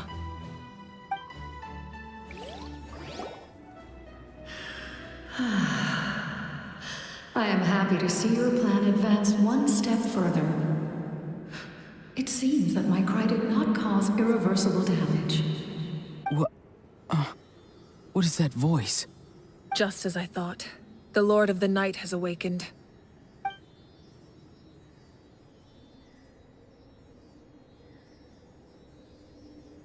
The Lord of the Night? As in the one who rules over the Night Kingdom? I preside over a realm of souls. Due to my limited power, sleep is the only way I can extend my existence. When you activated the device, I awoke and could not hold back my cry. It is a sound that agitates souls. Most of you are unaffected because your souls are intact. But with a damaged soul, the effect on your friend was heightened, and his soul almost shattered as a result. And yet, his soul remains in one piece. He managed to overcome this obstacle through sheer strength of will. So, was that what caused all his strange behavior earlier? No. An additional soul was affected. It tried to take refuge in the missing part of your friend's soul, but was ultimately expelled. However, this soul does not hail from Natlan or the Night Kingdom. Activating the source mechanism was supposed to reconstruct the ley lines. Why did it awaken you instead? Because I was the one who originally constructed Natlan's ley lines, otherwise known as the Night Kingdom. The ancient battle between the Descender and the dragons destroyed the corner of the world, allowing the Abyss to invade. Natlan's ley lines took the worst of the damage. To aid the people of Natlan, the Lord of the Night used the fragments of the old ley lines to reconstruct a similar network. That's how the Night Kingdom was born. The first Pyro Archon, Xbalanque, strengthened that realm and established the rules that aid our fight against the Abyss. The Ode of Resurrection and the Pilgrimage. Oh, right! You said before it all came from the power of the heavens. The ancient dragons tried to use this device to strengthen the ley lines by imbuing them with power. Back then, this method was rather ineffective. They lacked the skills to navigate the intricate structure of the ley lines. And now, the structure of the ley lines has also completely changed. I am the only possible vehicle for the power generated by the device. It was an incredibly crude and painful method, but I managed to absorb some of that power. Now, I can speak to you like this and provide you with aid, such as rebuilding the ley lines once more. But why would you make that kind of sacrifice? The people of Natlan worship me and call me their lord. In the ancient past, before we died out, we were also known by a different name. Angel. But adventurers like you are probably more familiar with our devolved form. Seelies. No wonder there are Seelies around here. A Seelie also helped us in the Night Kingdom! Few angels remain in Natlan, so the same is true of Seelies. Everyone rallied around me and offered their power to humanity to reconstruct the ley lines. Now, I have witnessed your determined pursuit for survival, and I have become your faith. I am very pleased. Moika, inheritor of Shibbolonke's will, and leader of Natlan. Despite all the obstacles and misunderstandings, I have awoken, and the efforts of this harbinger and the young hero have imbued me with power. Say the word, and I will once again work to fulfill my mandate, just as I did thousands of years ago. You need only nod your head. For the sake of your people and your nation, for the sake of overcoming the invasion from the Abyss. I will not. After reconstructing new ley lines, you will cease to exist. The rules of Natlan are founded in the Night Kingdom. If you disappear, so do they. Not to mention, all the memories and legends recorded within the old ley lines will disappear along with you. The people of Natlan will face memory loss, mental disorders, and cognitive issues. Just like the consequences of using the Gnosis, that is a price I refuse to accept. Humanity's survival is worth any price. Once the Abyss runs rampant, all that remains will be a land of corpses and ruin. And when the new ley lines are invaded again by the Abyss? What then?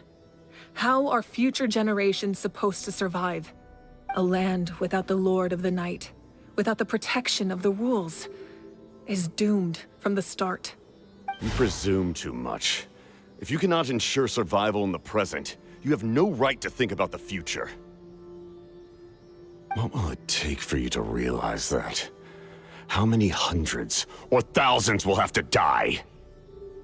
The situation hasn't gotten that dire yet, has it? Why? Because I am a survivor of Conria. I've witnessed the devastation and terror of the Abyss with my own eyes. Conria? That's right. My family, my comrades, my homeland, were all lost to the Abyss. It is an unforgettable pain. One that no amount of time could ever dull. Not even 500 years. You've experienced something similar, Mawika. You should know exactly what I mean. You're right. The pain, the regret, the catastrophe. They all haunt my dreams to this day. If I could go back, I would reject all false hope. I would do whatever it took to ensure their survival. You have that chance before you now. Why do you refuse to take it? Because we don't have the right to make that decision. We love this world because it contains everything we hold dear. Everything that has happened here has moved us, shaped us, and turned us into who we are today. Giving up our memories and history would mean rewriting everything. The people of this world would then become fundamentally different beings, their physical bodies the only connection to their former selves. Even so, given enough time, a new civilization would inevitably flourish. If you believe in humanity, you should trust in their ability to create a new future.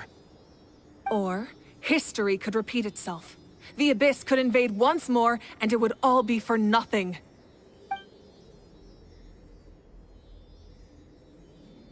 Can I say something? I once carried the hopes of many people, and I was also desperate to save our nation.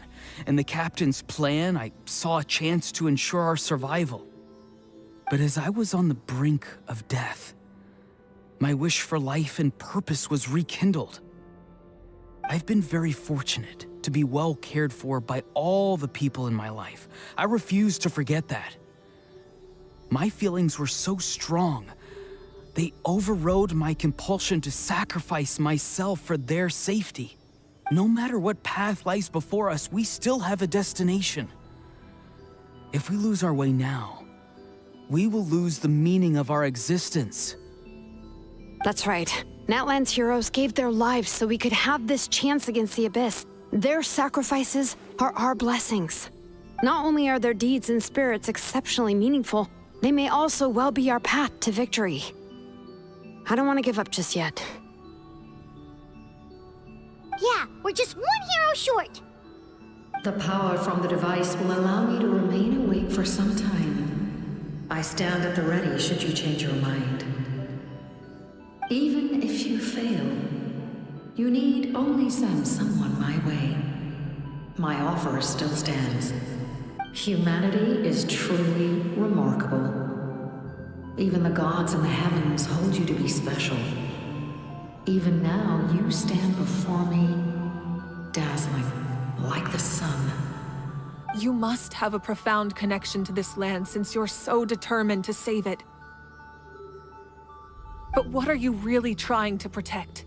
The land, or its people?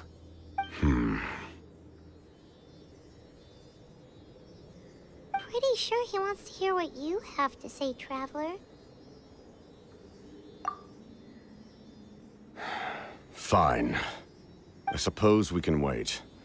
Now that Auroron has inherited the memories of his forebear, there's only one hero left. Your plan does have the potential to generate the best outcome. In the meantime, you shall have the aid of all the Fatui under my command. Thank you. Having such a powerful harbinger on my side is a big advantage. I know we may never completely see eye to eye on what it means to protect life, but for now, I'm willing to fight by your side.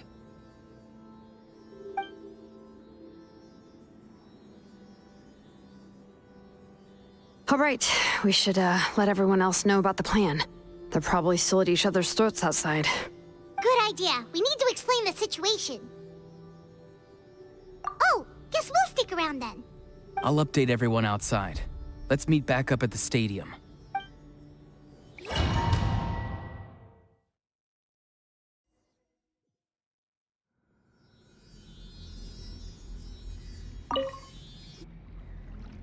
You come to me with many questions, and you should be rewarded for your bravery.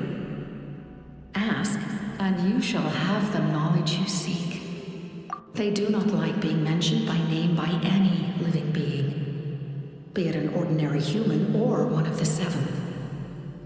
They prefer to remain in the shadows as shades. The one you wish to know about? I call her the Ruler of Death. She helped Natlan establish the rules. It was also under her guidance that I created the Night Kingdom. It was an expression of love, as well as an act of reparation. She was seen as having significantly overstepped her authorities as a shade, which quite displeased the almighty heavenly principles. She succumbed to self-pity as a result, and no longer cared if others discussed her identity. Even so, her existence remains unknown to all but a select few. Self-pity? Please don't tell anyone I used that word. I'm just trying to speak plainly to conserve energy. You come to me with many questions. I'm not familiar with that concept. The device is capable of weaving and creating ley lines, you say? Even I cannot create something from nothing. I can only reconstruct the ley lines by reassembling the yet intact components into a new structure. If that power were available to the people of Natlan, they might have a new option against the Abyss. You come to me with many questions. Phlogiston is Teyvat's primordial form of energy.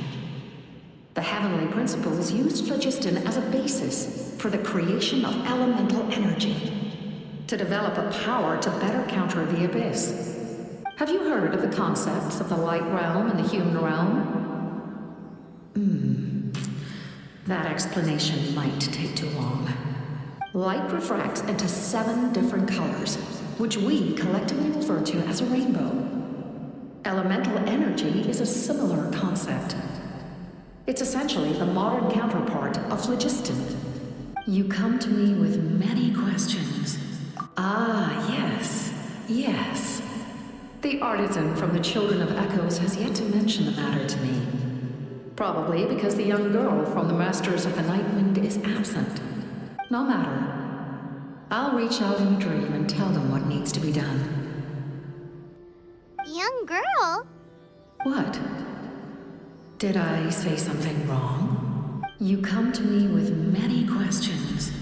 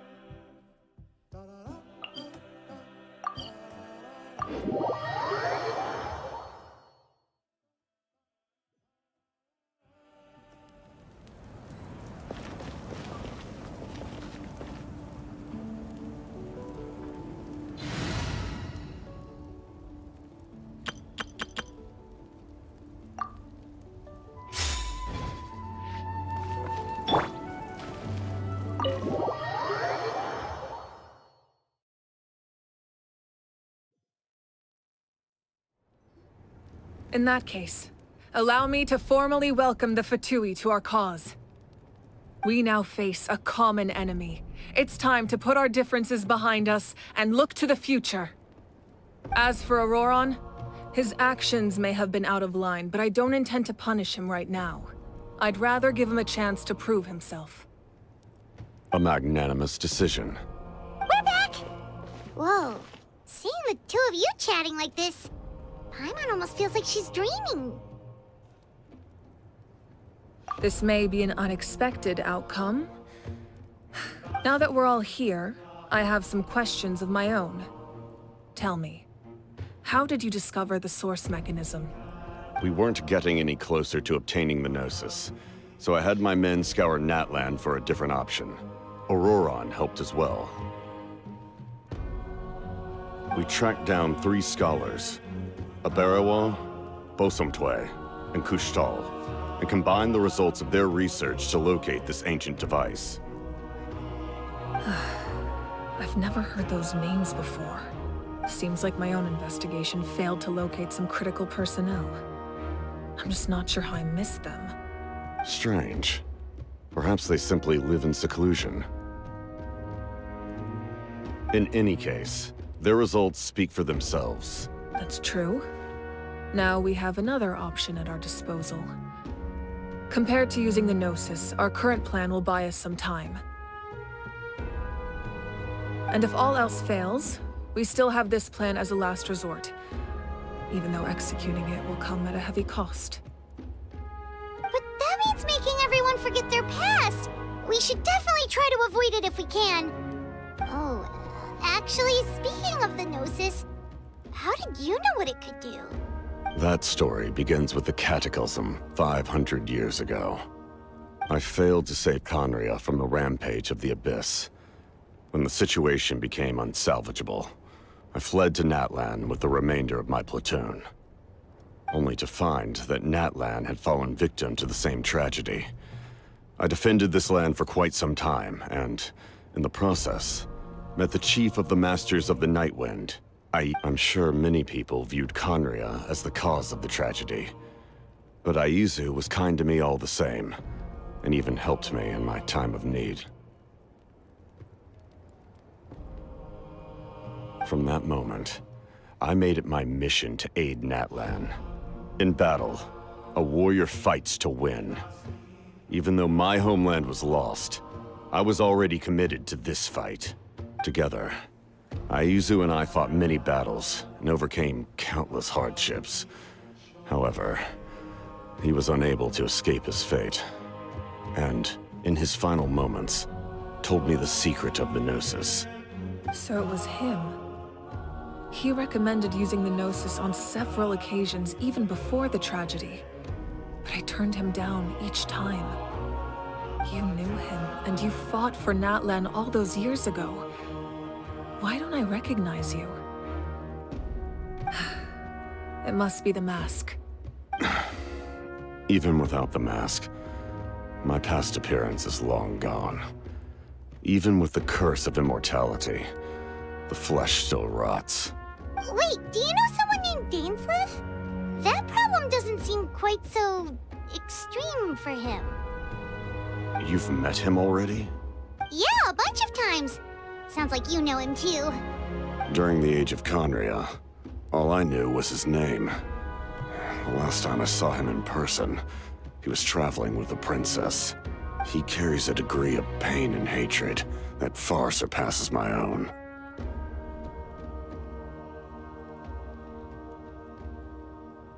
Yes. You're the brother of the princess.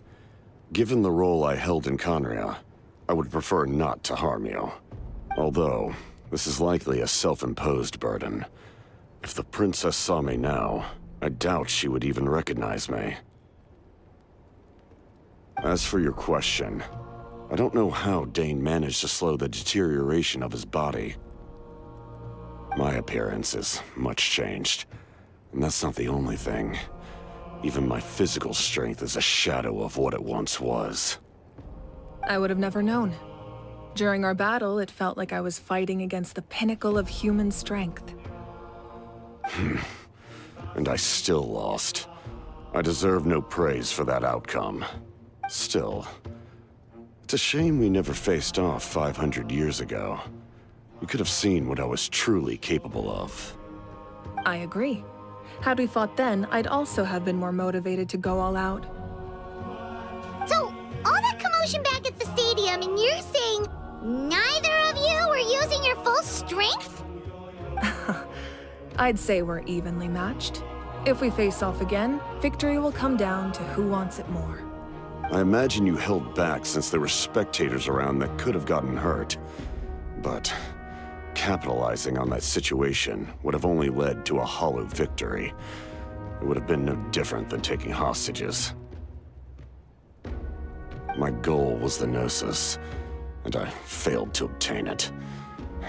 That means I lost, plain and simple.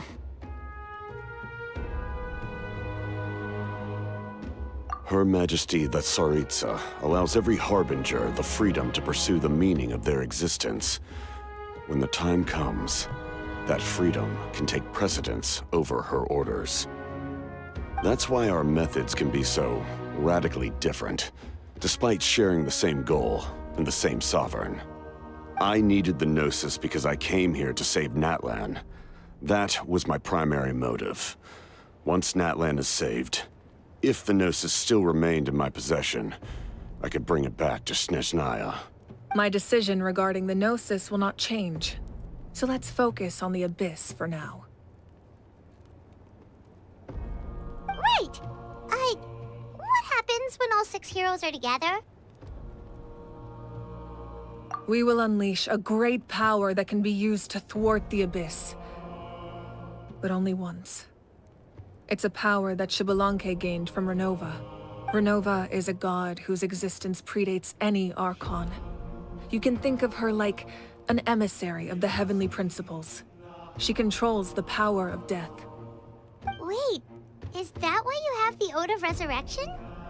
Yes. Renova also orchestrated Natlan's rules. As for the Divine Throne, like I said before, when a human ascends to the Divine Throne, their inner flame will awaken. The size of the flame depends on the person's potential. The same principle applies to the ruler of Death's power, with one notable distinction. The amount of power inherited will not change depending on your ability to tolerate it. In other words, it's a kind of power that not everyone can withstand. But if you survive the trial, you will gain unprecedented strength, and the ability to harness powers more formidable than any Archon. That still sounds really risky. We cannot walk this path without accepting risk. Mualani charged into the Night Kingdom despite the abyssal contamination. Auroron fought back from the brink of death. In the face of their bravery, I must respond in kind. That is my duty. Spoken like a true leader. All right, that's enough for one day. You should head back and get some rest. I'm sure you're exhausted. The Abyss will likely sense the change in Auroron. It's possible the frequency of the attacks will increase. There are many challenges to come, so we need to be prepared. When you put it that way, Paimon feels even more exhausted. All right, let's head back.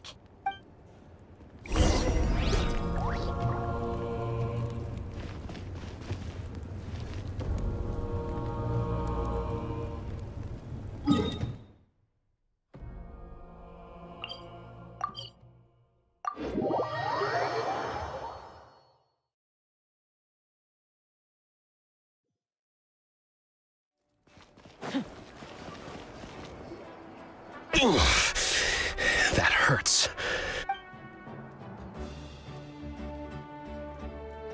The monsters keep increasing in number. It's like something changed. It's definitely unusual, and we should all be careful.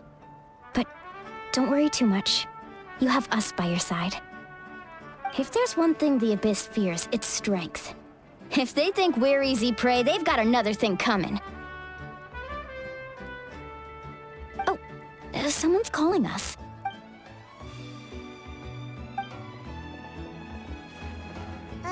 Something wrong, Traveler?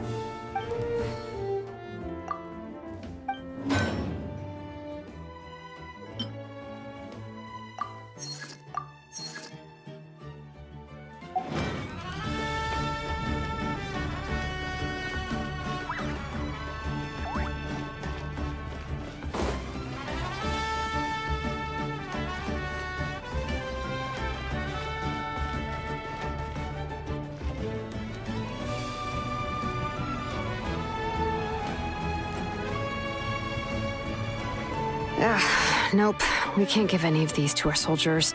They were not tempered correctly at the forge. Well-made weapons and shields are vital for the survival of our people. I know we're under a lot of pressure, but we can't compromise on quality. Listen, I'm not blaming you. I know this isn't your usual standard of work.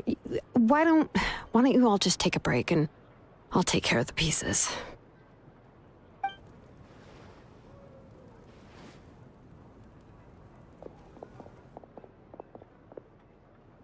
Hey, Shilonen? Is something wrong? Nothing I can handle. Just, some rushed defective goods, that's all. Even the most skilled craftsmen make mistakes under pressure, and if you two want to avoid the same fate, you should really get some rest.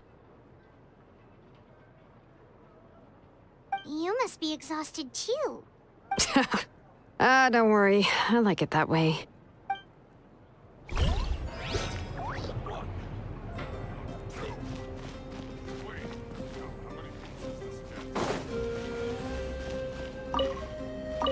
Phlogiston engraving is quite the deep feelers.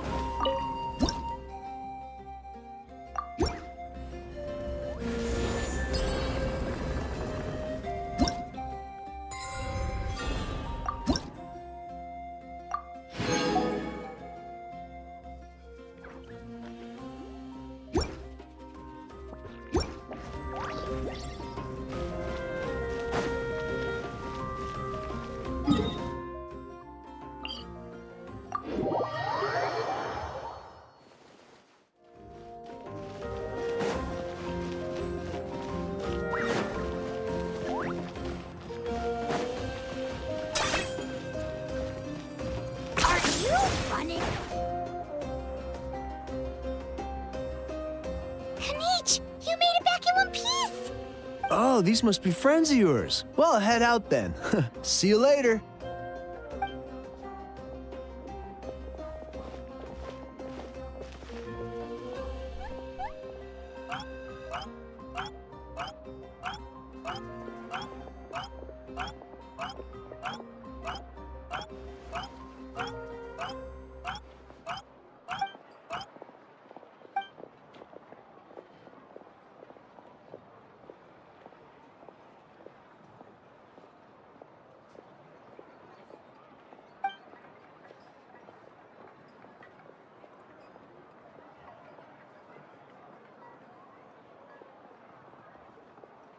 Yeah, a lot happened while we were in the ruin. We'll tell you about it some other time.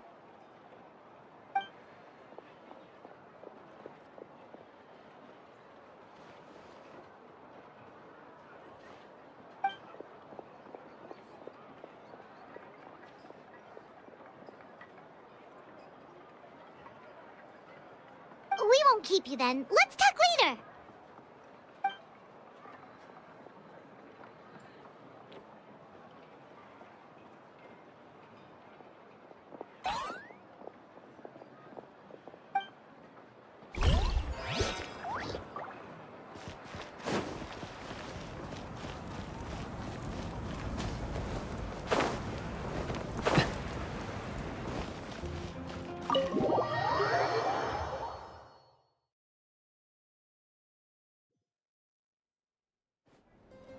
Auroron.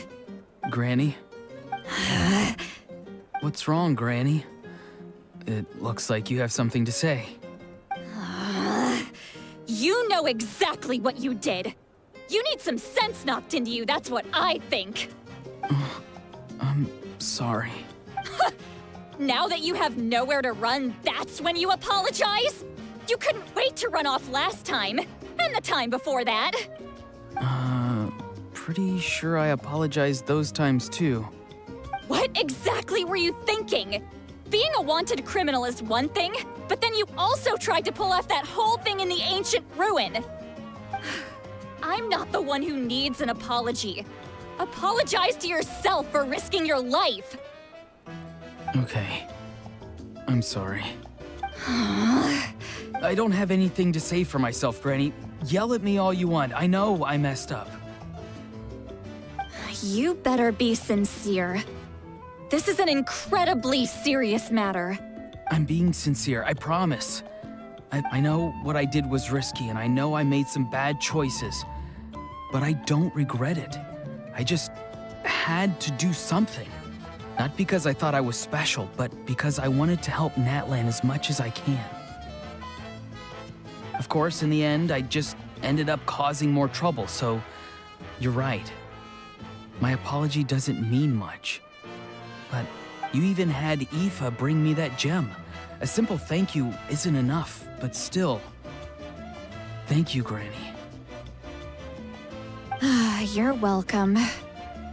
Just make sure to thank Aoife sometime. I will.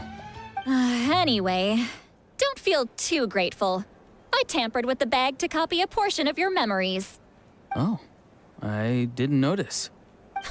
Of course you didn't. You forget how many years I have on you. Like you could uncover one of my tricks. Anyway, I have something else to tell you. The Pyro Archon has discussed your case with the others. Many of your actions violated the rules of Natlan, and you should understand you'll have to take responsibility for that. I understand. But your efforts weren't entirely meaningless in the end. In addition to giving us another failsafe, you saved yourself with sheer force of will. And, not too shabby, grandson. Did the Traveler and Paimon tell you to say that? What? No! I said that because I mean it! I can't believe you're complimenting me at a time like this. You normally let your fists do the talking. You're not off the hook just yet. I told the Traveler I was going to break your legs, and I meant every part of it. Could you not? I still need them to walk. Trying to negotiate, are you? All right, make me an offer. Given all the good things that I managed to accomplish, can you let me off the hook this one time? Fine. I can let this slide for now. But I'll be watching. Oh, Traveler, Paimon. Didn't expect to see you here. Hello! Yes. Looking after these little rascals is rather exhausting. Taking care of the Traveler isn't easy either. Paimon's life is an uphill battle. Traveler, Paimon, I want to thank you for your help back at the ruin. I won't. Let's get together sometime. If Auroron really wants to thank you, he can treat us all to a tasty meal. Sounds great! We'll be there!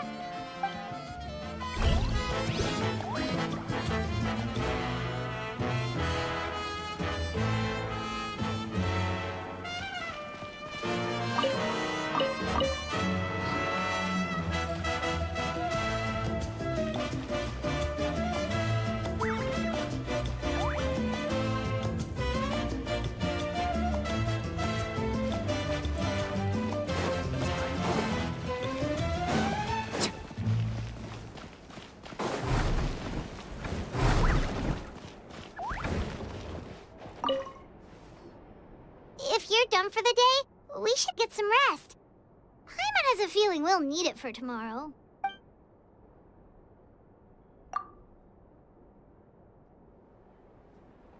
You ready? Yep. Let's go meet the Lord of the Night.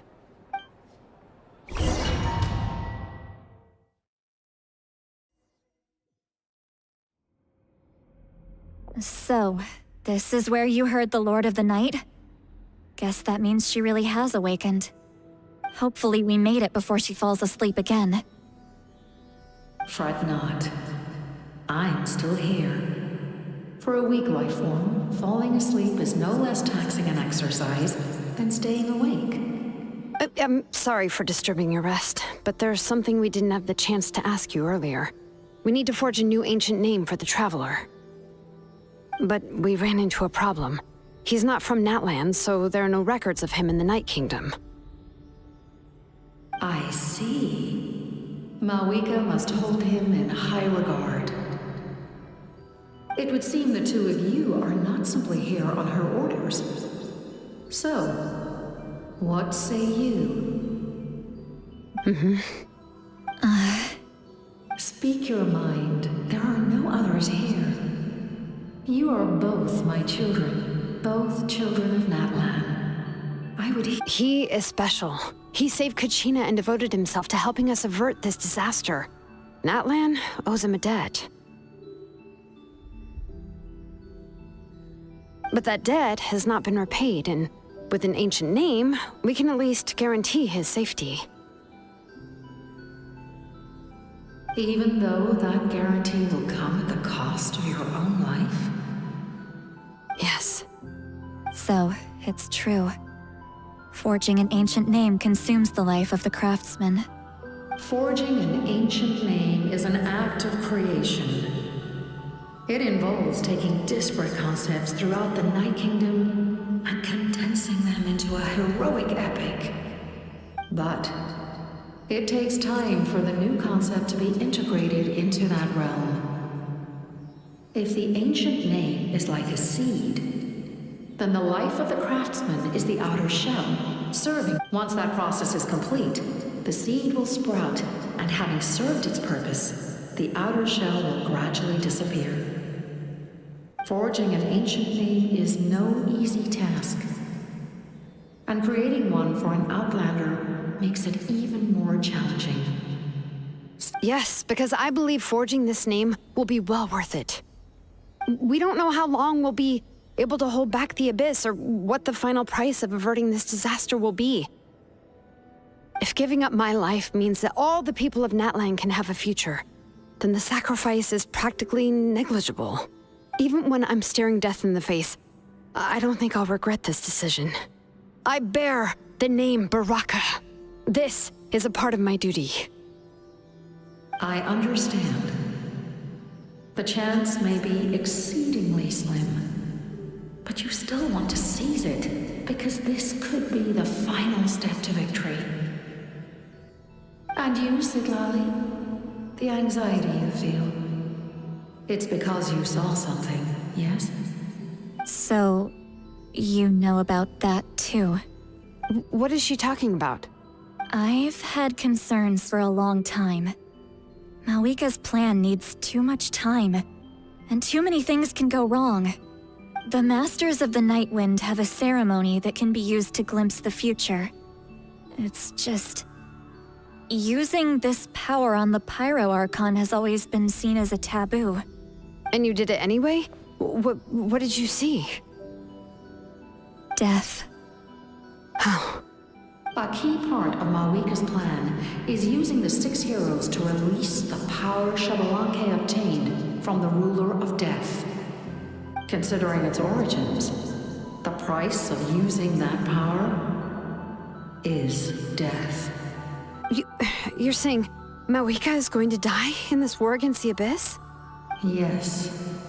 I can't just ignore what I saw. That's why I need the Traveler's power. I need the power of a Descender.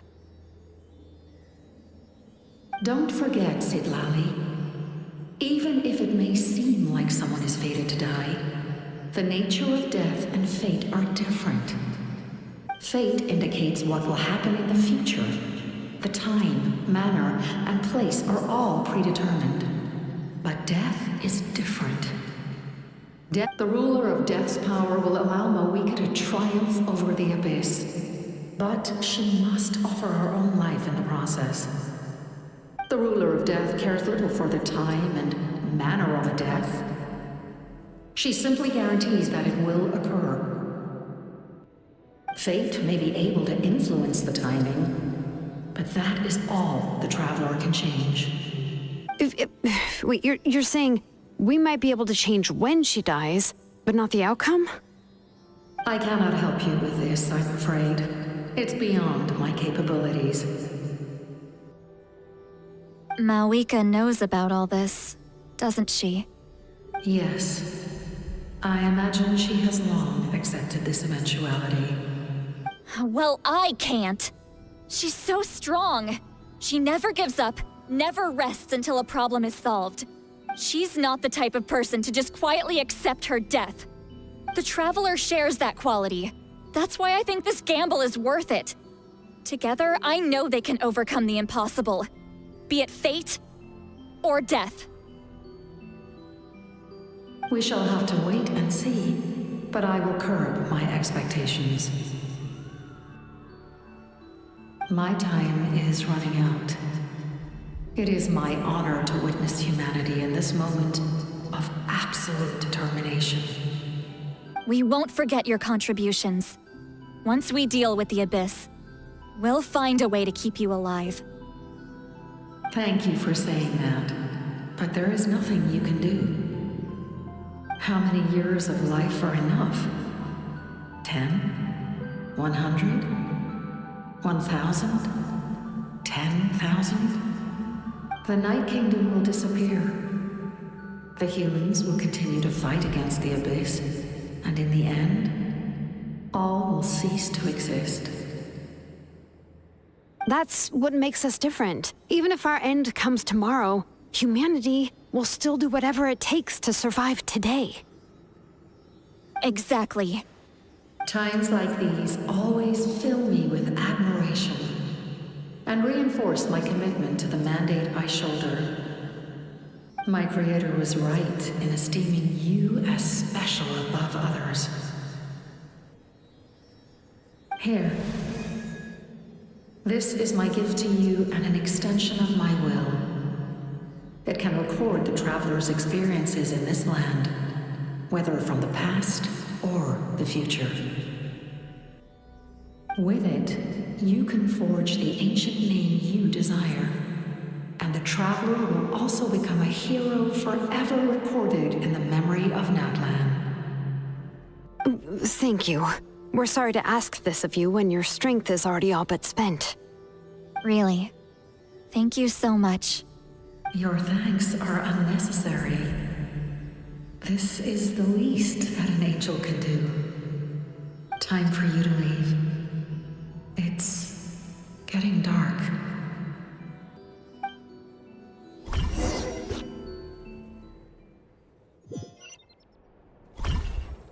I can't sleep with all the noise outside! Oh, forget it, let's go check it out.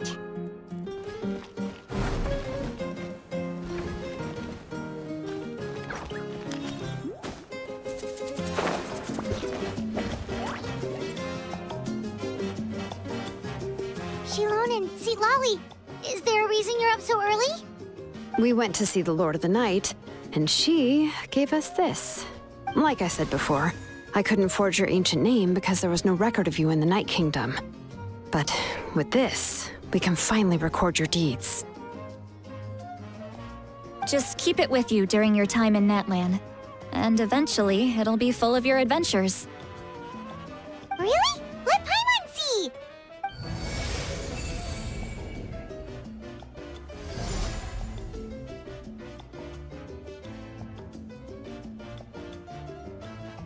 Oh, it's the two of us! And a sun in the middle! Oh, and that must be... Kachina? It's not a concrete medium. It reflects the Lord of the Night's will, and shows what she wants you to see. Oh, in other words, don't worry about its form. When you want to check the contents, just take it out and have a look. Sounds convenient! It's also super light and doesn't take up too much space. This is a really awesome gift!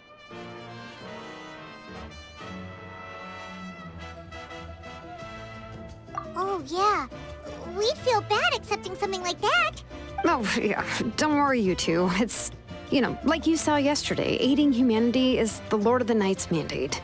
She would have willingly reconstructed Natlan's ley lines at the cost of her own existence. She wouldn't ask anything in return for this. Exactly. Just take it. Well, if you say so.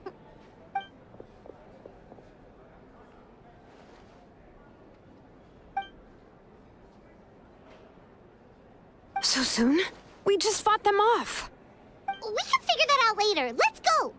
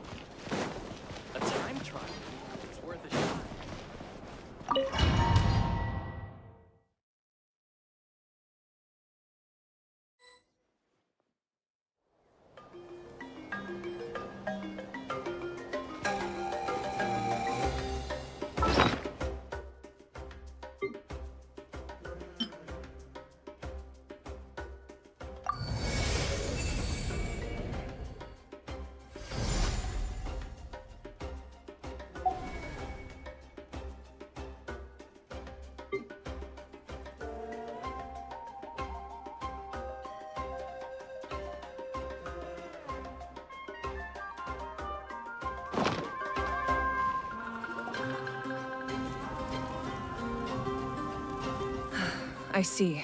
I'll send reinforcements to those 2 locations. This other one is too dangerous. The remaining locations are remote with no inhabitants. Let's bring our warriors back and make sure they're careful on the retreat. Understood. I'll spread the word. We're here. What's going on? Kachina said the Abyss attacked again? Yes, it's not looking good.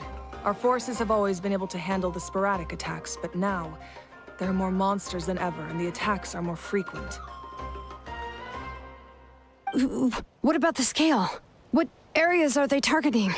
All of Natlan. Not just around the stadium, but even the remote areas of the Collective of Plenty are reporting attacks.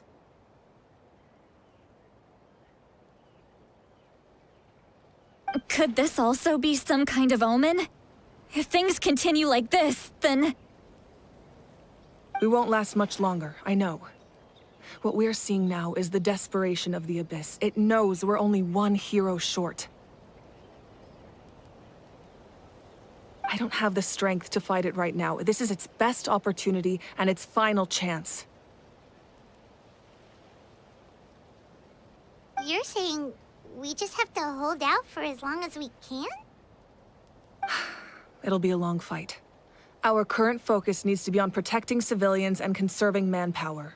There are caravans and adventurers trapped in the wild. Many of our warriors have already left to rescue them, but they'll need reinforcements.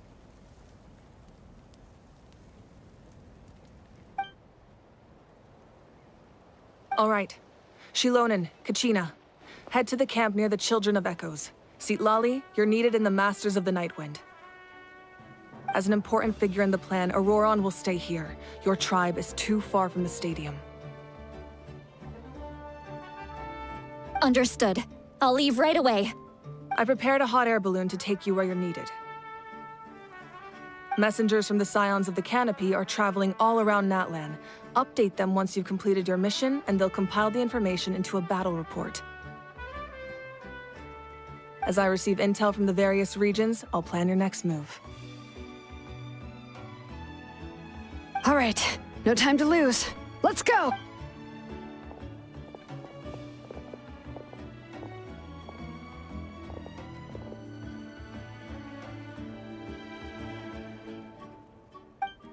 What about us? Where should we go?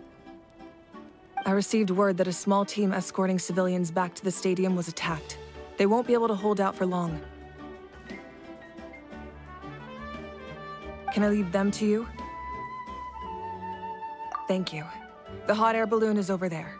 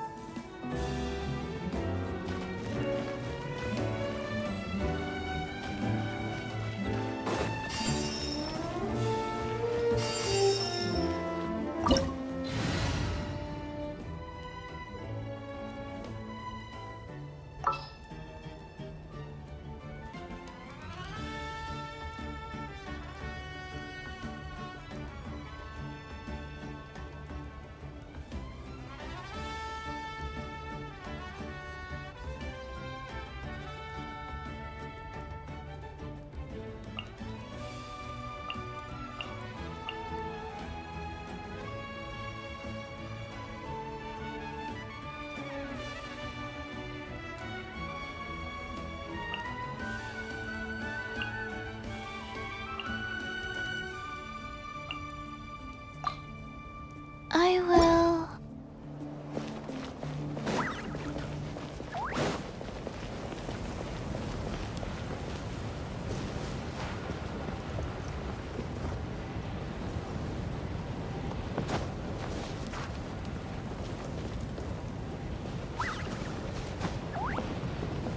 And we're off! Hey, this thing is pretty convenient. It's not only fast, but also saves us a lot of energy.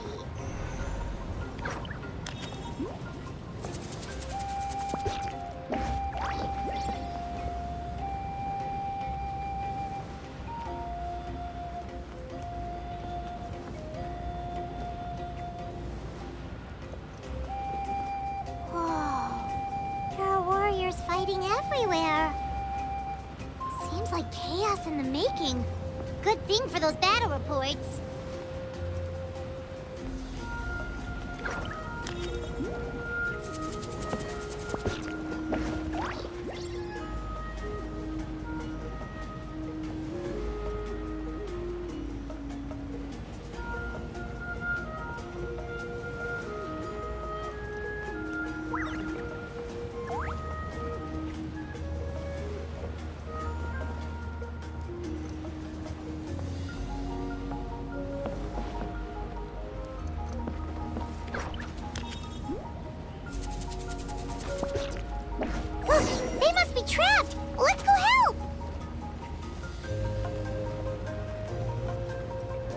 Reinforcements, thank goodness!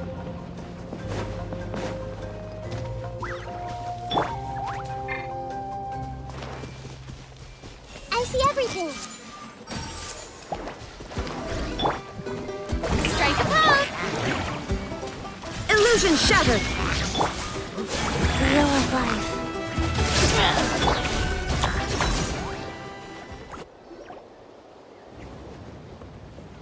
Thank you for coming. We were almost at the breaking point. There were just too many monsters. They just kept coming, wave after wave. I've never seen it this bad. At least we got here in time. You all should get going. I know, but it's not that easy. A lot of people were hurt in the battle just now. Our cart was also attacked, and now our supplies are scattered everywhere. That's not important right now. We need to focus on getting out of here alive. I know, but these were medical supplies. What if they need them back at the stadium? It's them! Over here!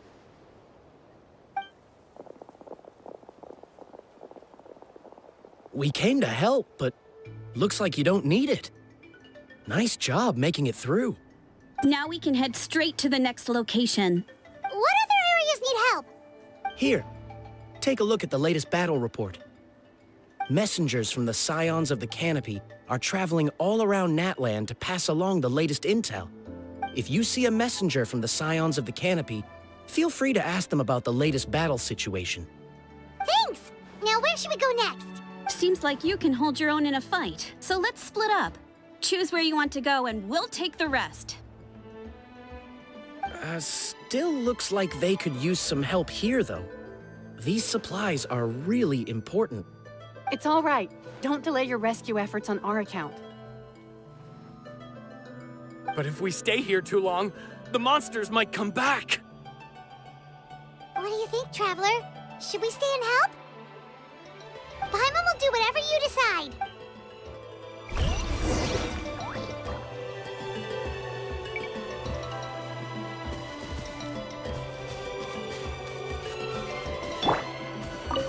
Traveler, can I ask you a favor? My mother's a doctor. When she heard about the attacks in the wilderness, she rushed out to... I'm worried. She's not a fighter, and I can't leave to check on her. I want her to stay out of this. Of course, we've got this. Thank you. Oh, that makes it easier to focus on...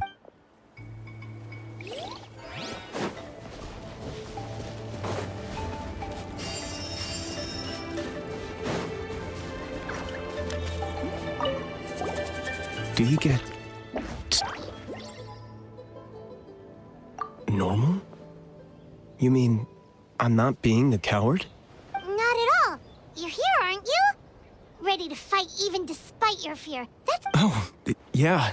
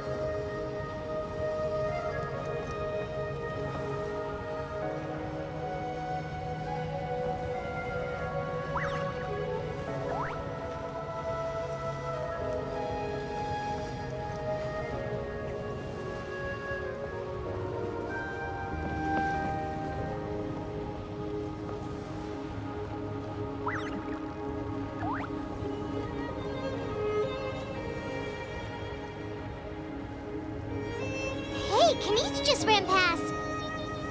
He must be busy delivering messages. At least he didn't look hurt.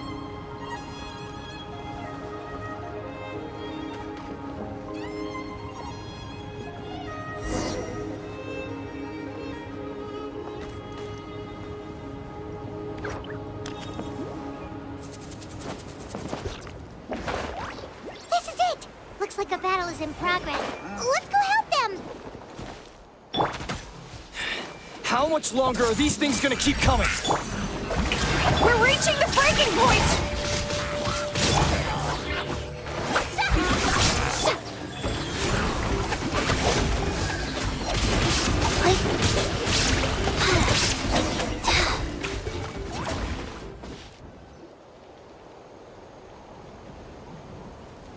Oh, thank you so much. You came just in time. What's going on? Were other places hit? Yeah, seems like it. The Pyro Archon told us to be ready to evacuate. She warned us something like this could happen. But I never thought there would be this many monsters. You got here just in time. But what should we do about the wounded? The wounded? This area was hit bad. We're housing the wounded in this house for now, but we're short on medicine. It's not easy for them to get around either. We don't know what to do next. We're sitting ducks if we stay here, but we can't just leave them behind. Thank goodness you're here, though. You saved us all. You're right. The monsters are gone, so should be safe for now. Some of my men can escort them. That will take time, though. And some of the wounded can't walk. They might have to stay here. Don't worry. Once we escort the first group, I'll call for reinforcements. That way, everyone can evacuate. Let's help them out here for now. Then we can head to the next area. Oh, there's a messenger over there. Don't forget, we can get the latest intel from them.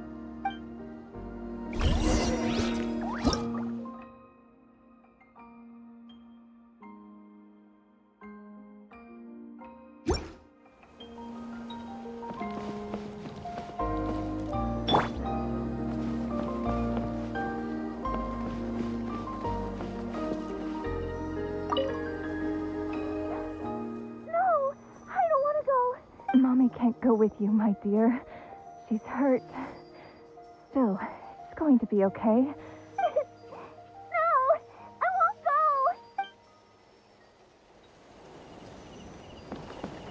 go! Thanks for your help. I've updated the intel on this area. I'll start spreading the word. Hang in there, you two. A lot of places still need your help.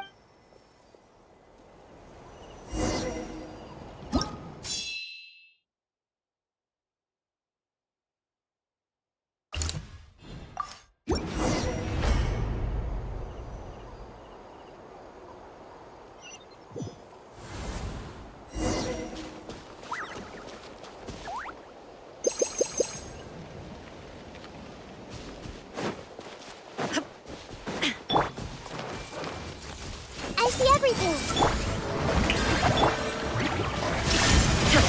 Life goes on.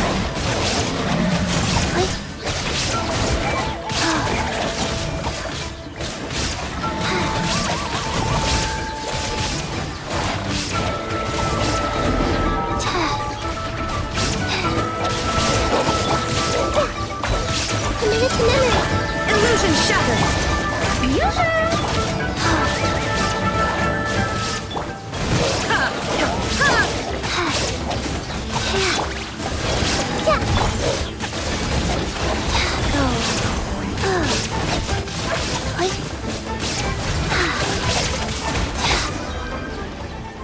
Thanks for the help.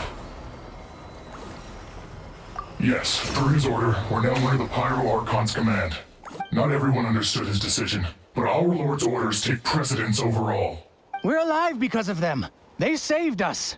Well, guess that means we should thank you guys. Agreed. Where are you headed? The people of the Springs? That was the plan, but I don't know if it's safe anymore. I suggest heading to the stadium. Most of the manpower will be focused there, so it'll be safer than staying with the tribes. Once we take care of these monsters, some of our soldiers will escort you. Thank you. So Guess a little extra help never hurts. People from all over Natlan are heading to the stadium. That area needs to be the center of our defensive efforts. If your other tasks are complete, I'm sure the people there could use your aid. Hearing those words from you also feels quite strange for me, but I can only accept the situation at hand.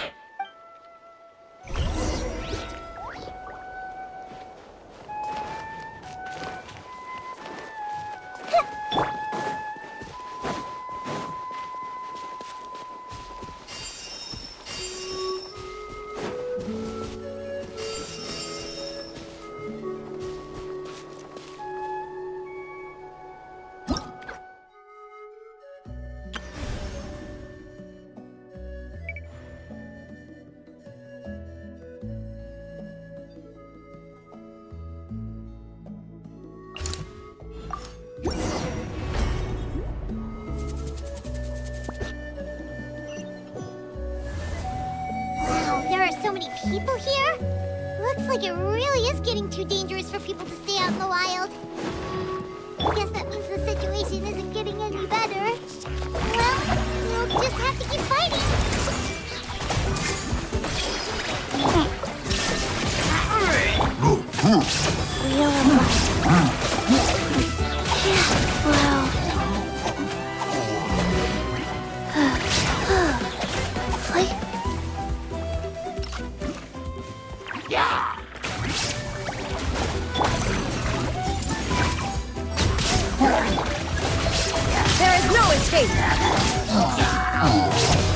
Sacred name, fortune preserver.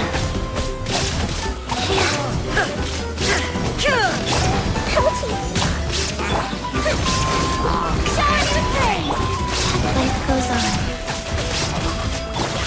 Hey!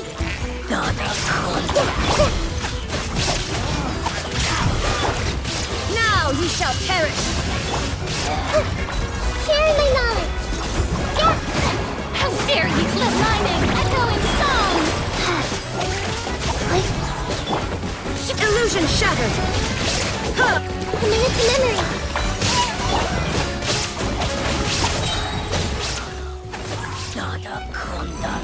Faster tech.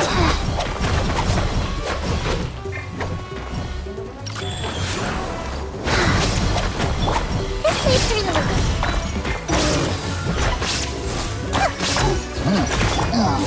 Strike a pose!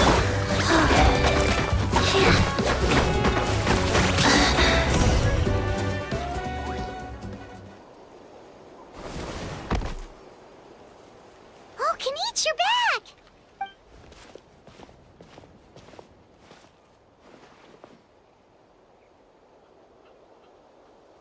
Yeah, it really feels like we're running short on people everywhere.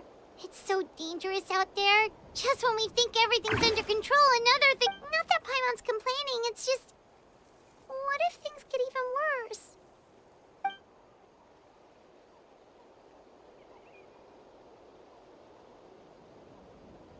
Okay, that's enough out of you!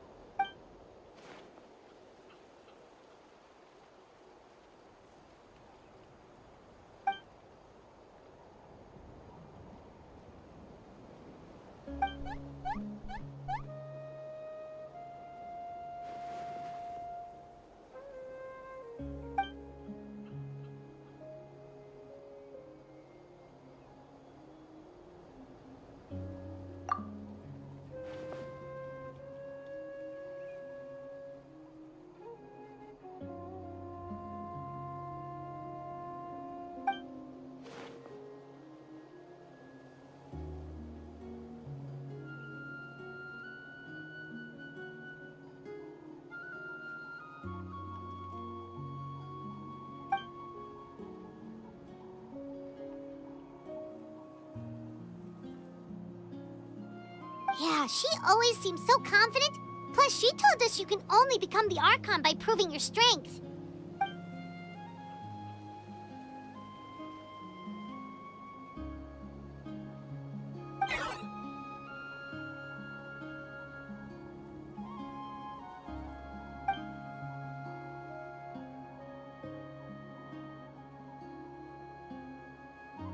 Good idea!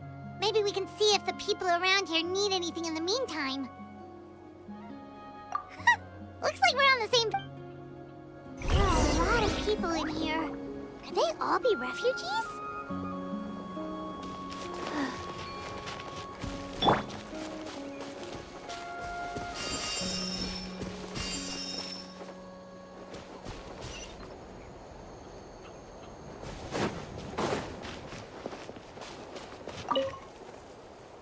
Ah, it's you two! Hey, you made it back! Sure did. Dargo made sure we got back safely before rushing out again. Plus, we managed to deliver the medical supplies to the stadium. I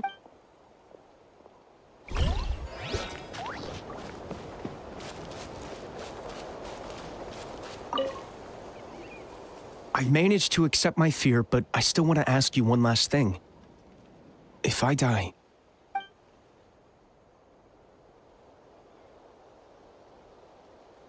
Yeah, please do whatever you can to stay alive. Your life is super important. My life is super important. Got it. Thank you again for leading me to the answer.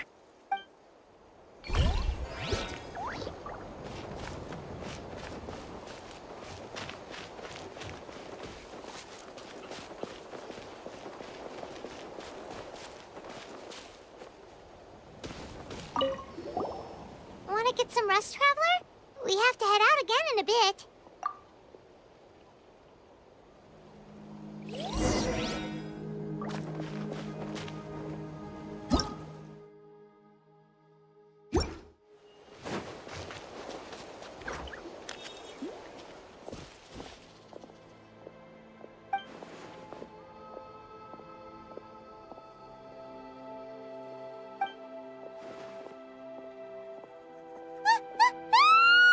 What's going on?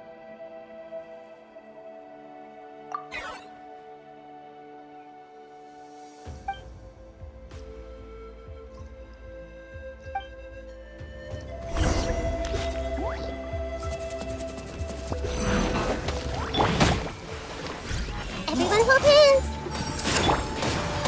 There is no escape. Shower you with go.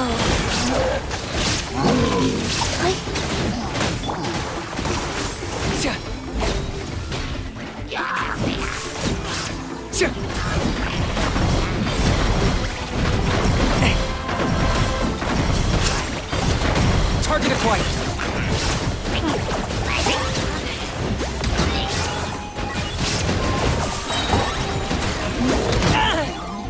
For the Lord of the Night! Strike a pose. Life goes on. Illusion shattered. Looking logs of There are too many of them. They just keep coming.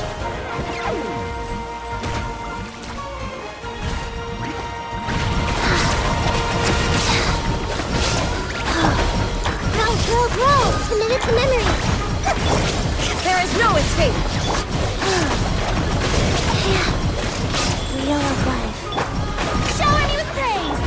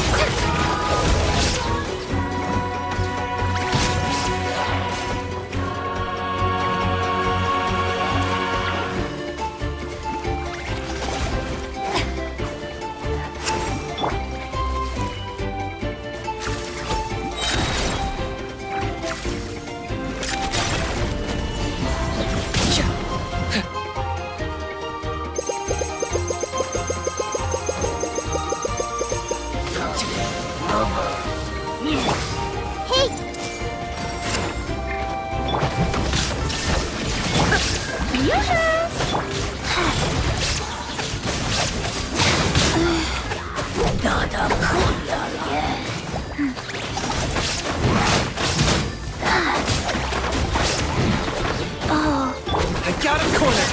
Shadow cast! Mine to command! Your soul!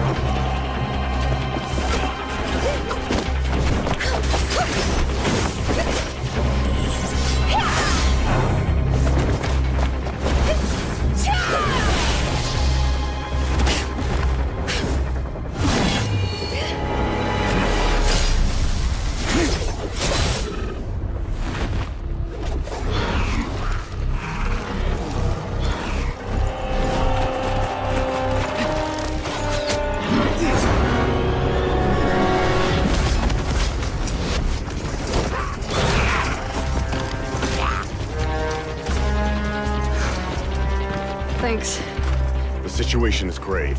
Hold this position. Keep the people safe.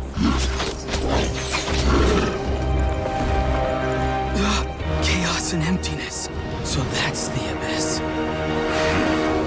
And it knows that now is its best chance. But the sacred flame! Archon's on the case.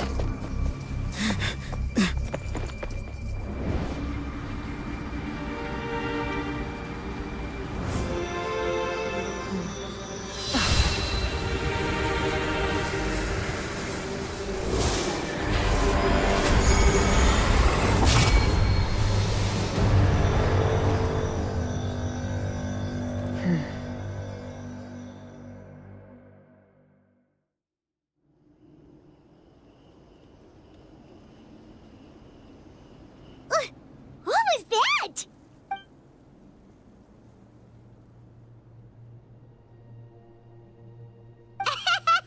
Laugh all you want, it's gonna eat you too!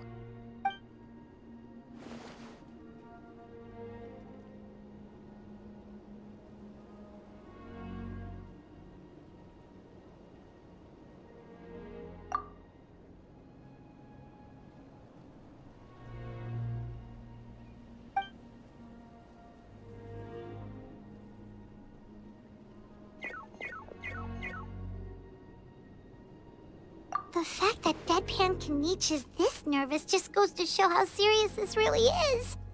Oh, let's go. The disaster's really...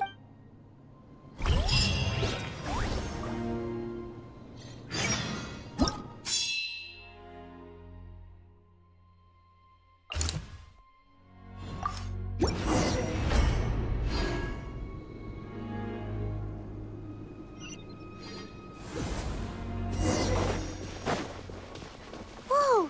Those Saurians are fighting each other! No, wait, something's wrong. They're abyss monsters! Show a new phrase!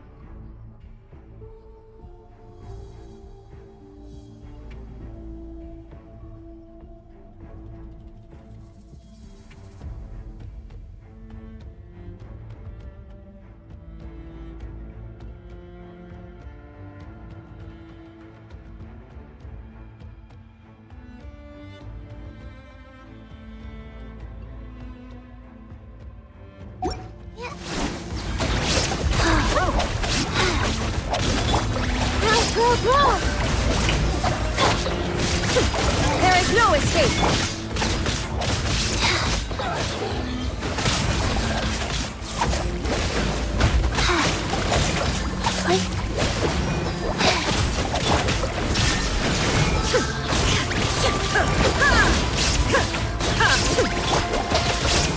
Life goes on.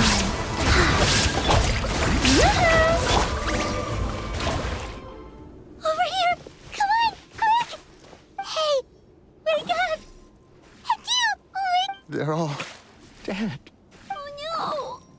Were we too late? We were on our way to the stadium with our Saurians when that dark entity emerged in the sky. Seconds later, the abyss monsters appeared and they fought till the end to protect us. And now... Right. You need to get to the stadium. Come on, we'll take you. I guess. Thank you. Oh, I'm so sorry. Truly, I am. May the Wyab watch over your souls. Huh? Yeah.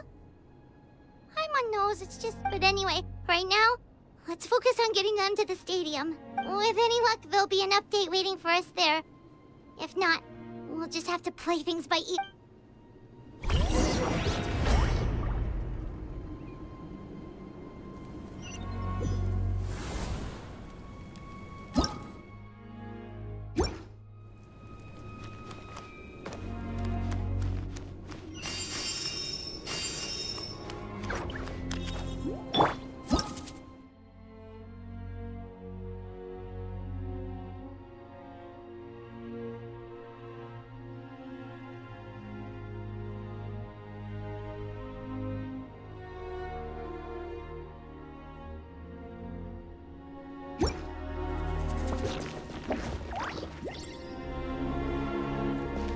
Need the latest battle report? We don't have too much information since so few messengers are making it back here. But as I understand, the folks at the Scions of the Canopy outpost suffered a large-scale abyss attack as they were trying to evacuate civilians to the stadium. If you're free, please head there immediately.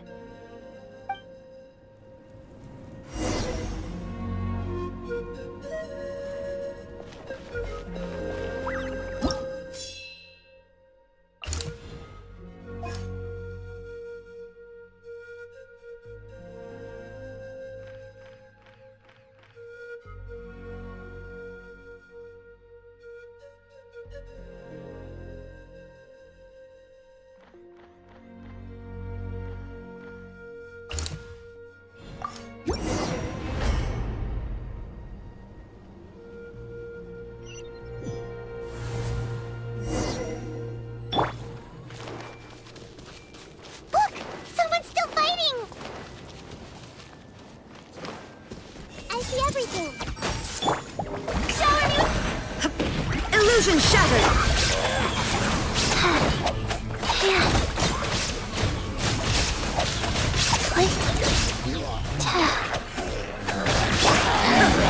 There is no escape!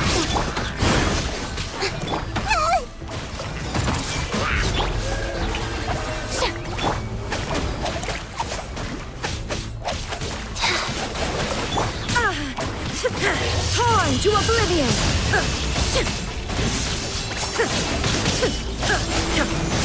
Shine down! Committed to memory! Rise.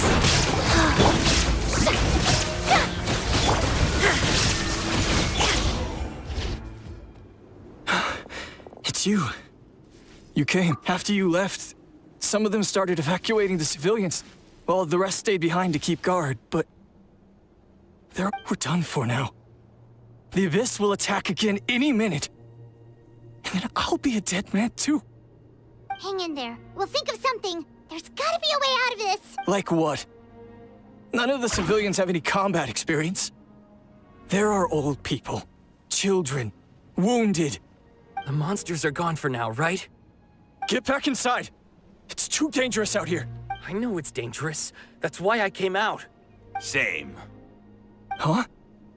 What is this? Can you spare some equipment for us? I've never been in a battle before, but I'm young and I can hold a weapon. That's gotta count for something. And I used to fight in the pilgrimage when I was a younger man.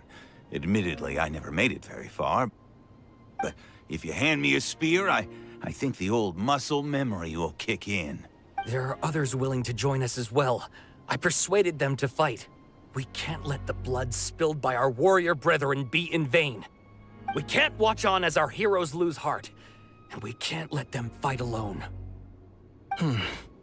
We don't have much equipment left.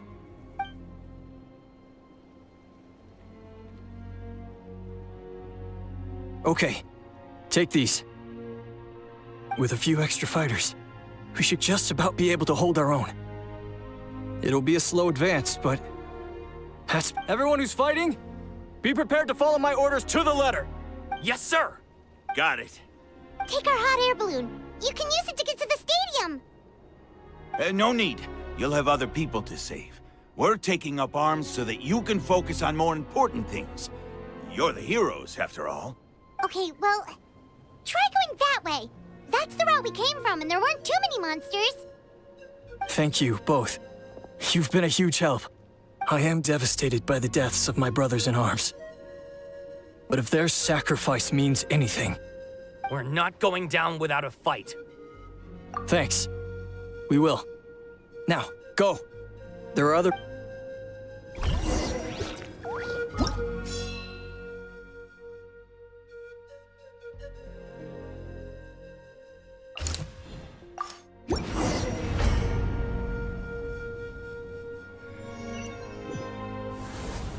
Doesn't look like we'll be able to find anyone here. The monsters are all that's left.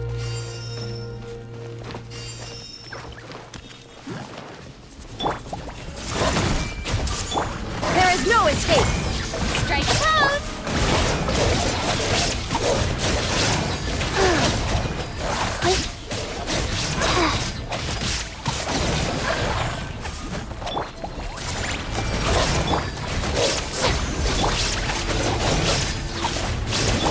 Shine down! Nope. Nobody here. The latest intel said the Children of Echoes need support too. Let's head over.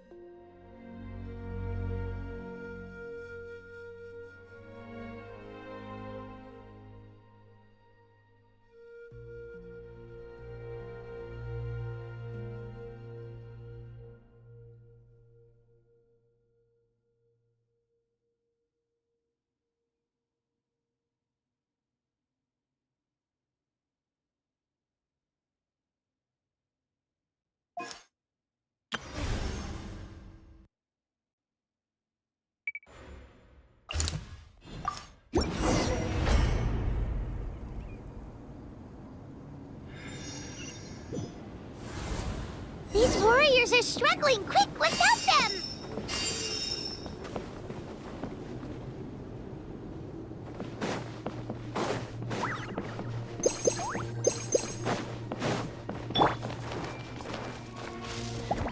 Hey! Yoo-hoo! Go! Orders given. Orders received.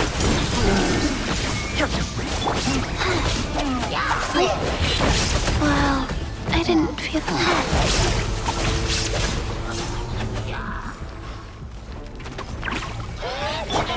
I see everything.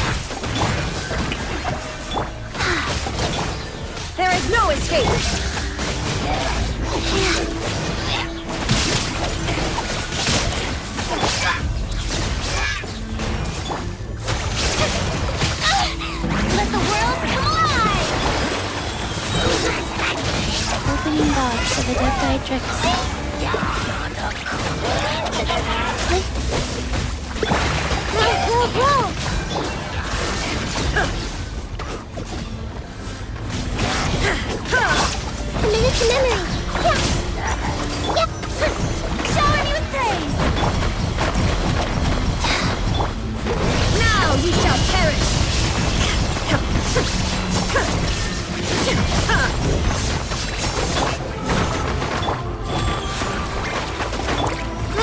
Roll.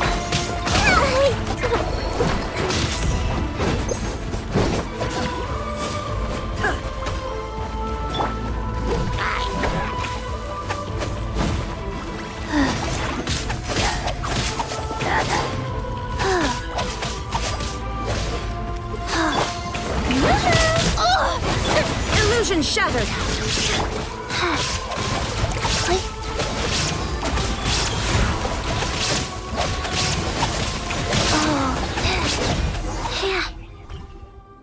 Thank you so much. You saved the day. The enemy attacks grow stronger with each wave. Given how few of us are left, I think it's time we cut our losses. Yeah, everyone needs to stick together. Better late than never. Time to evacuate. Warriors, gather round.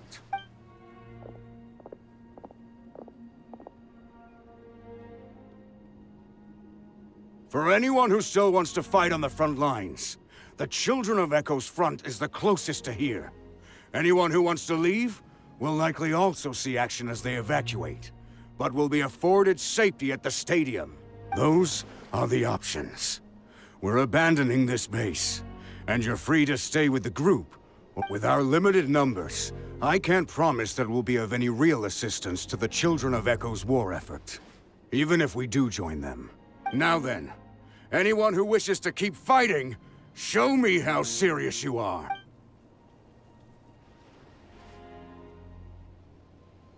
Really? Even after my less than rousing... Why would we give up now, after everything we've been through? We didn't stick it out this far just to admit defeat. We can't give another inch to the Abyss. We have to fight them back. If not for our own sake, then at least for our fallen brethren. Very well. For Natlan. For Natlan! We may be few in number, but our will remains strong. We will join the ranks of the Children of Echoes, and they will be stronger for it. Okay, well, take care of yourselves. Don't worry. It'll be just like another Night Warden war. We'll force the Abyss back if it's the last thing we do. Huh?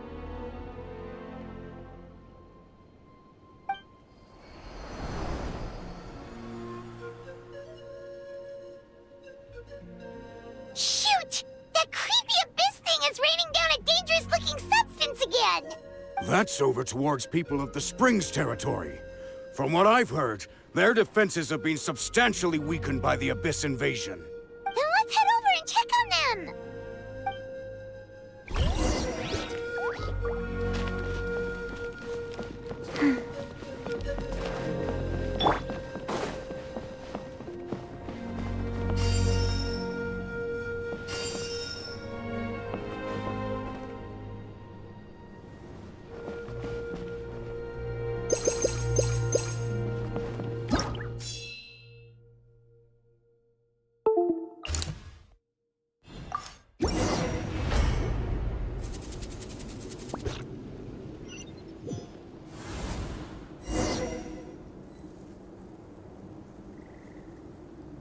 Down.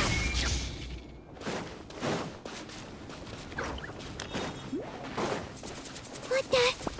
Hyman can't believe it!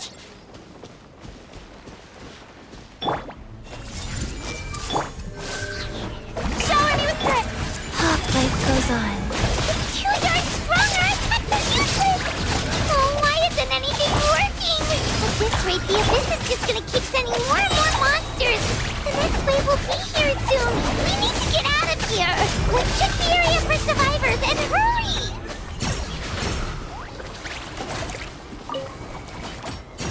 There's just one battle report left and it gives a long list of places where the dangerous substance has been dropping.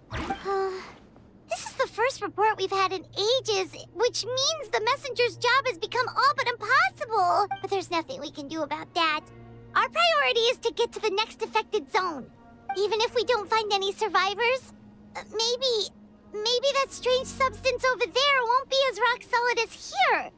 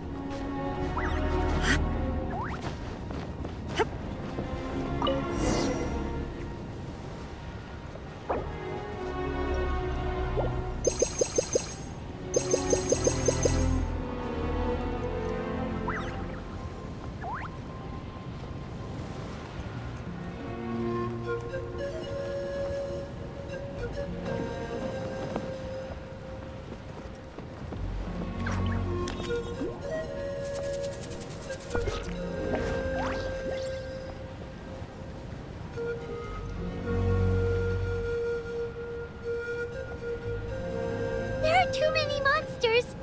There are just too many! It's beyond anything we've seen before!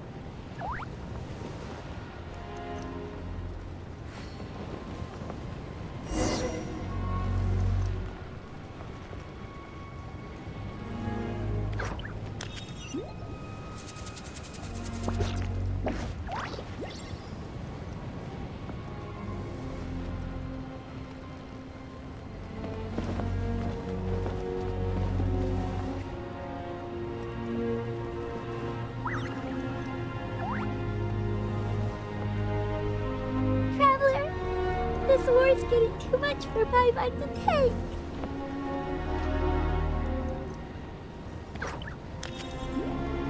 Okay, let's do this!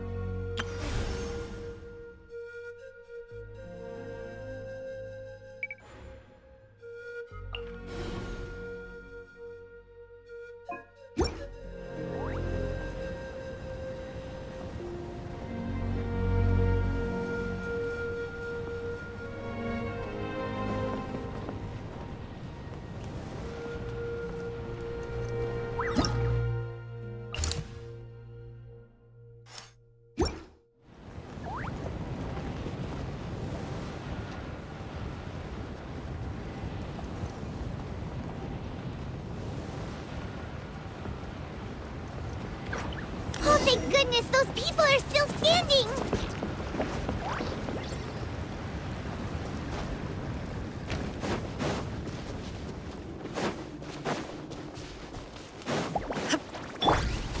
Everyone hold hands! Strike a pose! Rise. Orders given. Orders received.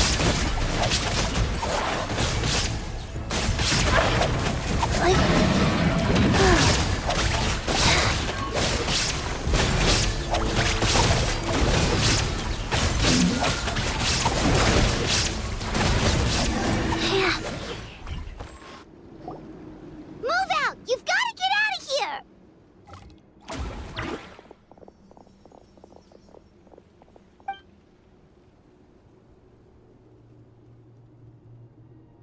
Still no luck, huh?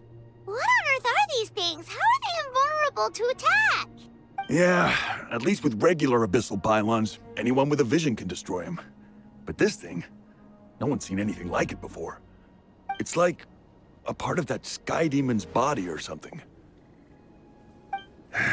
Whatever it is, it seems like it can spawn abyssal pylons, and with them, a never-ending stream of abyss monsters. At this point, retreat looks like our best option. Fight the stadium is our only hope. That's where the sacred flame is, which seems to be the one thing that well of abyssal energy is afraid of. The Pyro Archon is guarding the flame. As long as that continues, we still have hope. What's this? Water, and some snacks. You look like you need it. I'm guessing you've been supporting the fight all over the map? We got enough people to hold our own here, and it's high time you took a break. Why don't you sit down and gather your strength for a minute? It's true. We've been fighting pretty much non-stop. Traveler, you must be exhausted. What do you think? What is it?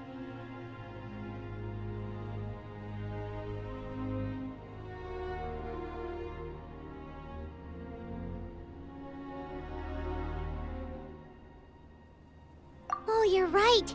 Well, then guess we'd better go warn them. It's your decision. If you want to set off right away, Paimon will come with you.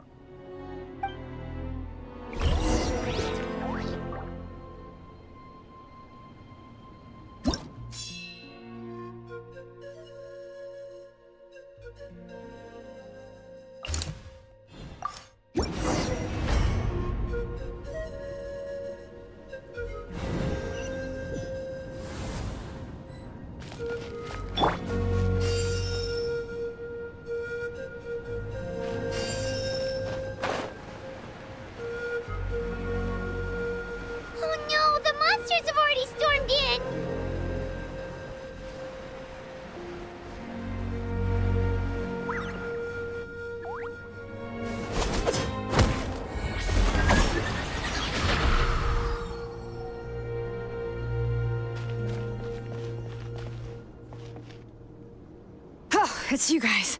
Things are bad here. Something fell out of the sky that's impervious to our attacks.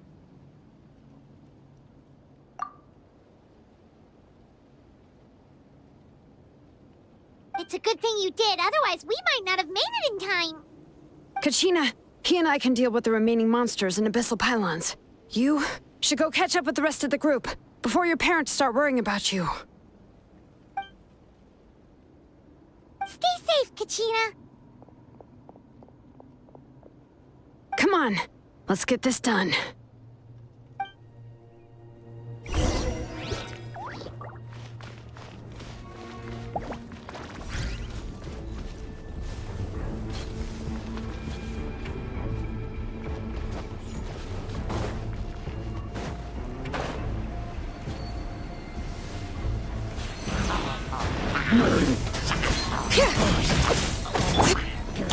I see everything. Shower me with that. Life goes on.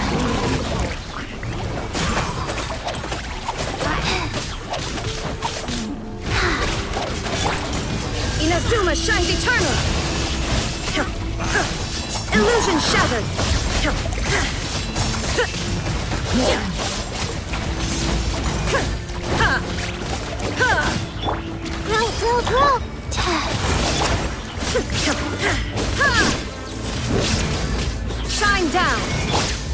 turn a little. Strike a pose! Popeyes.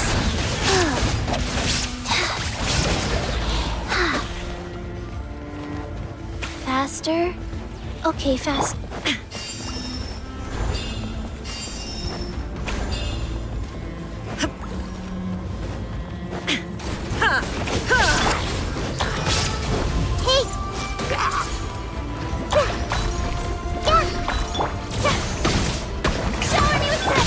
Illusion shattered! Life goes on.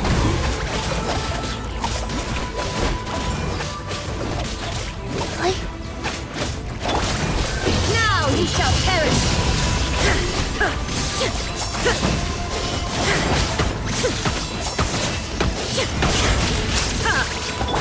Commit to memory. Let the mountain flames boil! Strike a pose! This may turn a little.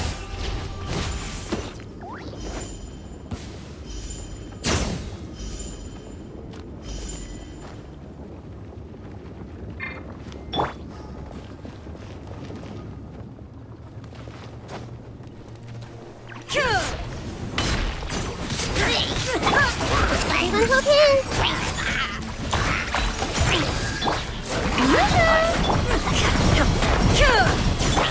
Rise. Opening box of a death-eye drugstore. Shine down!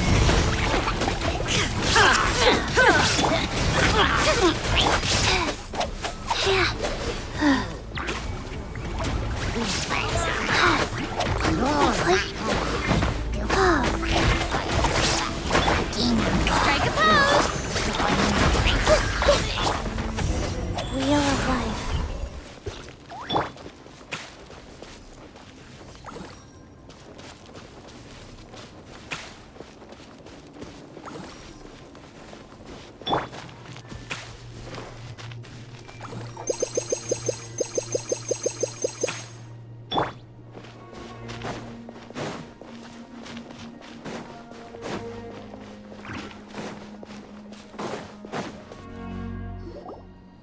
Yep, that's everyone. And no more casualties by the look of things. Yeah, this is, good. We can evacuate shortly. I appreciate your help. How are things out there? Pretty dire, I bet. Some of the things I've seen, I don't know if I'll ever be able to get them out of my mind. Are we in Natlan doomed to this fate? I've never witnessed a full-scale abyss invasion before. I mean, I'd heard stories about the sky being painted black, but I always thought that was an exaggeration. Mawika has witnessed this all before, so she knew better than anyone the terror and despair an abyss invasion would bring. Yeah, and despite that, she's still facing it head-on. We've had to abandon our homes and chase the dying light of day. And maybe the only time we'll see the dawn again is in our dreams. But as long as there's even a sliver of hope, I am not gonna give up. We should catch up with the group. Let's go!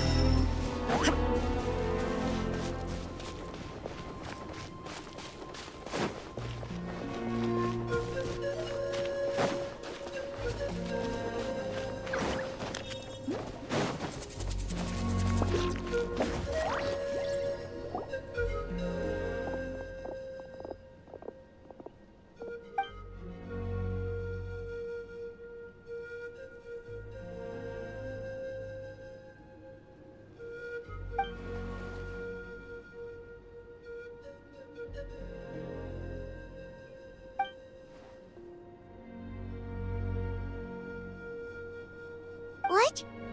Isn't that Chaska's tribe? She said she was gonna take Koichi home to rest for a while.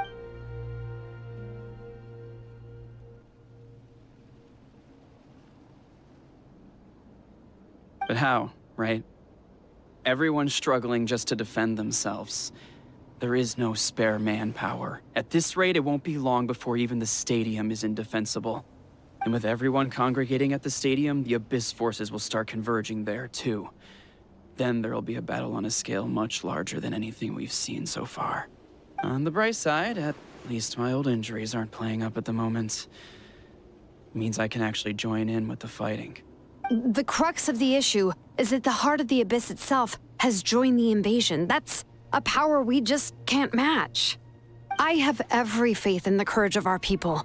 The Natlanese will never give in to despair. But still, the fact is, our lives are more fragile than our spirits. Traveler, Paimon knows what you're about to say. Yeah, Paimon sure is getting tired from all this flying, but it doesn't matter. Wherever you go, Paimon's going too. Yep, we'll leave the Children of Echoes to you guys. Flower Feather Clan, hang in there. We're coming. If there was ever a time to push ourselves to the limit, that time is now!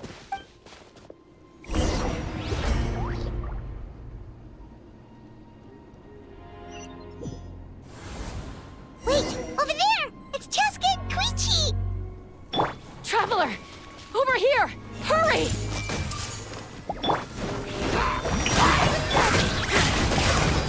Paco! Illusion shattered! Inazuma shines eternal!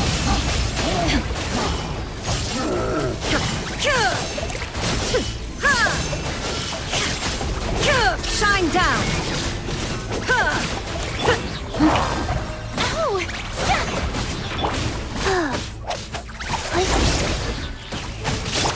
There is no escape! Roll!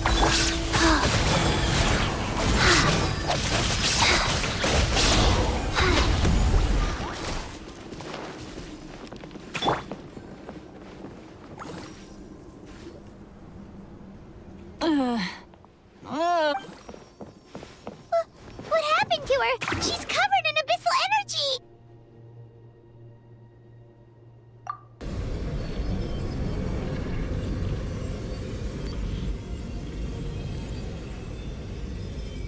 Please, save her.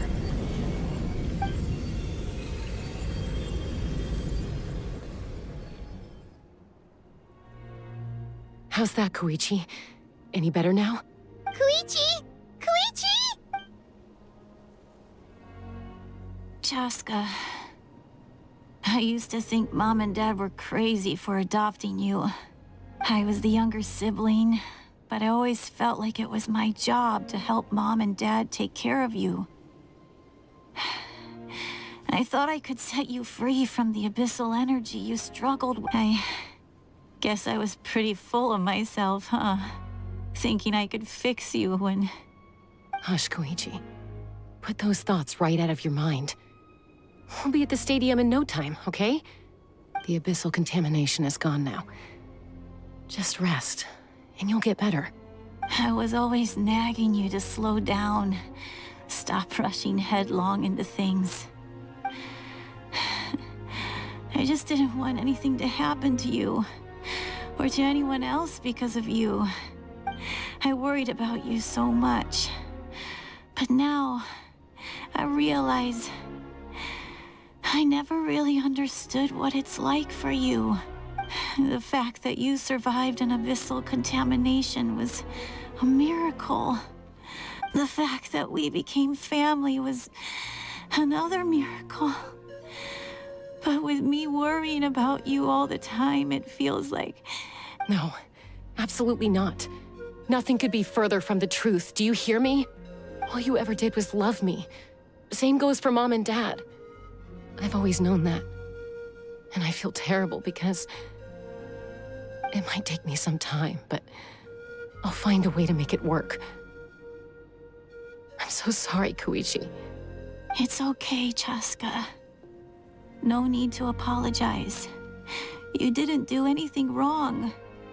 No one did. It's nobody's fault that things didn't turn out great. I get it now. So, no nagging from me this time. You keep forging ahead, sis. Never slow down, and never hold back. Spread your wings and fly free, like the fiercest kukasaur in the sky. Because that's who you are.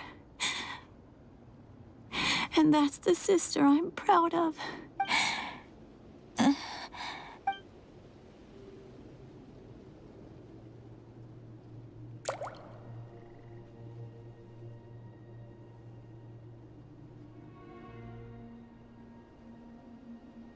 Koichi! Koichi! Koichi?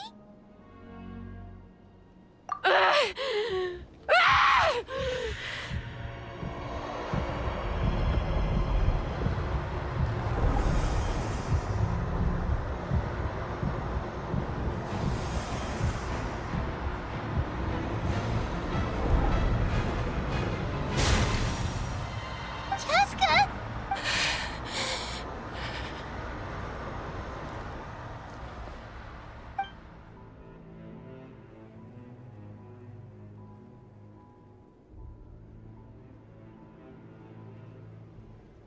What happened?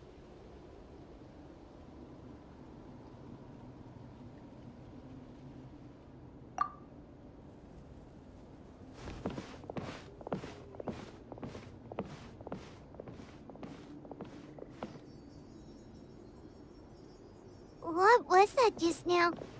It looked like abyssal energy was flowing out of her, but then a split second later, it disappeared.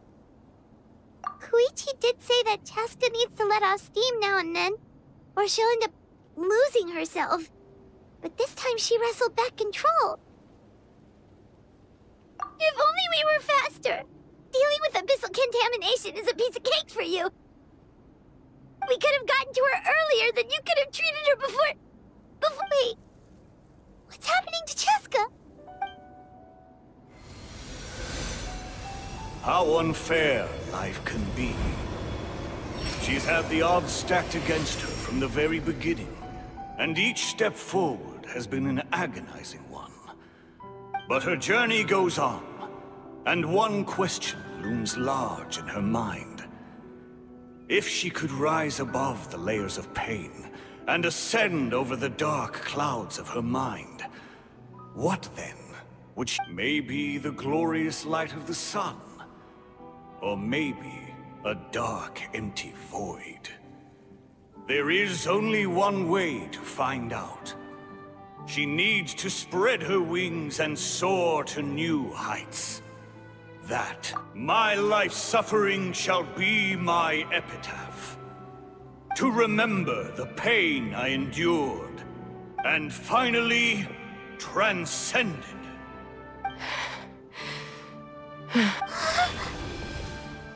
Let's take Koichi somewhere safer.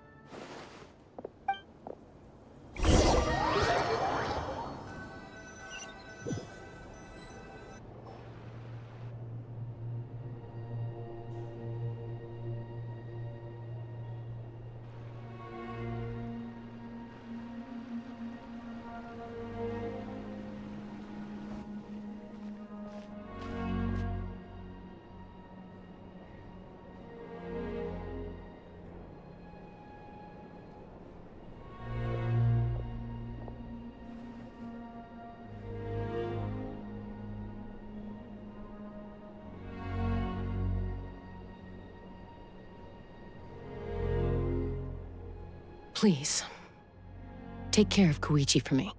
I still have more important things to do. Of course. We are grateful for her service. Yes. She served selflessly.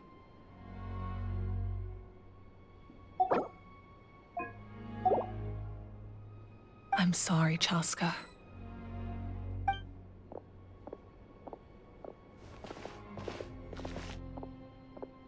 It's all right. I'm far from the only one going through this right now. Koichi wanted to be a hero. And in my heart, she always will be.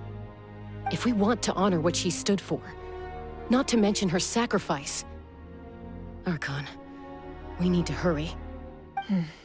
Time for this war to end.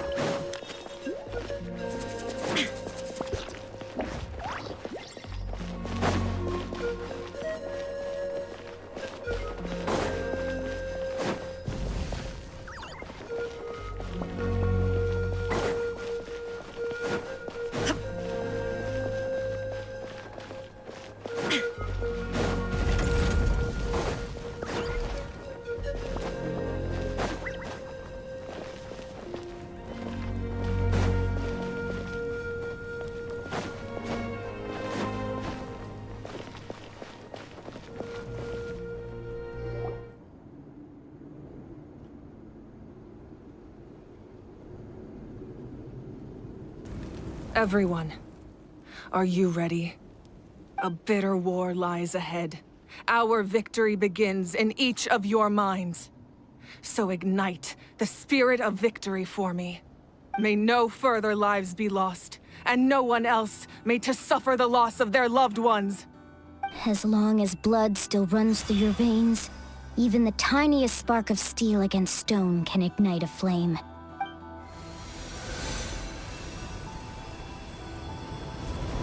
Its blaze will become one with the gaze of all Natlan.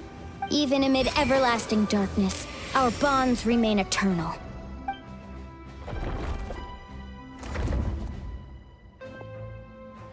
Stone engraved in echoing peaks.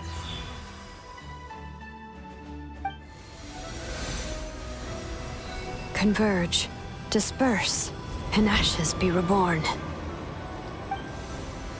For flames born anew, and the blazing dawn. A hero scaled the volcano to seize the sun. Anointed with flames, she shone with the light of 1,000 stars. Now, guide me in my first step. Having foretold his own death, the omniscient man holds a feast in celebration. Let us raise our cups in honor of his heroism and send him off with this final tribute. For at last, his wish is now fulfilled.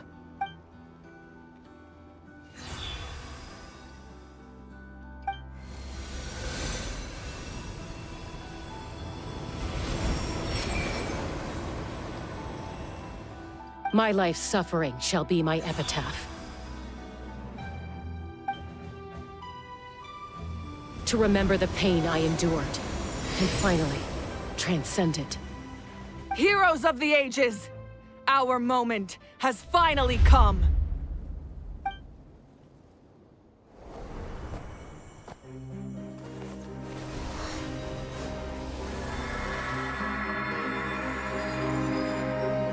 We unite as one! Baptized by the Turnfire. Bearing an ancient blessing. Knowing true power. And accepting a fate of devotion. We embrace the transcendent flame. For Natlan! For Natlan!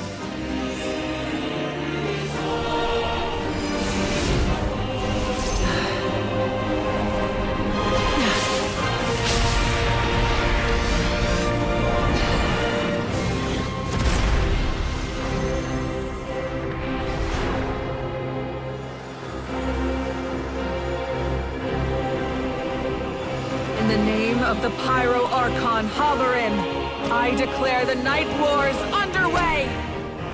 The Ode of Resurrection will guard all life till the war is over!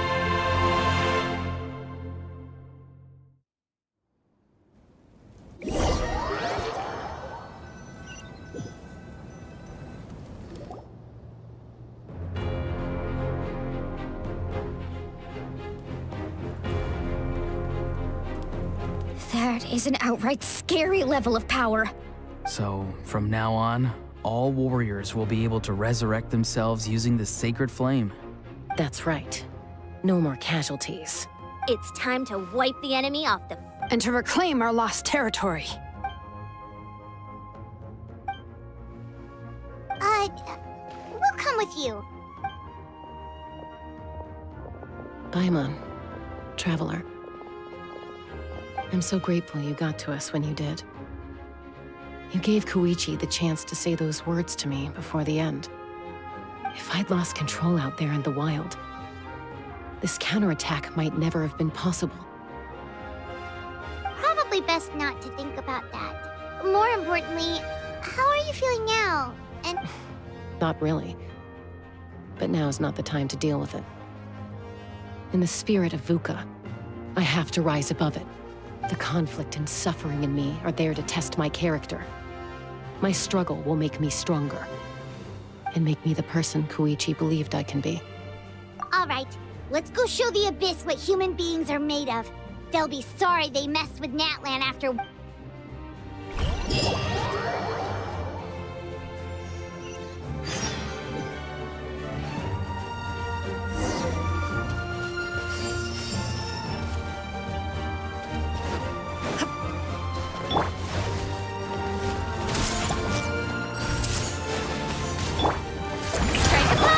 Illusion shattered!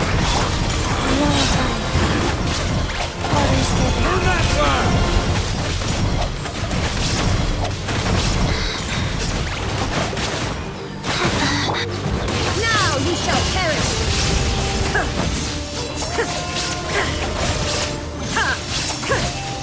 Whoa, what's that? Aerial support from Moika? Look how powerful she is now. It's borderline unfair.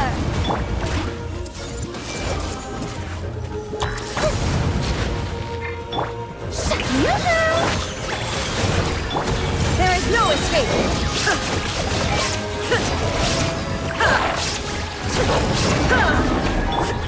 Faster. I see everything.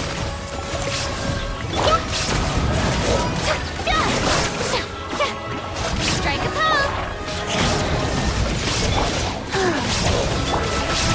Hey!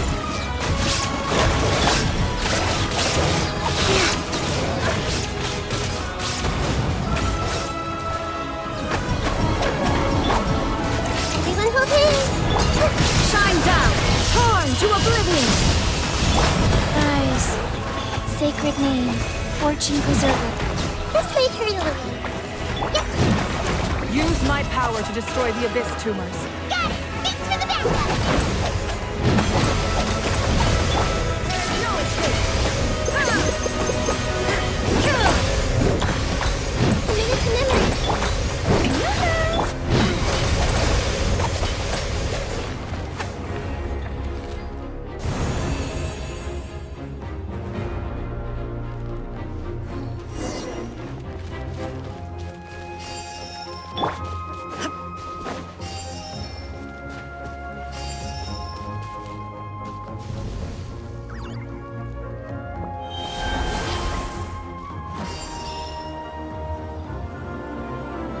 Oh, did you guys see that huge fireball?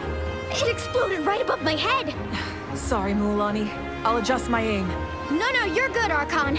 It didn't hurt at all. Plus, it was freaking cool. Not great for your eyesight, though. Oh yeah, fair point. Ugh, a house coming in way too hot. Is it possible to mute him? Done. Thank you, Moika.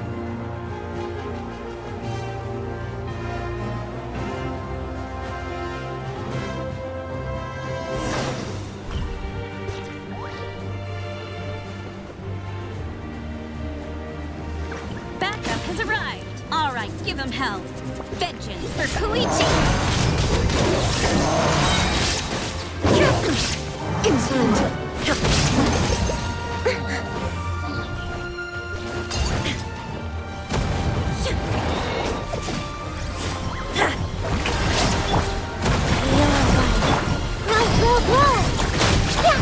Illusion shattered!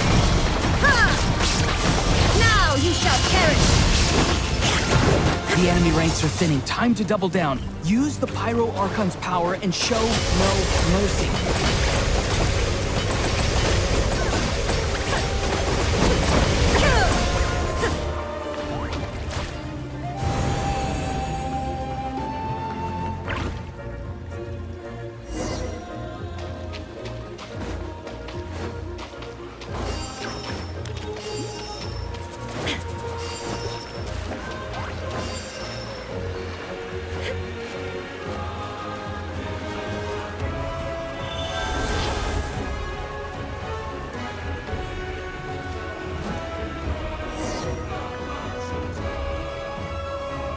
Kachina, over here!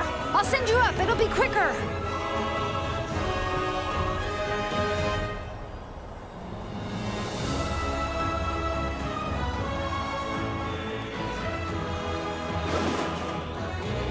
Okay, everyone's safe. Granny, please go on ahead with the others. I just need some more time, I promise. I won't hold things up. Oh, Roron!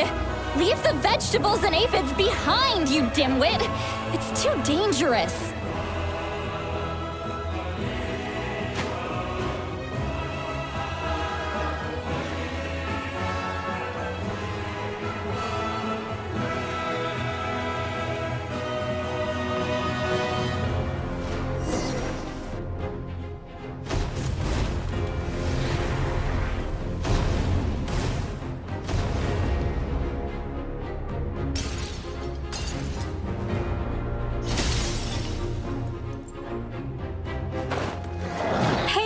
You're back!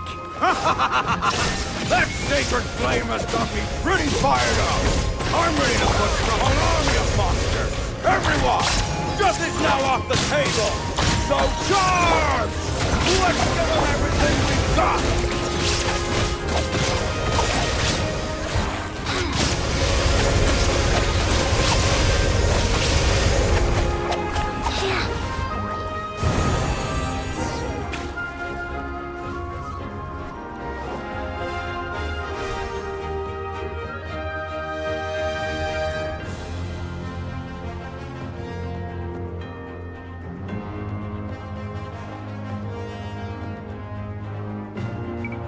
The Children of Echo's territory is secure. All monsters down. All good here at the People of the Springs, too. We crushed it! Masters of the Night Wind are also safe. Should I go support the Flower Feather clan? Things are still pretty rough over there. I'm already en route. No need. Already? But you were just at the stadium! Yeah, well, you have no idea how long I've been itching. Oh! Fair enough. Ian-san, what should we do about the Collective of Plenty? Your home's a long ways away from the stadium. Oh, no need to worry. I just heard from Veresa. She says they're safe now. Yeah! Their only game plan was to outnumber us, and that ain't gonna work now that we have the Ode of Resurrection on our side!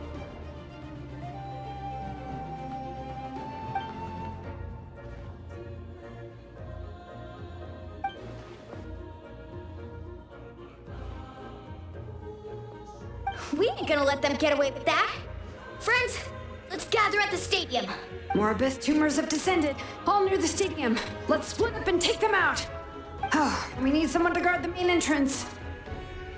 All right, this is the final battle!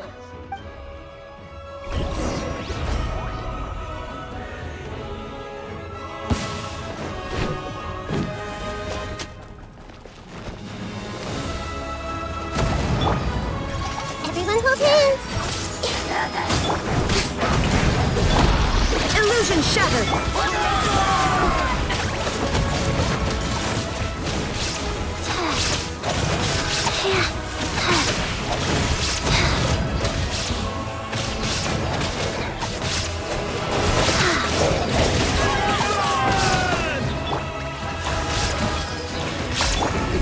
Shine down!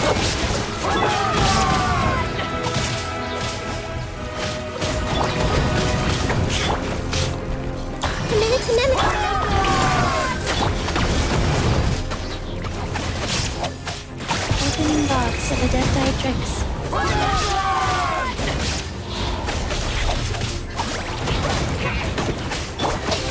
This was a rise. Just wait for you.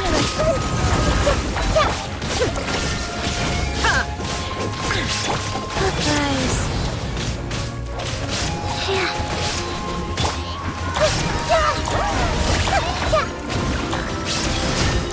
There is no escape!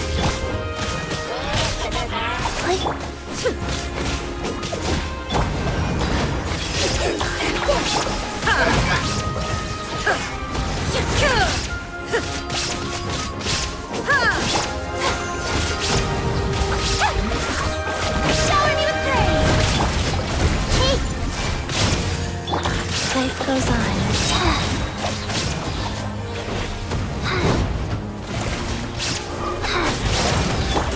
Shine down!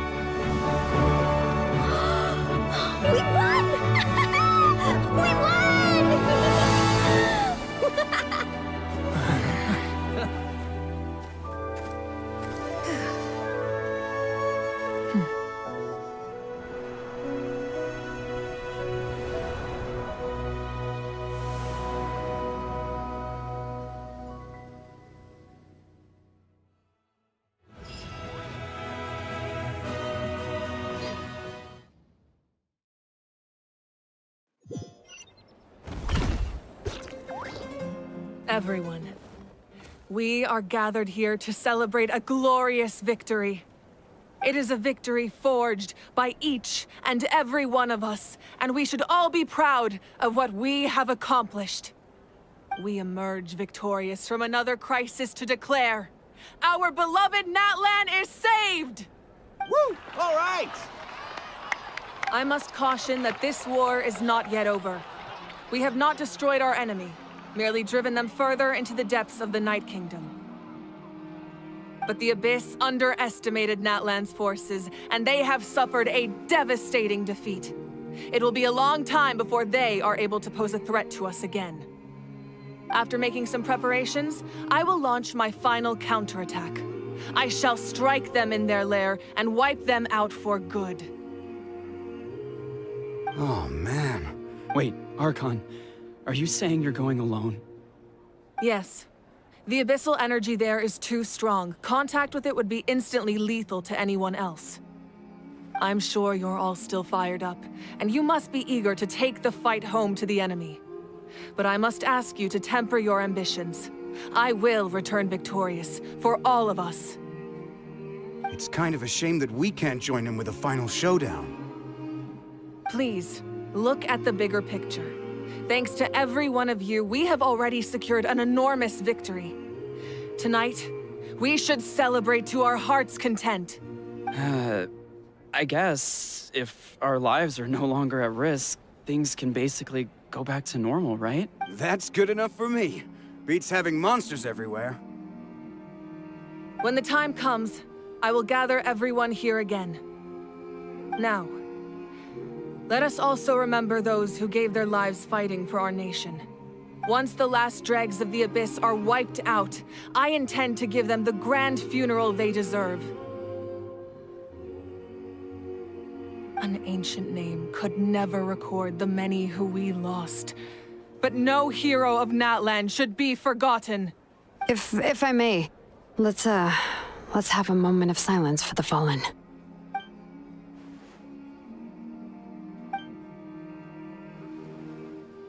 Lastly, there is one more person I must thank for his extraordinary support in our time of need, and that is the Captain. Speaking in a personal capacity, I should like to offer my sincere congratulations on your victory. Well, everyone, please enjoy the victory feast. I hope it's a chance to relax your minds and rekindle your spirits, so that we may face what lies ahead with renewed vigor.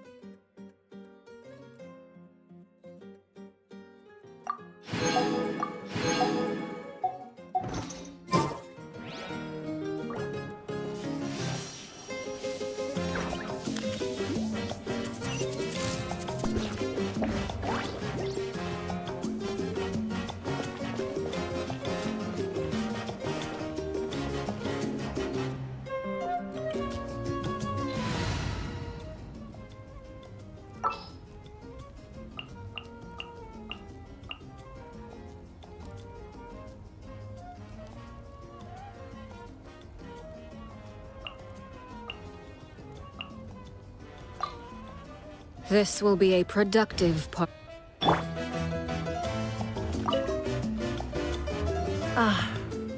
Welcome. You seem a little out of sorts. Are you just tired, or...?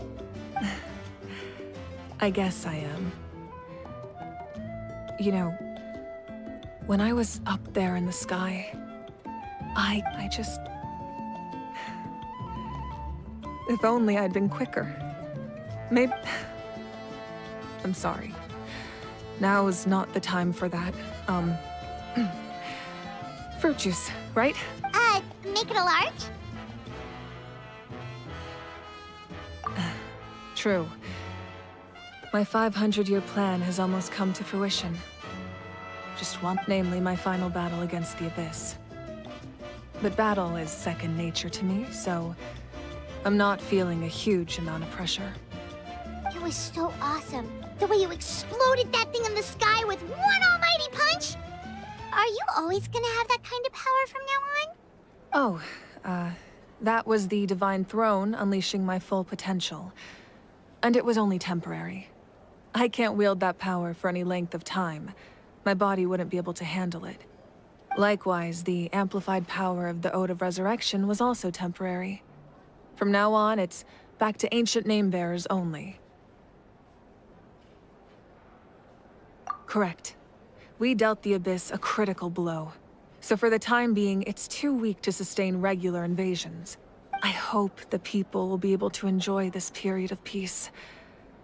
Or rather, assuming all goes to plan, eternal peace. We've had centuries of war with the Abyss, and it's high time we brought that chapter to a close. Anyway, there's something I've been wondering about. I know you've been at the center of some major events in other nations too, and fought many powerful foes. In this war, you were in the thick of it once again, dashing around tirelessly, supporting the fighting on all fronts. So tell me, what drives you to do this as a mere traveler passing through? Why risk life and limb for a cause that's not your own?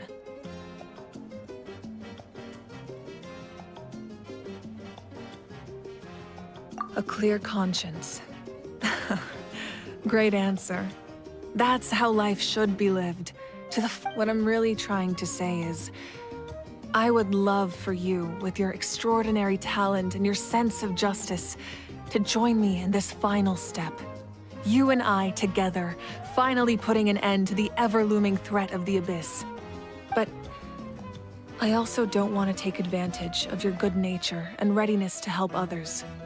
The final battle will be very dangerous, and you have the rest of your journey to consider. I'm sure you must be weary.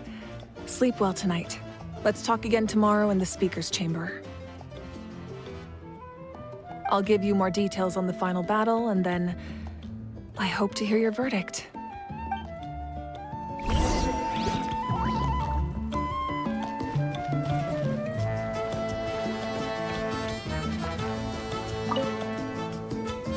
You did a great job, Kachina.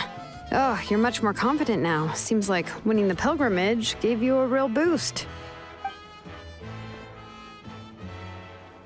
I spoke to your mom and dad. They were singing your praises. They said the world's your oyster now. How are things at the People of the Springs base? There are some casualties, but the overall mood is very positive. I reckon they'll start rebuilding pretty soon. Same situation for the Children of Echoes.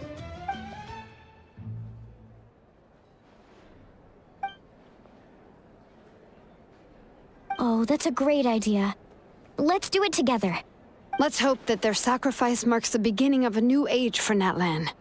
An age of unprecedented peace.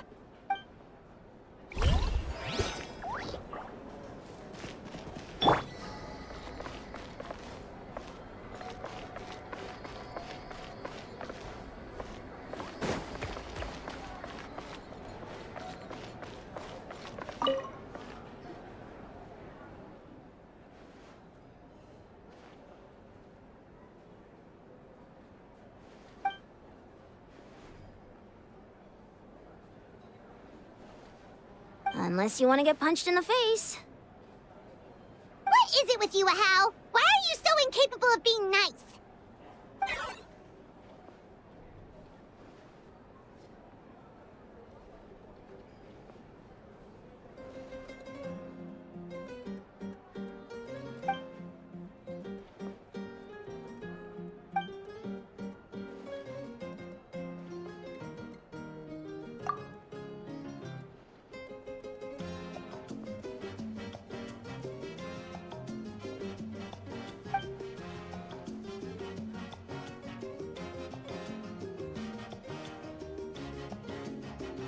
The Collective of Plenty was the furthest from the Abyss's entry point, so they didn't have as many monsters to deal with.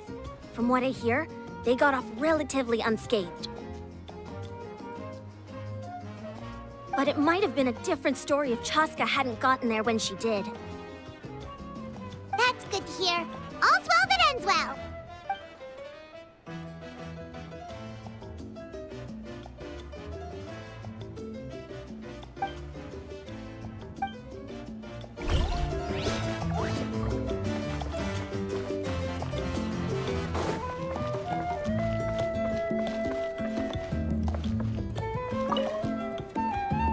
I must congratulate you on your efforts during this war. I'm told you have proven yourself to be an outstanding adventurer and warrior. You remind me of the princess. Similarities in your approach are striking, especially when you told me you wanted to win. I hope you will see her soon. Hey, Auroran! How are the Masters of the Nightwind doing? Granny Sealolly's been there the whole time, and she's a tough one. I think we should be fine. I'm sure there'll be some patching up to do, though. That's a job for the young folks. I should probably head back so I can pitch in. Do you need support from the Fatui? Probably not. There are a lot of older folks in our tribe, and I suspect they would find your comrade's presence a little distressing. Right, because often they look like a bunch of intimidating thugs. Well, also in my tribe, excessive use of elemental energy is bad for your eyesight. Oh, right. Okay.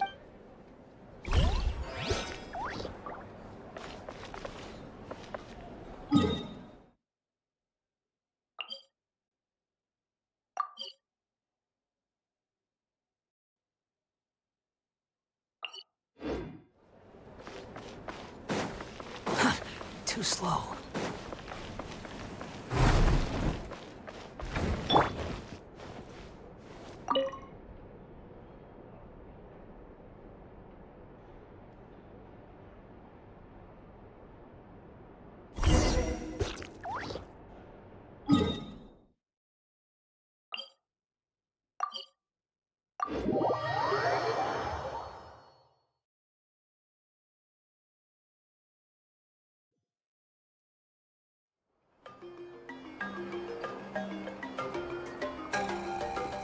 Hey, Traveler, Paimon.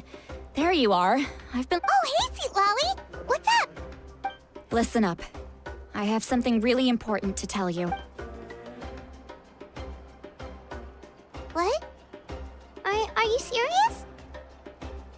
Natlan must pay the price for Mawika's use of the Ruler of Death's power. That price is death. And I had thought that the Ruler of Death might have a change of heart after seeing the people of Natlan come together and fight so bravely. Even now that the war's over and the threat to Natlan is gone, it looks like that death is still set in stone. I had to know your thoughts. I want to save her, but I can't do it alone. Okay, good. That makes me feel a little better. Thank you for standing up for us. There's clearly something special about you, so if anyone has a chance of defying the rules, that would be you. Oh, and please don't breathe a word of this to Mawika. I'm sure she's well aware of the cost of using the Divine Throne's power. But if she finds out that anyone else knows, it could ruin our chances to help. Got it. Mum's the word. All right, that was the last major item on my to-do list. Now, since I've come all this way, I think it's finally time for a well-earned drink. Go easy, though, yeah? Don't worry, I said a drink.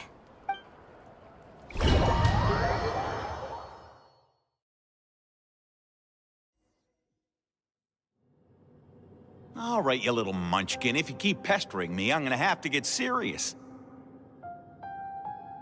I get 100 kids a day telling me they want to be the next Pyro Archon. Why should I train you?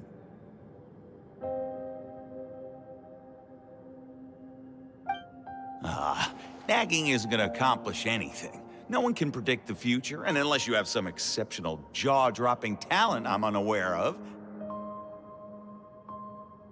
I can shoot those cornflakes in your kitchen from right here. don't be ridiculous. You couldn't make that shot from all the way over here? Wait, hold on. You could hurt someone with that. Well, I'll be. You made the shot. The science of the canopy raised him tough. That's some real skill you got there, little lady. Maybe you really will be Pyro Archon one day.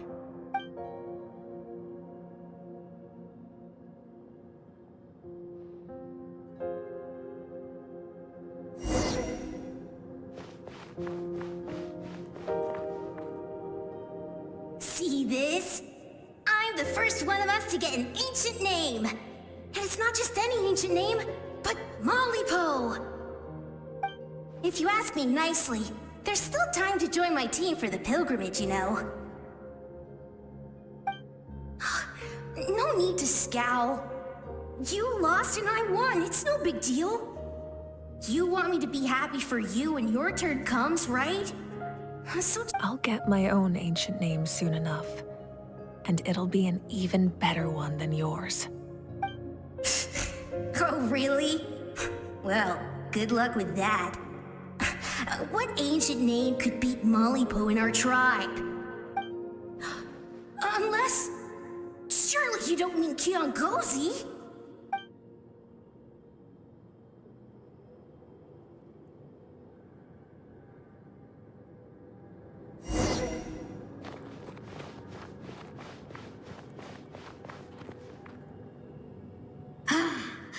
That was fantastic. Can't believe I beat you in a wrestling match for once. Can't be more than a few days now until you're officially made the Pyro Archon. Imagine me trying to schedule a wrestling session with you after that. Excuse me, Pyro Archon, but would you be able to take a day off from running the nation to wrestle with me? I heard that the Pyro Archon inherits the knowledge stored in the sacred flame. And apparently it can change your personality. Worried that you won't be able to beat me in a wrestling match anymore? Why would I be worried about that? Never mind. Clearly I'm just overthinking things. Why would you forget about me just because of some new job? Even if that job happens to be Archon. Come on, one more round.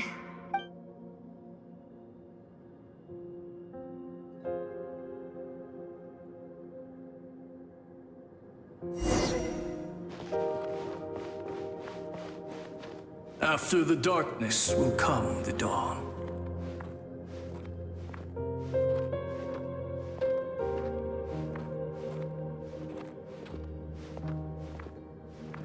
No one fights alone.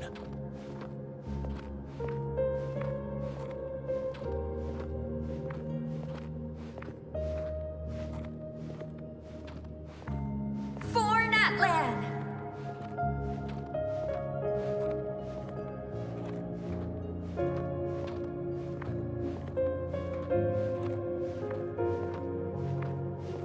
Look at the sky! It's getting brighter at last!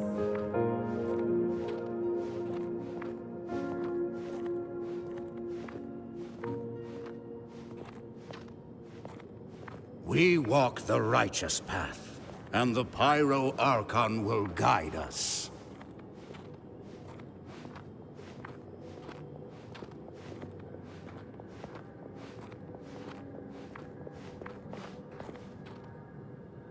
The victors shall burn bright, while the losers must turn to ash. I have done what is required of me. The rules are now written into the Night Kingdom, and this will help you to stand against the Abyss. It is still not enough. All this can do is give my people courage. It will not see us through a true catastrophe. If you are to make the Natlanese alone bear the consequences of a broken world, you will have to bring more to the bargaining table. You are the greediest human I have ever met, and the fiercest negotiator. No other would seriously ask to borrow my power. My domain is death, and its power comes at a great price. The question is, are you— I need that power. Only a hero can truly wield it, and heroes are not afraid of dying. No. A fear of death is ingrained in all living things. If the wielder of this power cannot conquer their fear, countless innocent lives will be claimed in their stead. For only then can the price be paid. Those are the rules. Mine is a nation that will not yield to the Abyss, and it will certainly not yield to your rules. As their culture and civilization is transmitted through the generations and their faith grows, the people will go from strength to strength and reach heights that even I cannot dream of. Very well. I shall agree to help you. But I am merely a shade, and I do not have as much freedom to do as I please as you might think. Then what do you propose? Keep this a secret. If I am questioned about it, I will deny all involvement and claim that treacherous Xbalanque stole my power. That will not be a problem. Thank you. I am glad we could reach an agreement.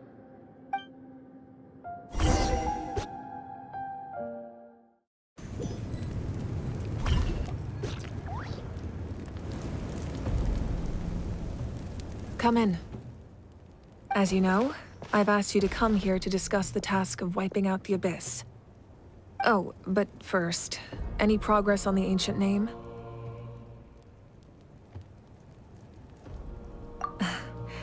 I'm surprised she was willing to help you. And by extension, me.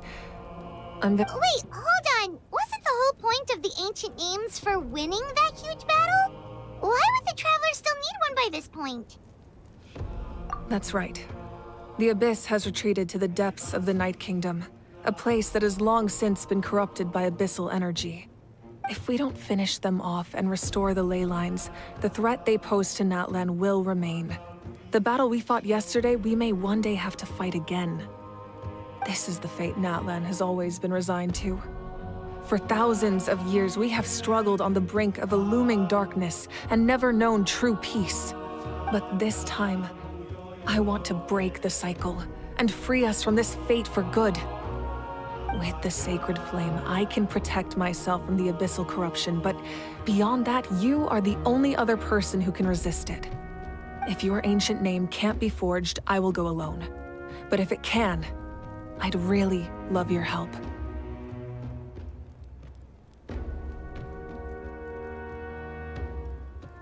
Not completely. After all, the Night Kingdom is still plagued by abyssal corruption. But when I used the power of the Divine Throne, it dispelled a lot of that corruption. Plus, your ancient name is a special case, so the Lord of the Night will take special care of you. In short, the Ode of Resurrection still has a number of limitations, but I can promise that it will work reliably on you. Whoa, whoa, whoa! Are we forgetting something here? What about Paimon? What's her place in all this? What? You mean we'll be separated? The Abyss is extremely devious. If you two go there together, you can bet they'll make Paimon their primary target just to put us in an impossible position. Paimon wasn't that worried, but now she's petrified. What will you do without me? Okay, well, Paimon needs to think about this because you're really asking a lot of her, but we'll give Paimon some time and she'll do her best to rise to the challenge. I greatly appreciate it. Everyone in Natlan knows how important this final battle is. You will be remembered and revered long into the future, until the end of time. If you have any other questions, please ask away.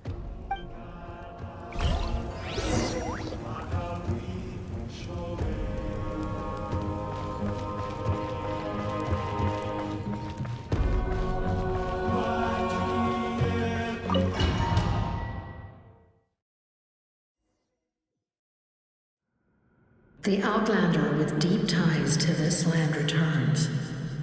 And this time, he is alone. The power that the Pyro Archon used to strike back at the Abyss came from the Ruler of Death. From what I know of her rules, she will demand death in return. How do you know of this? I see. So, the Ruler of Death sent you on your long journey. Natlan still has a final battle to fight, and I too have a final foe to face. For the sake of those countless lost souls, and a hope for Natlan's future, I need your help.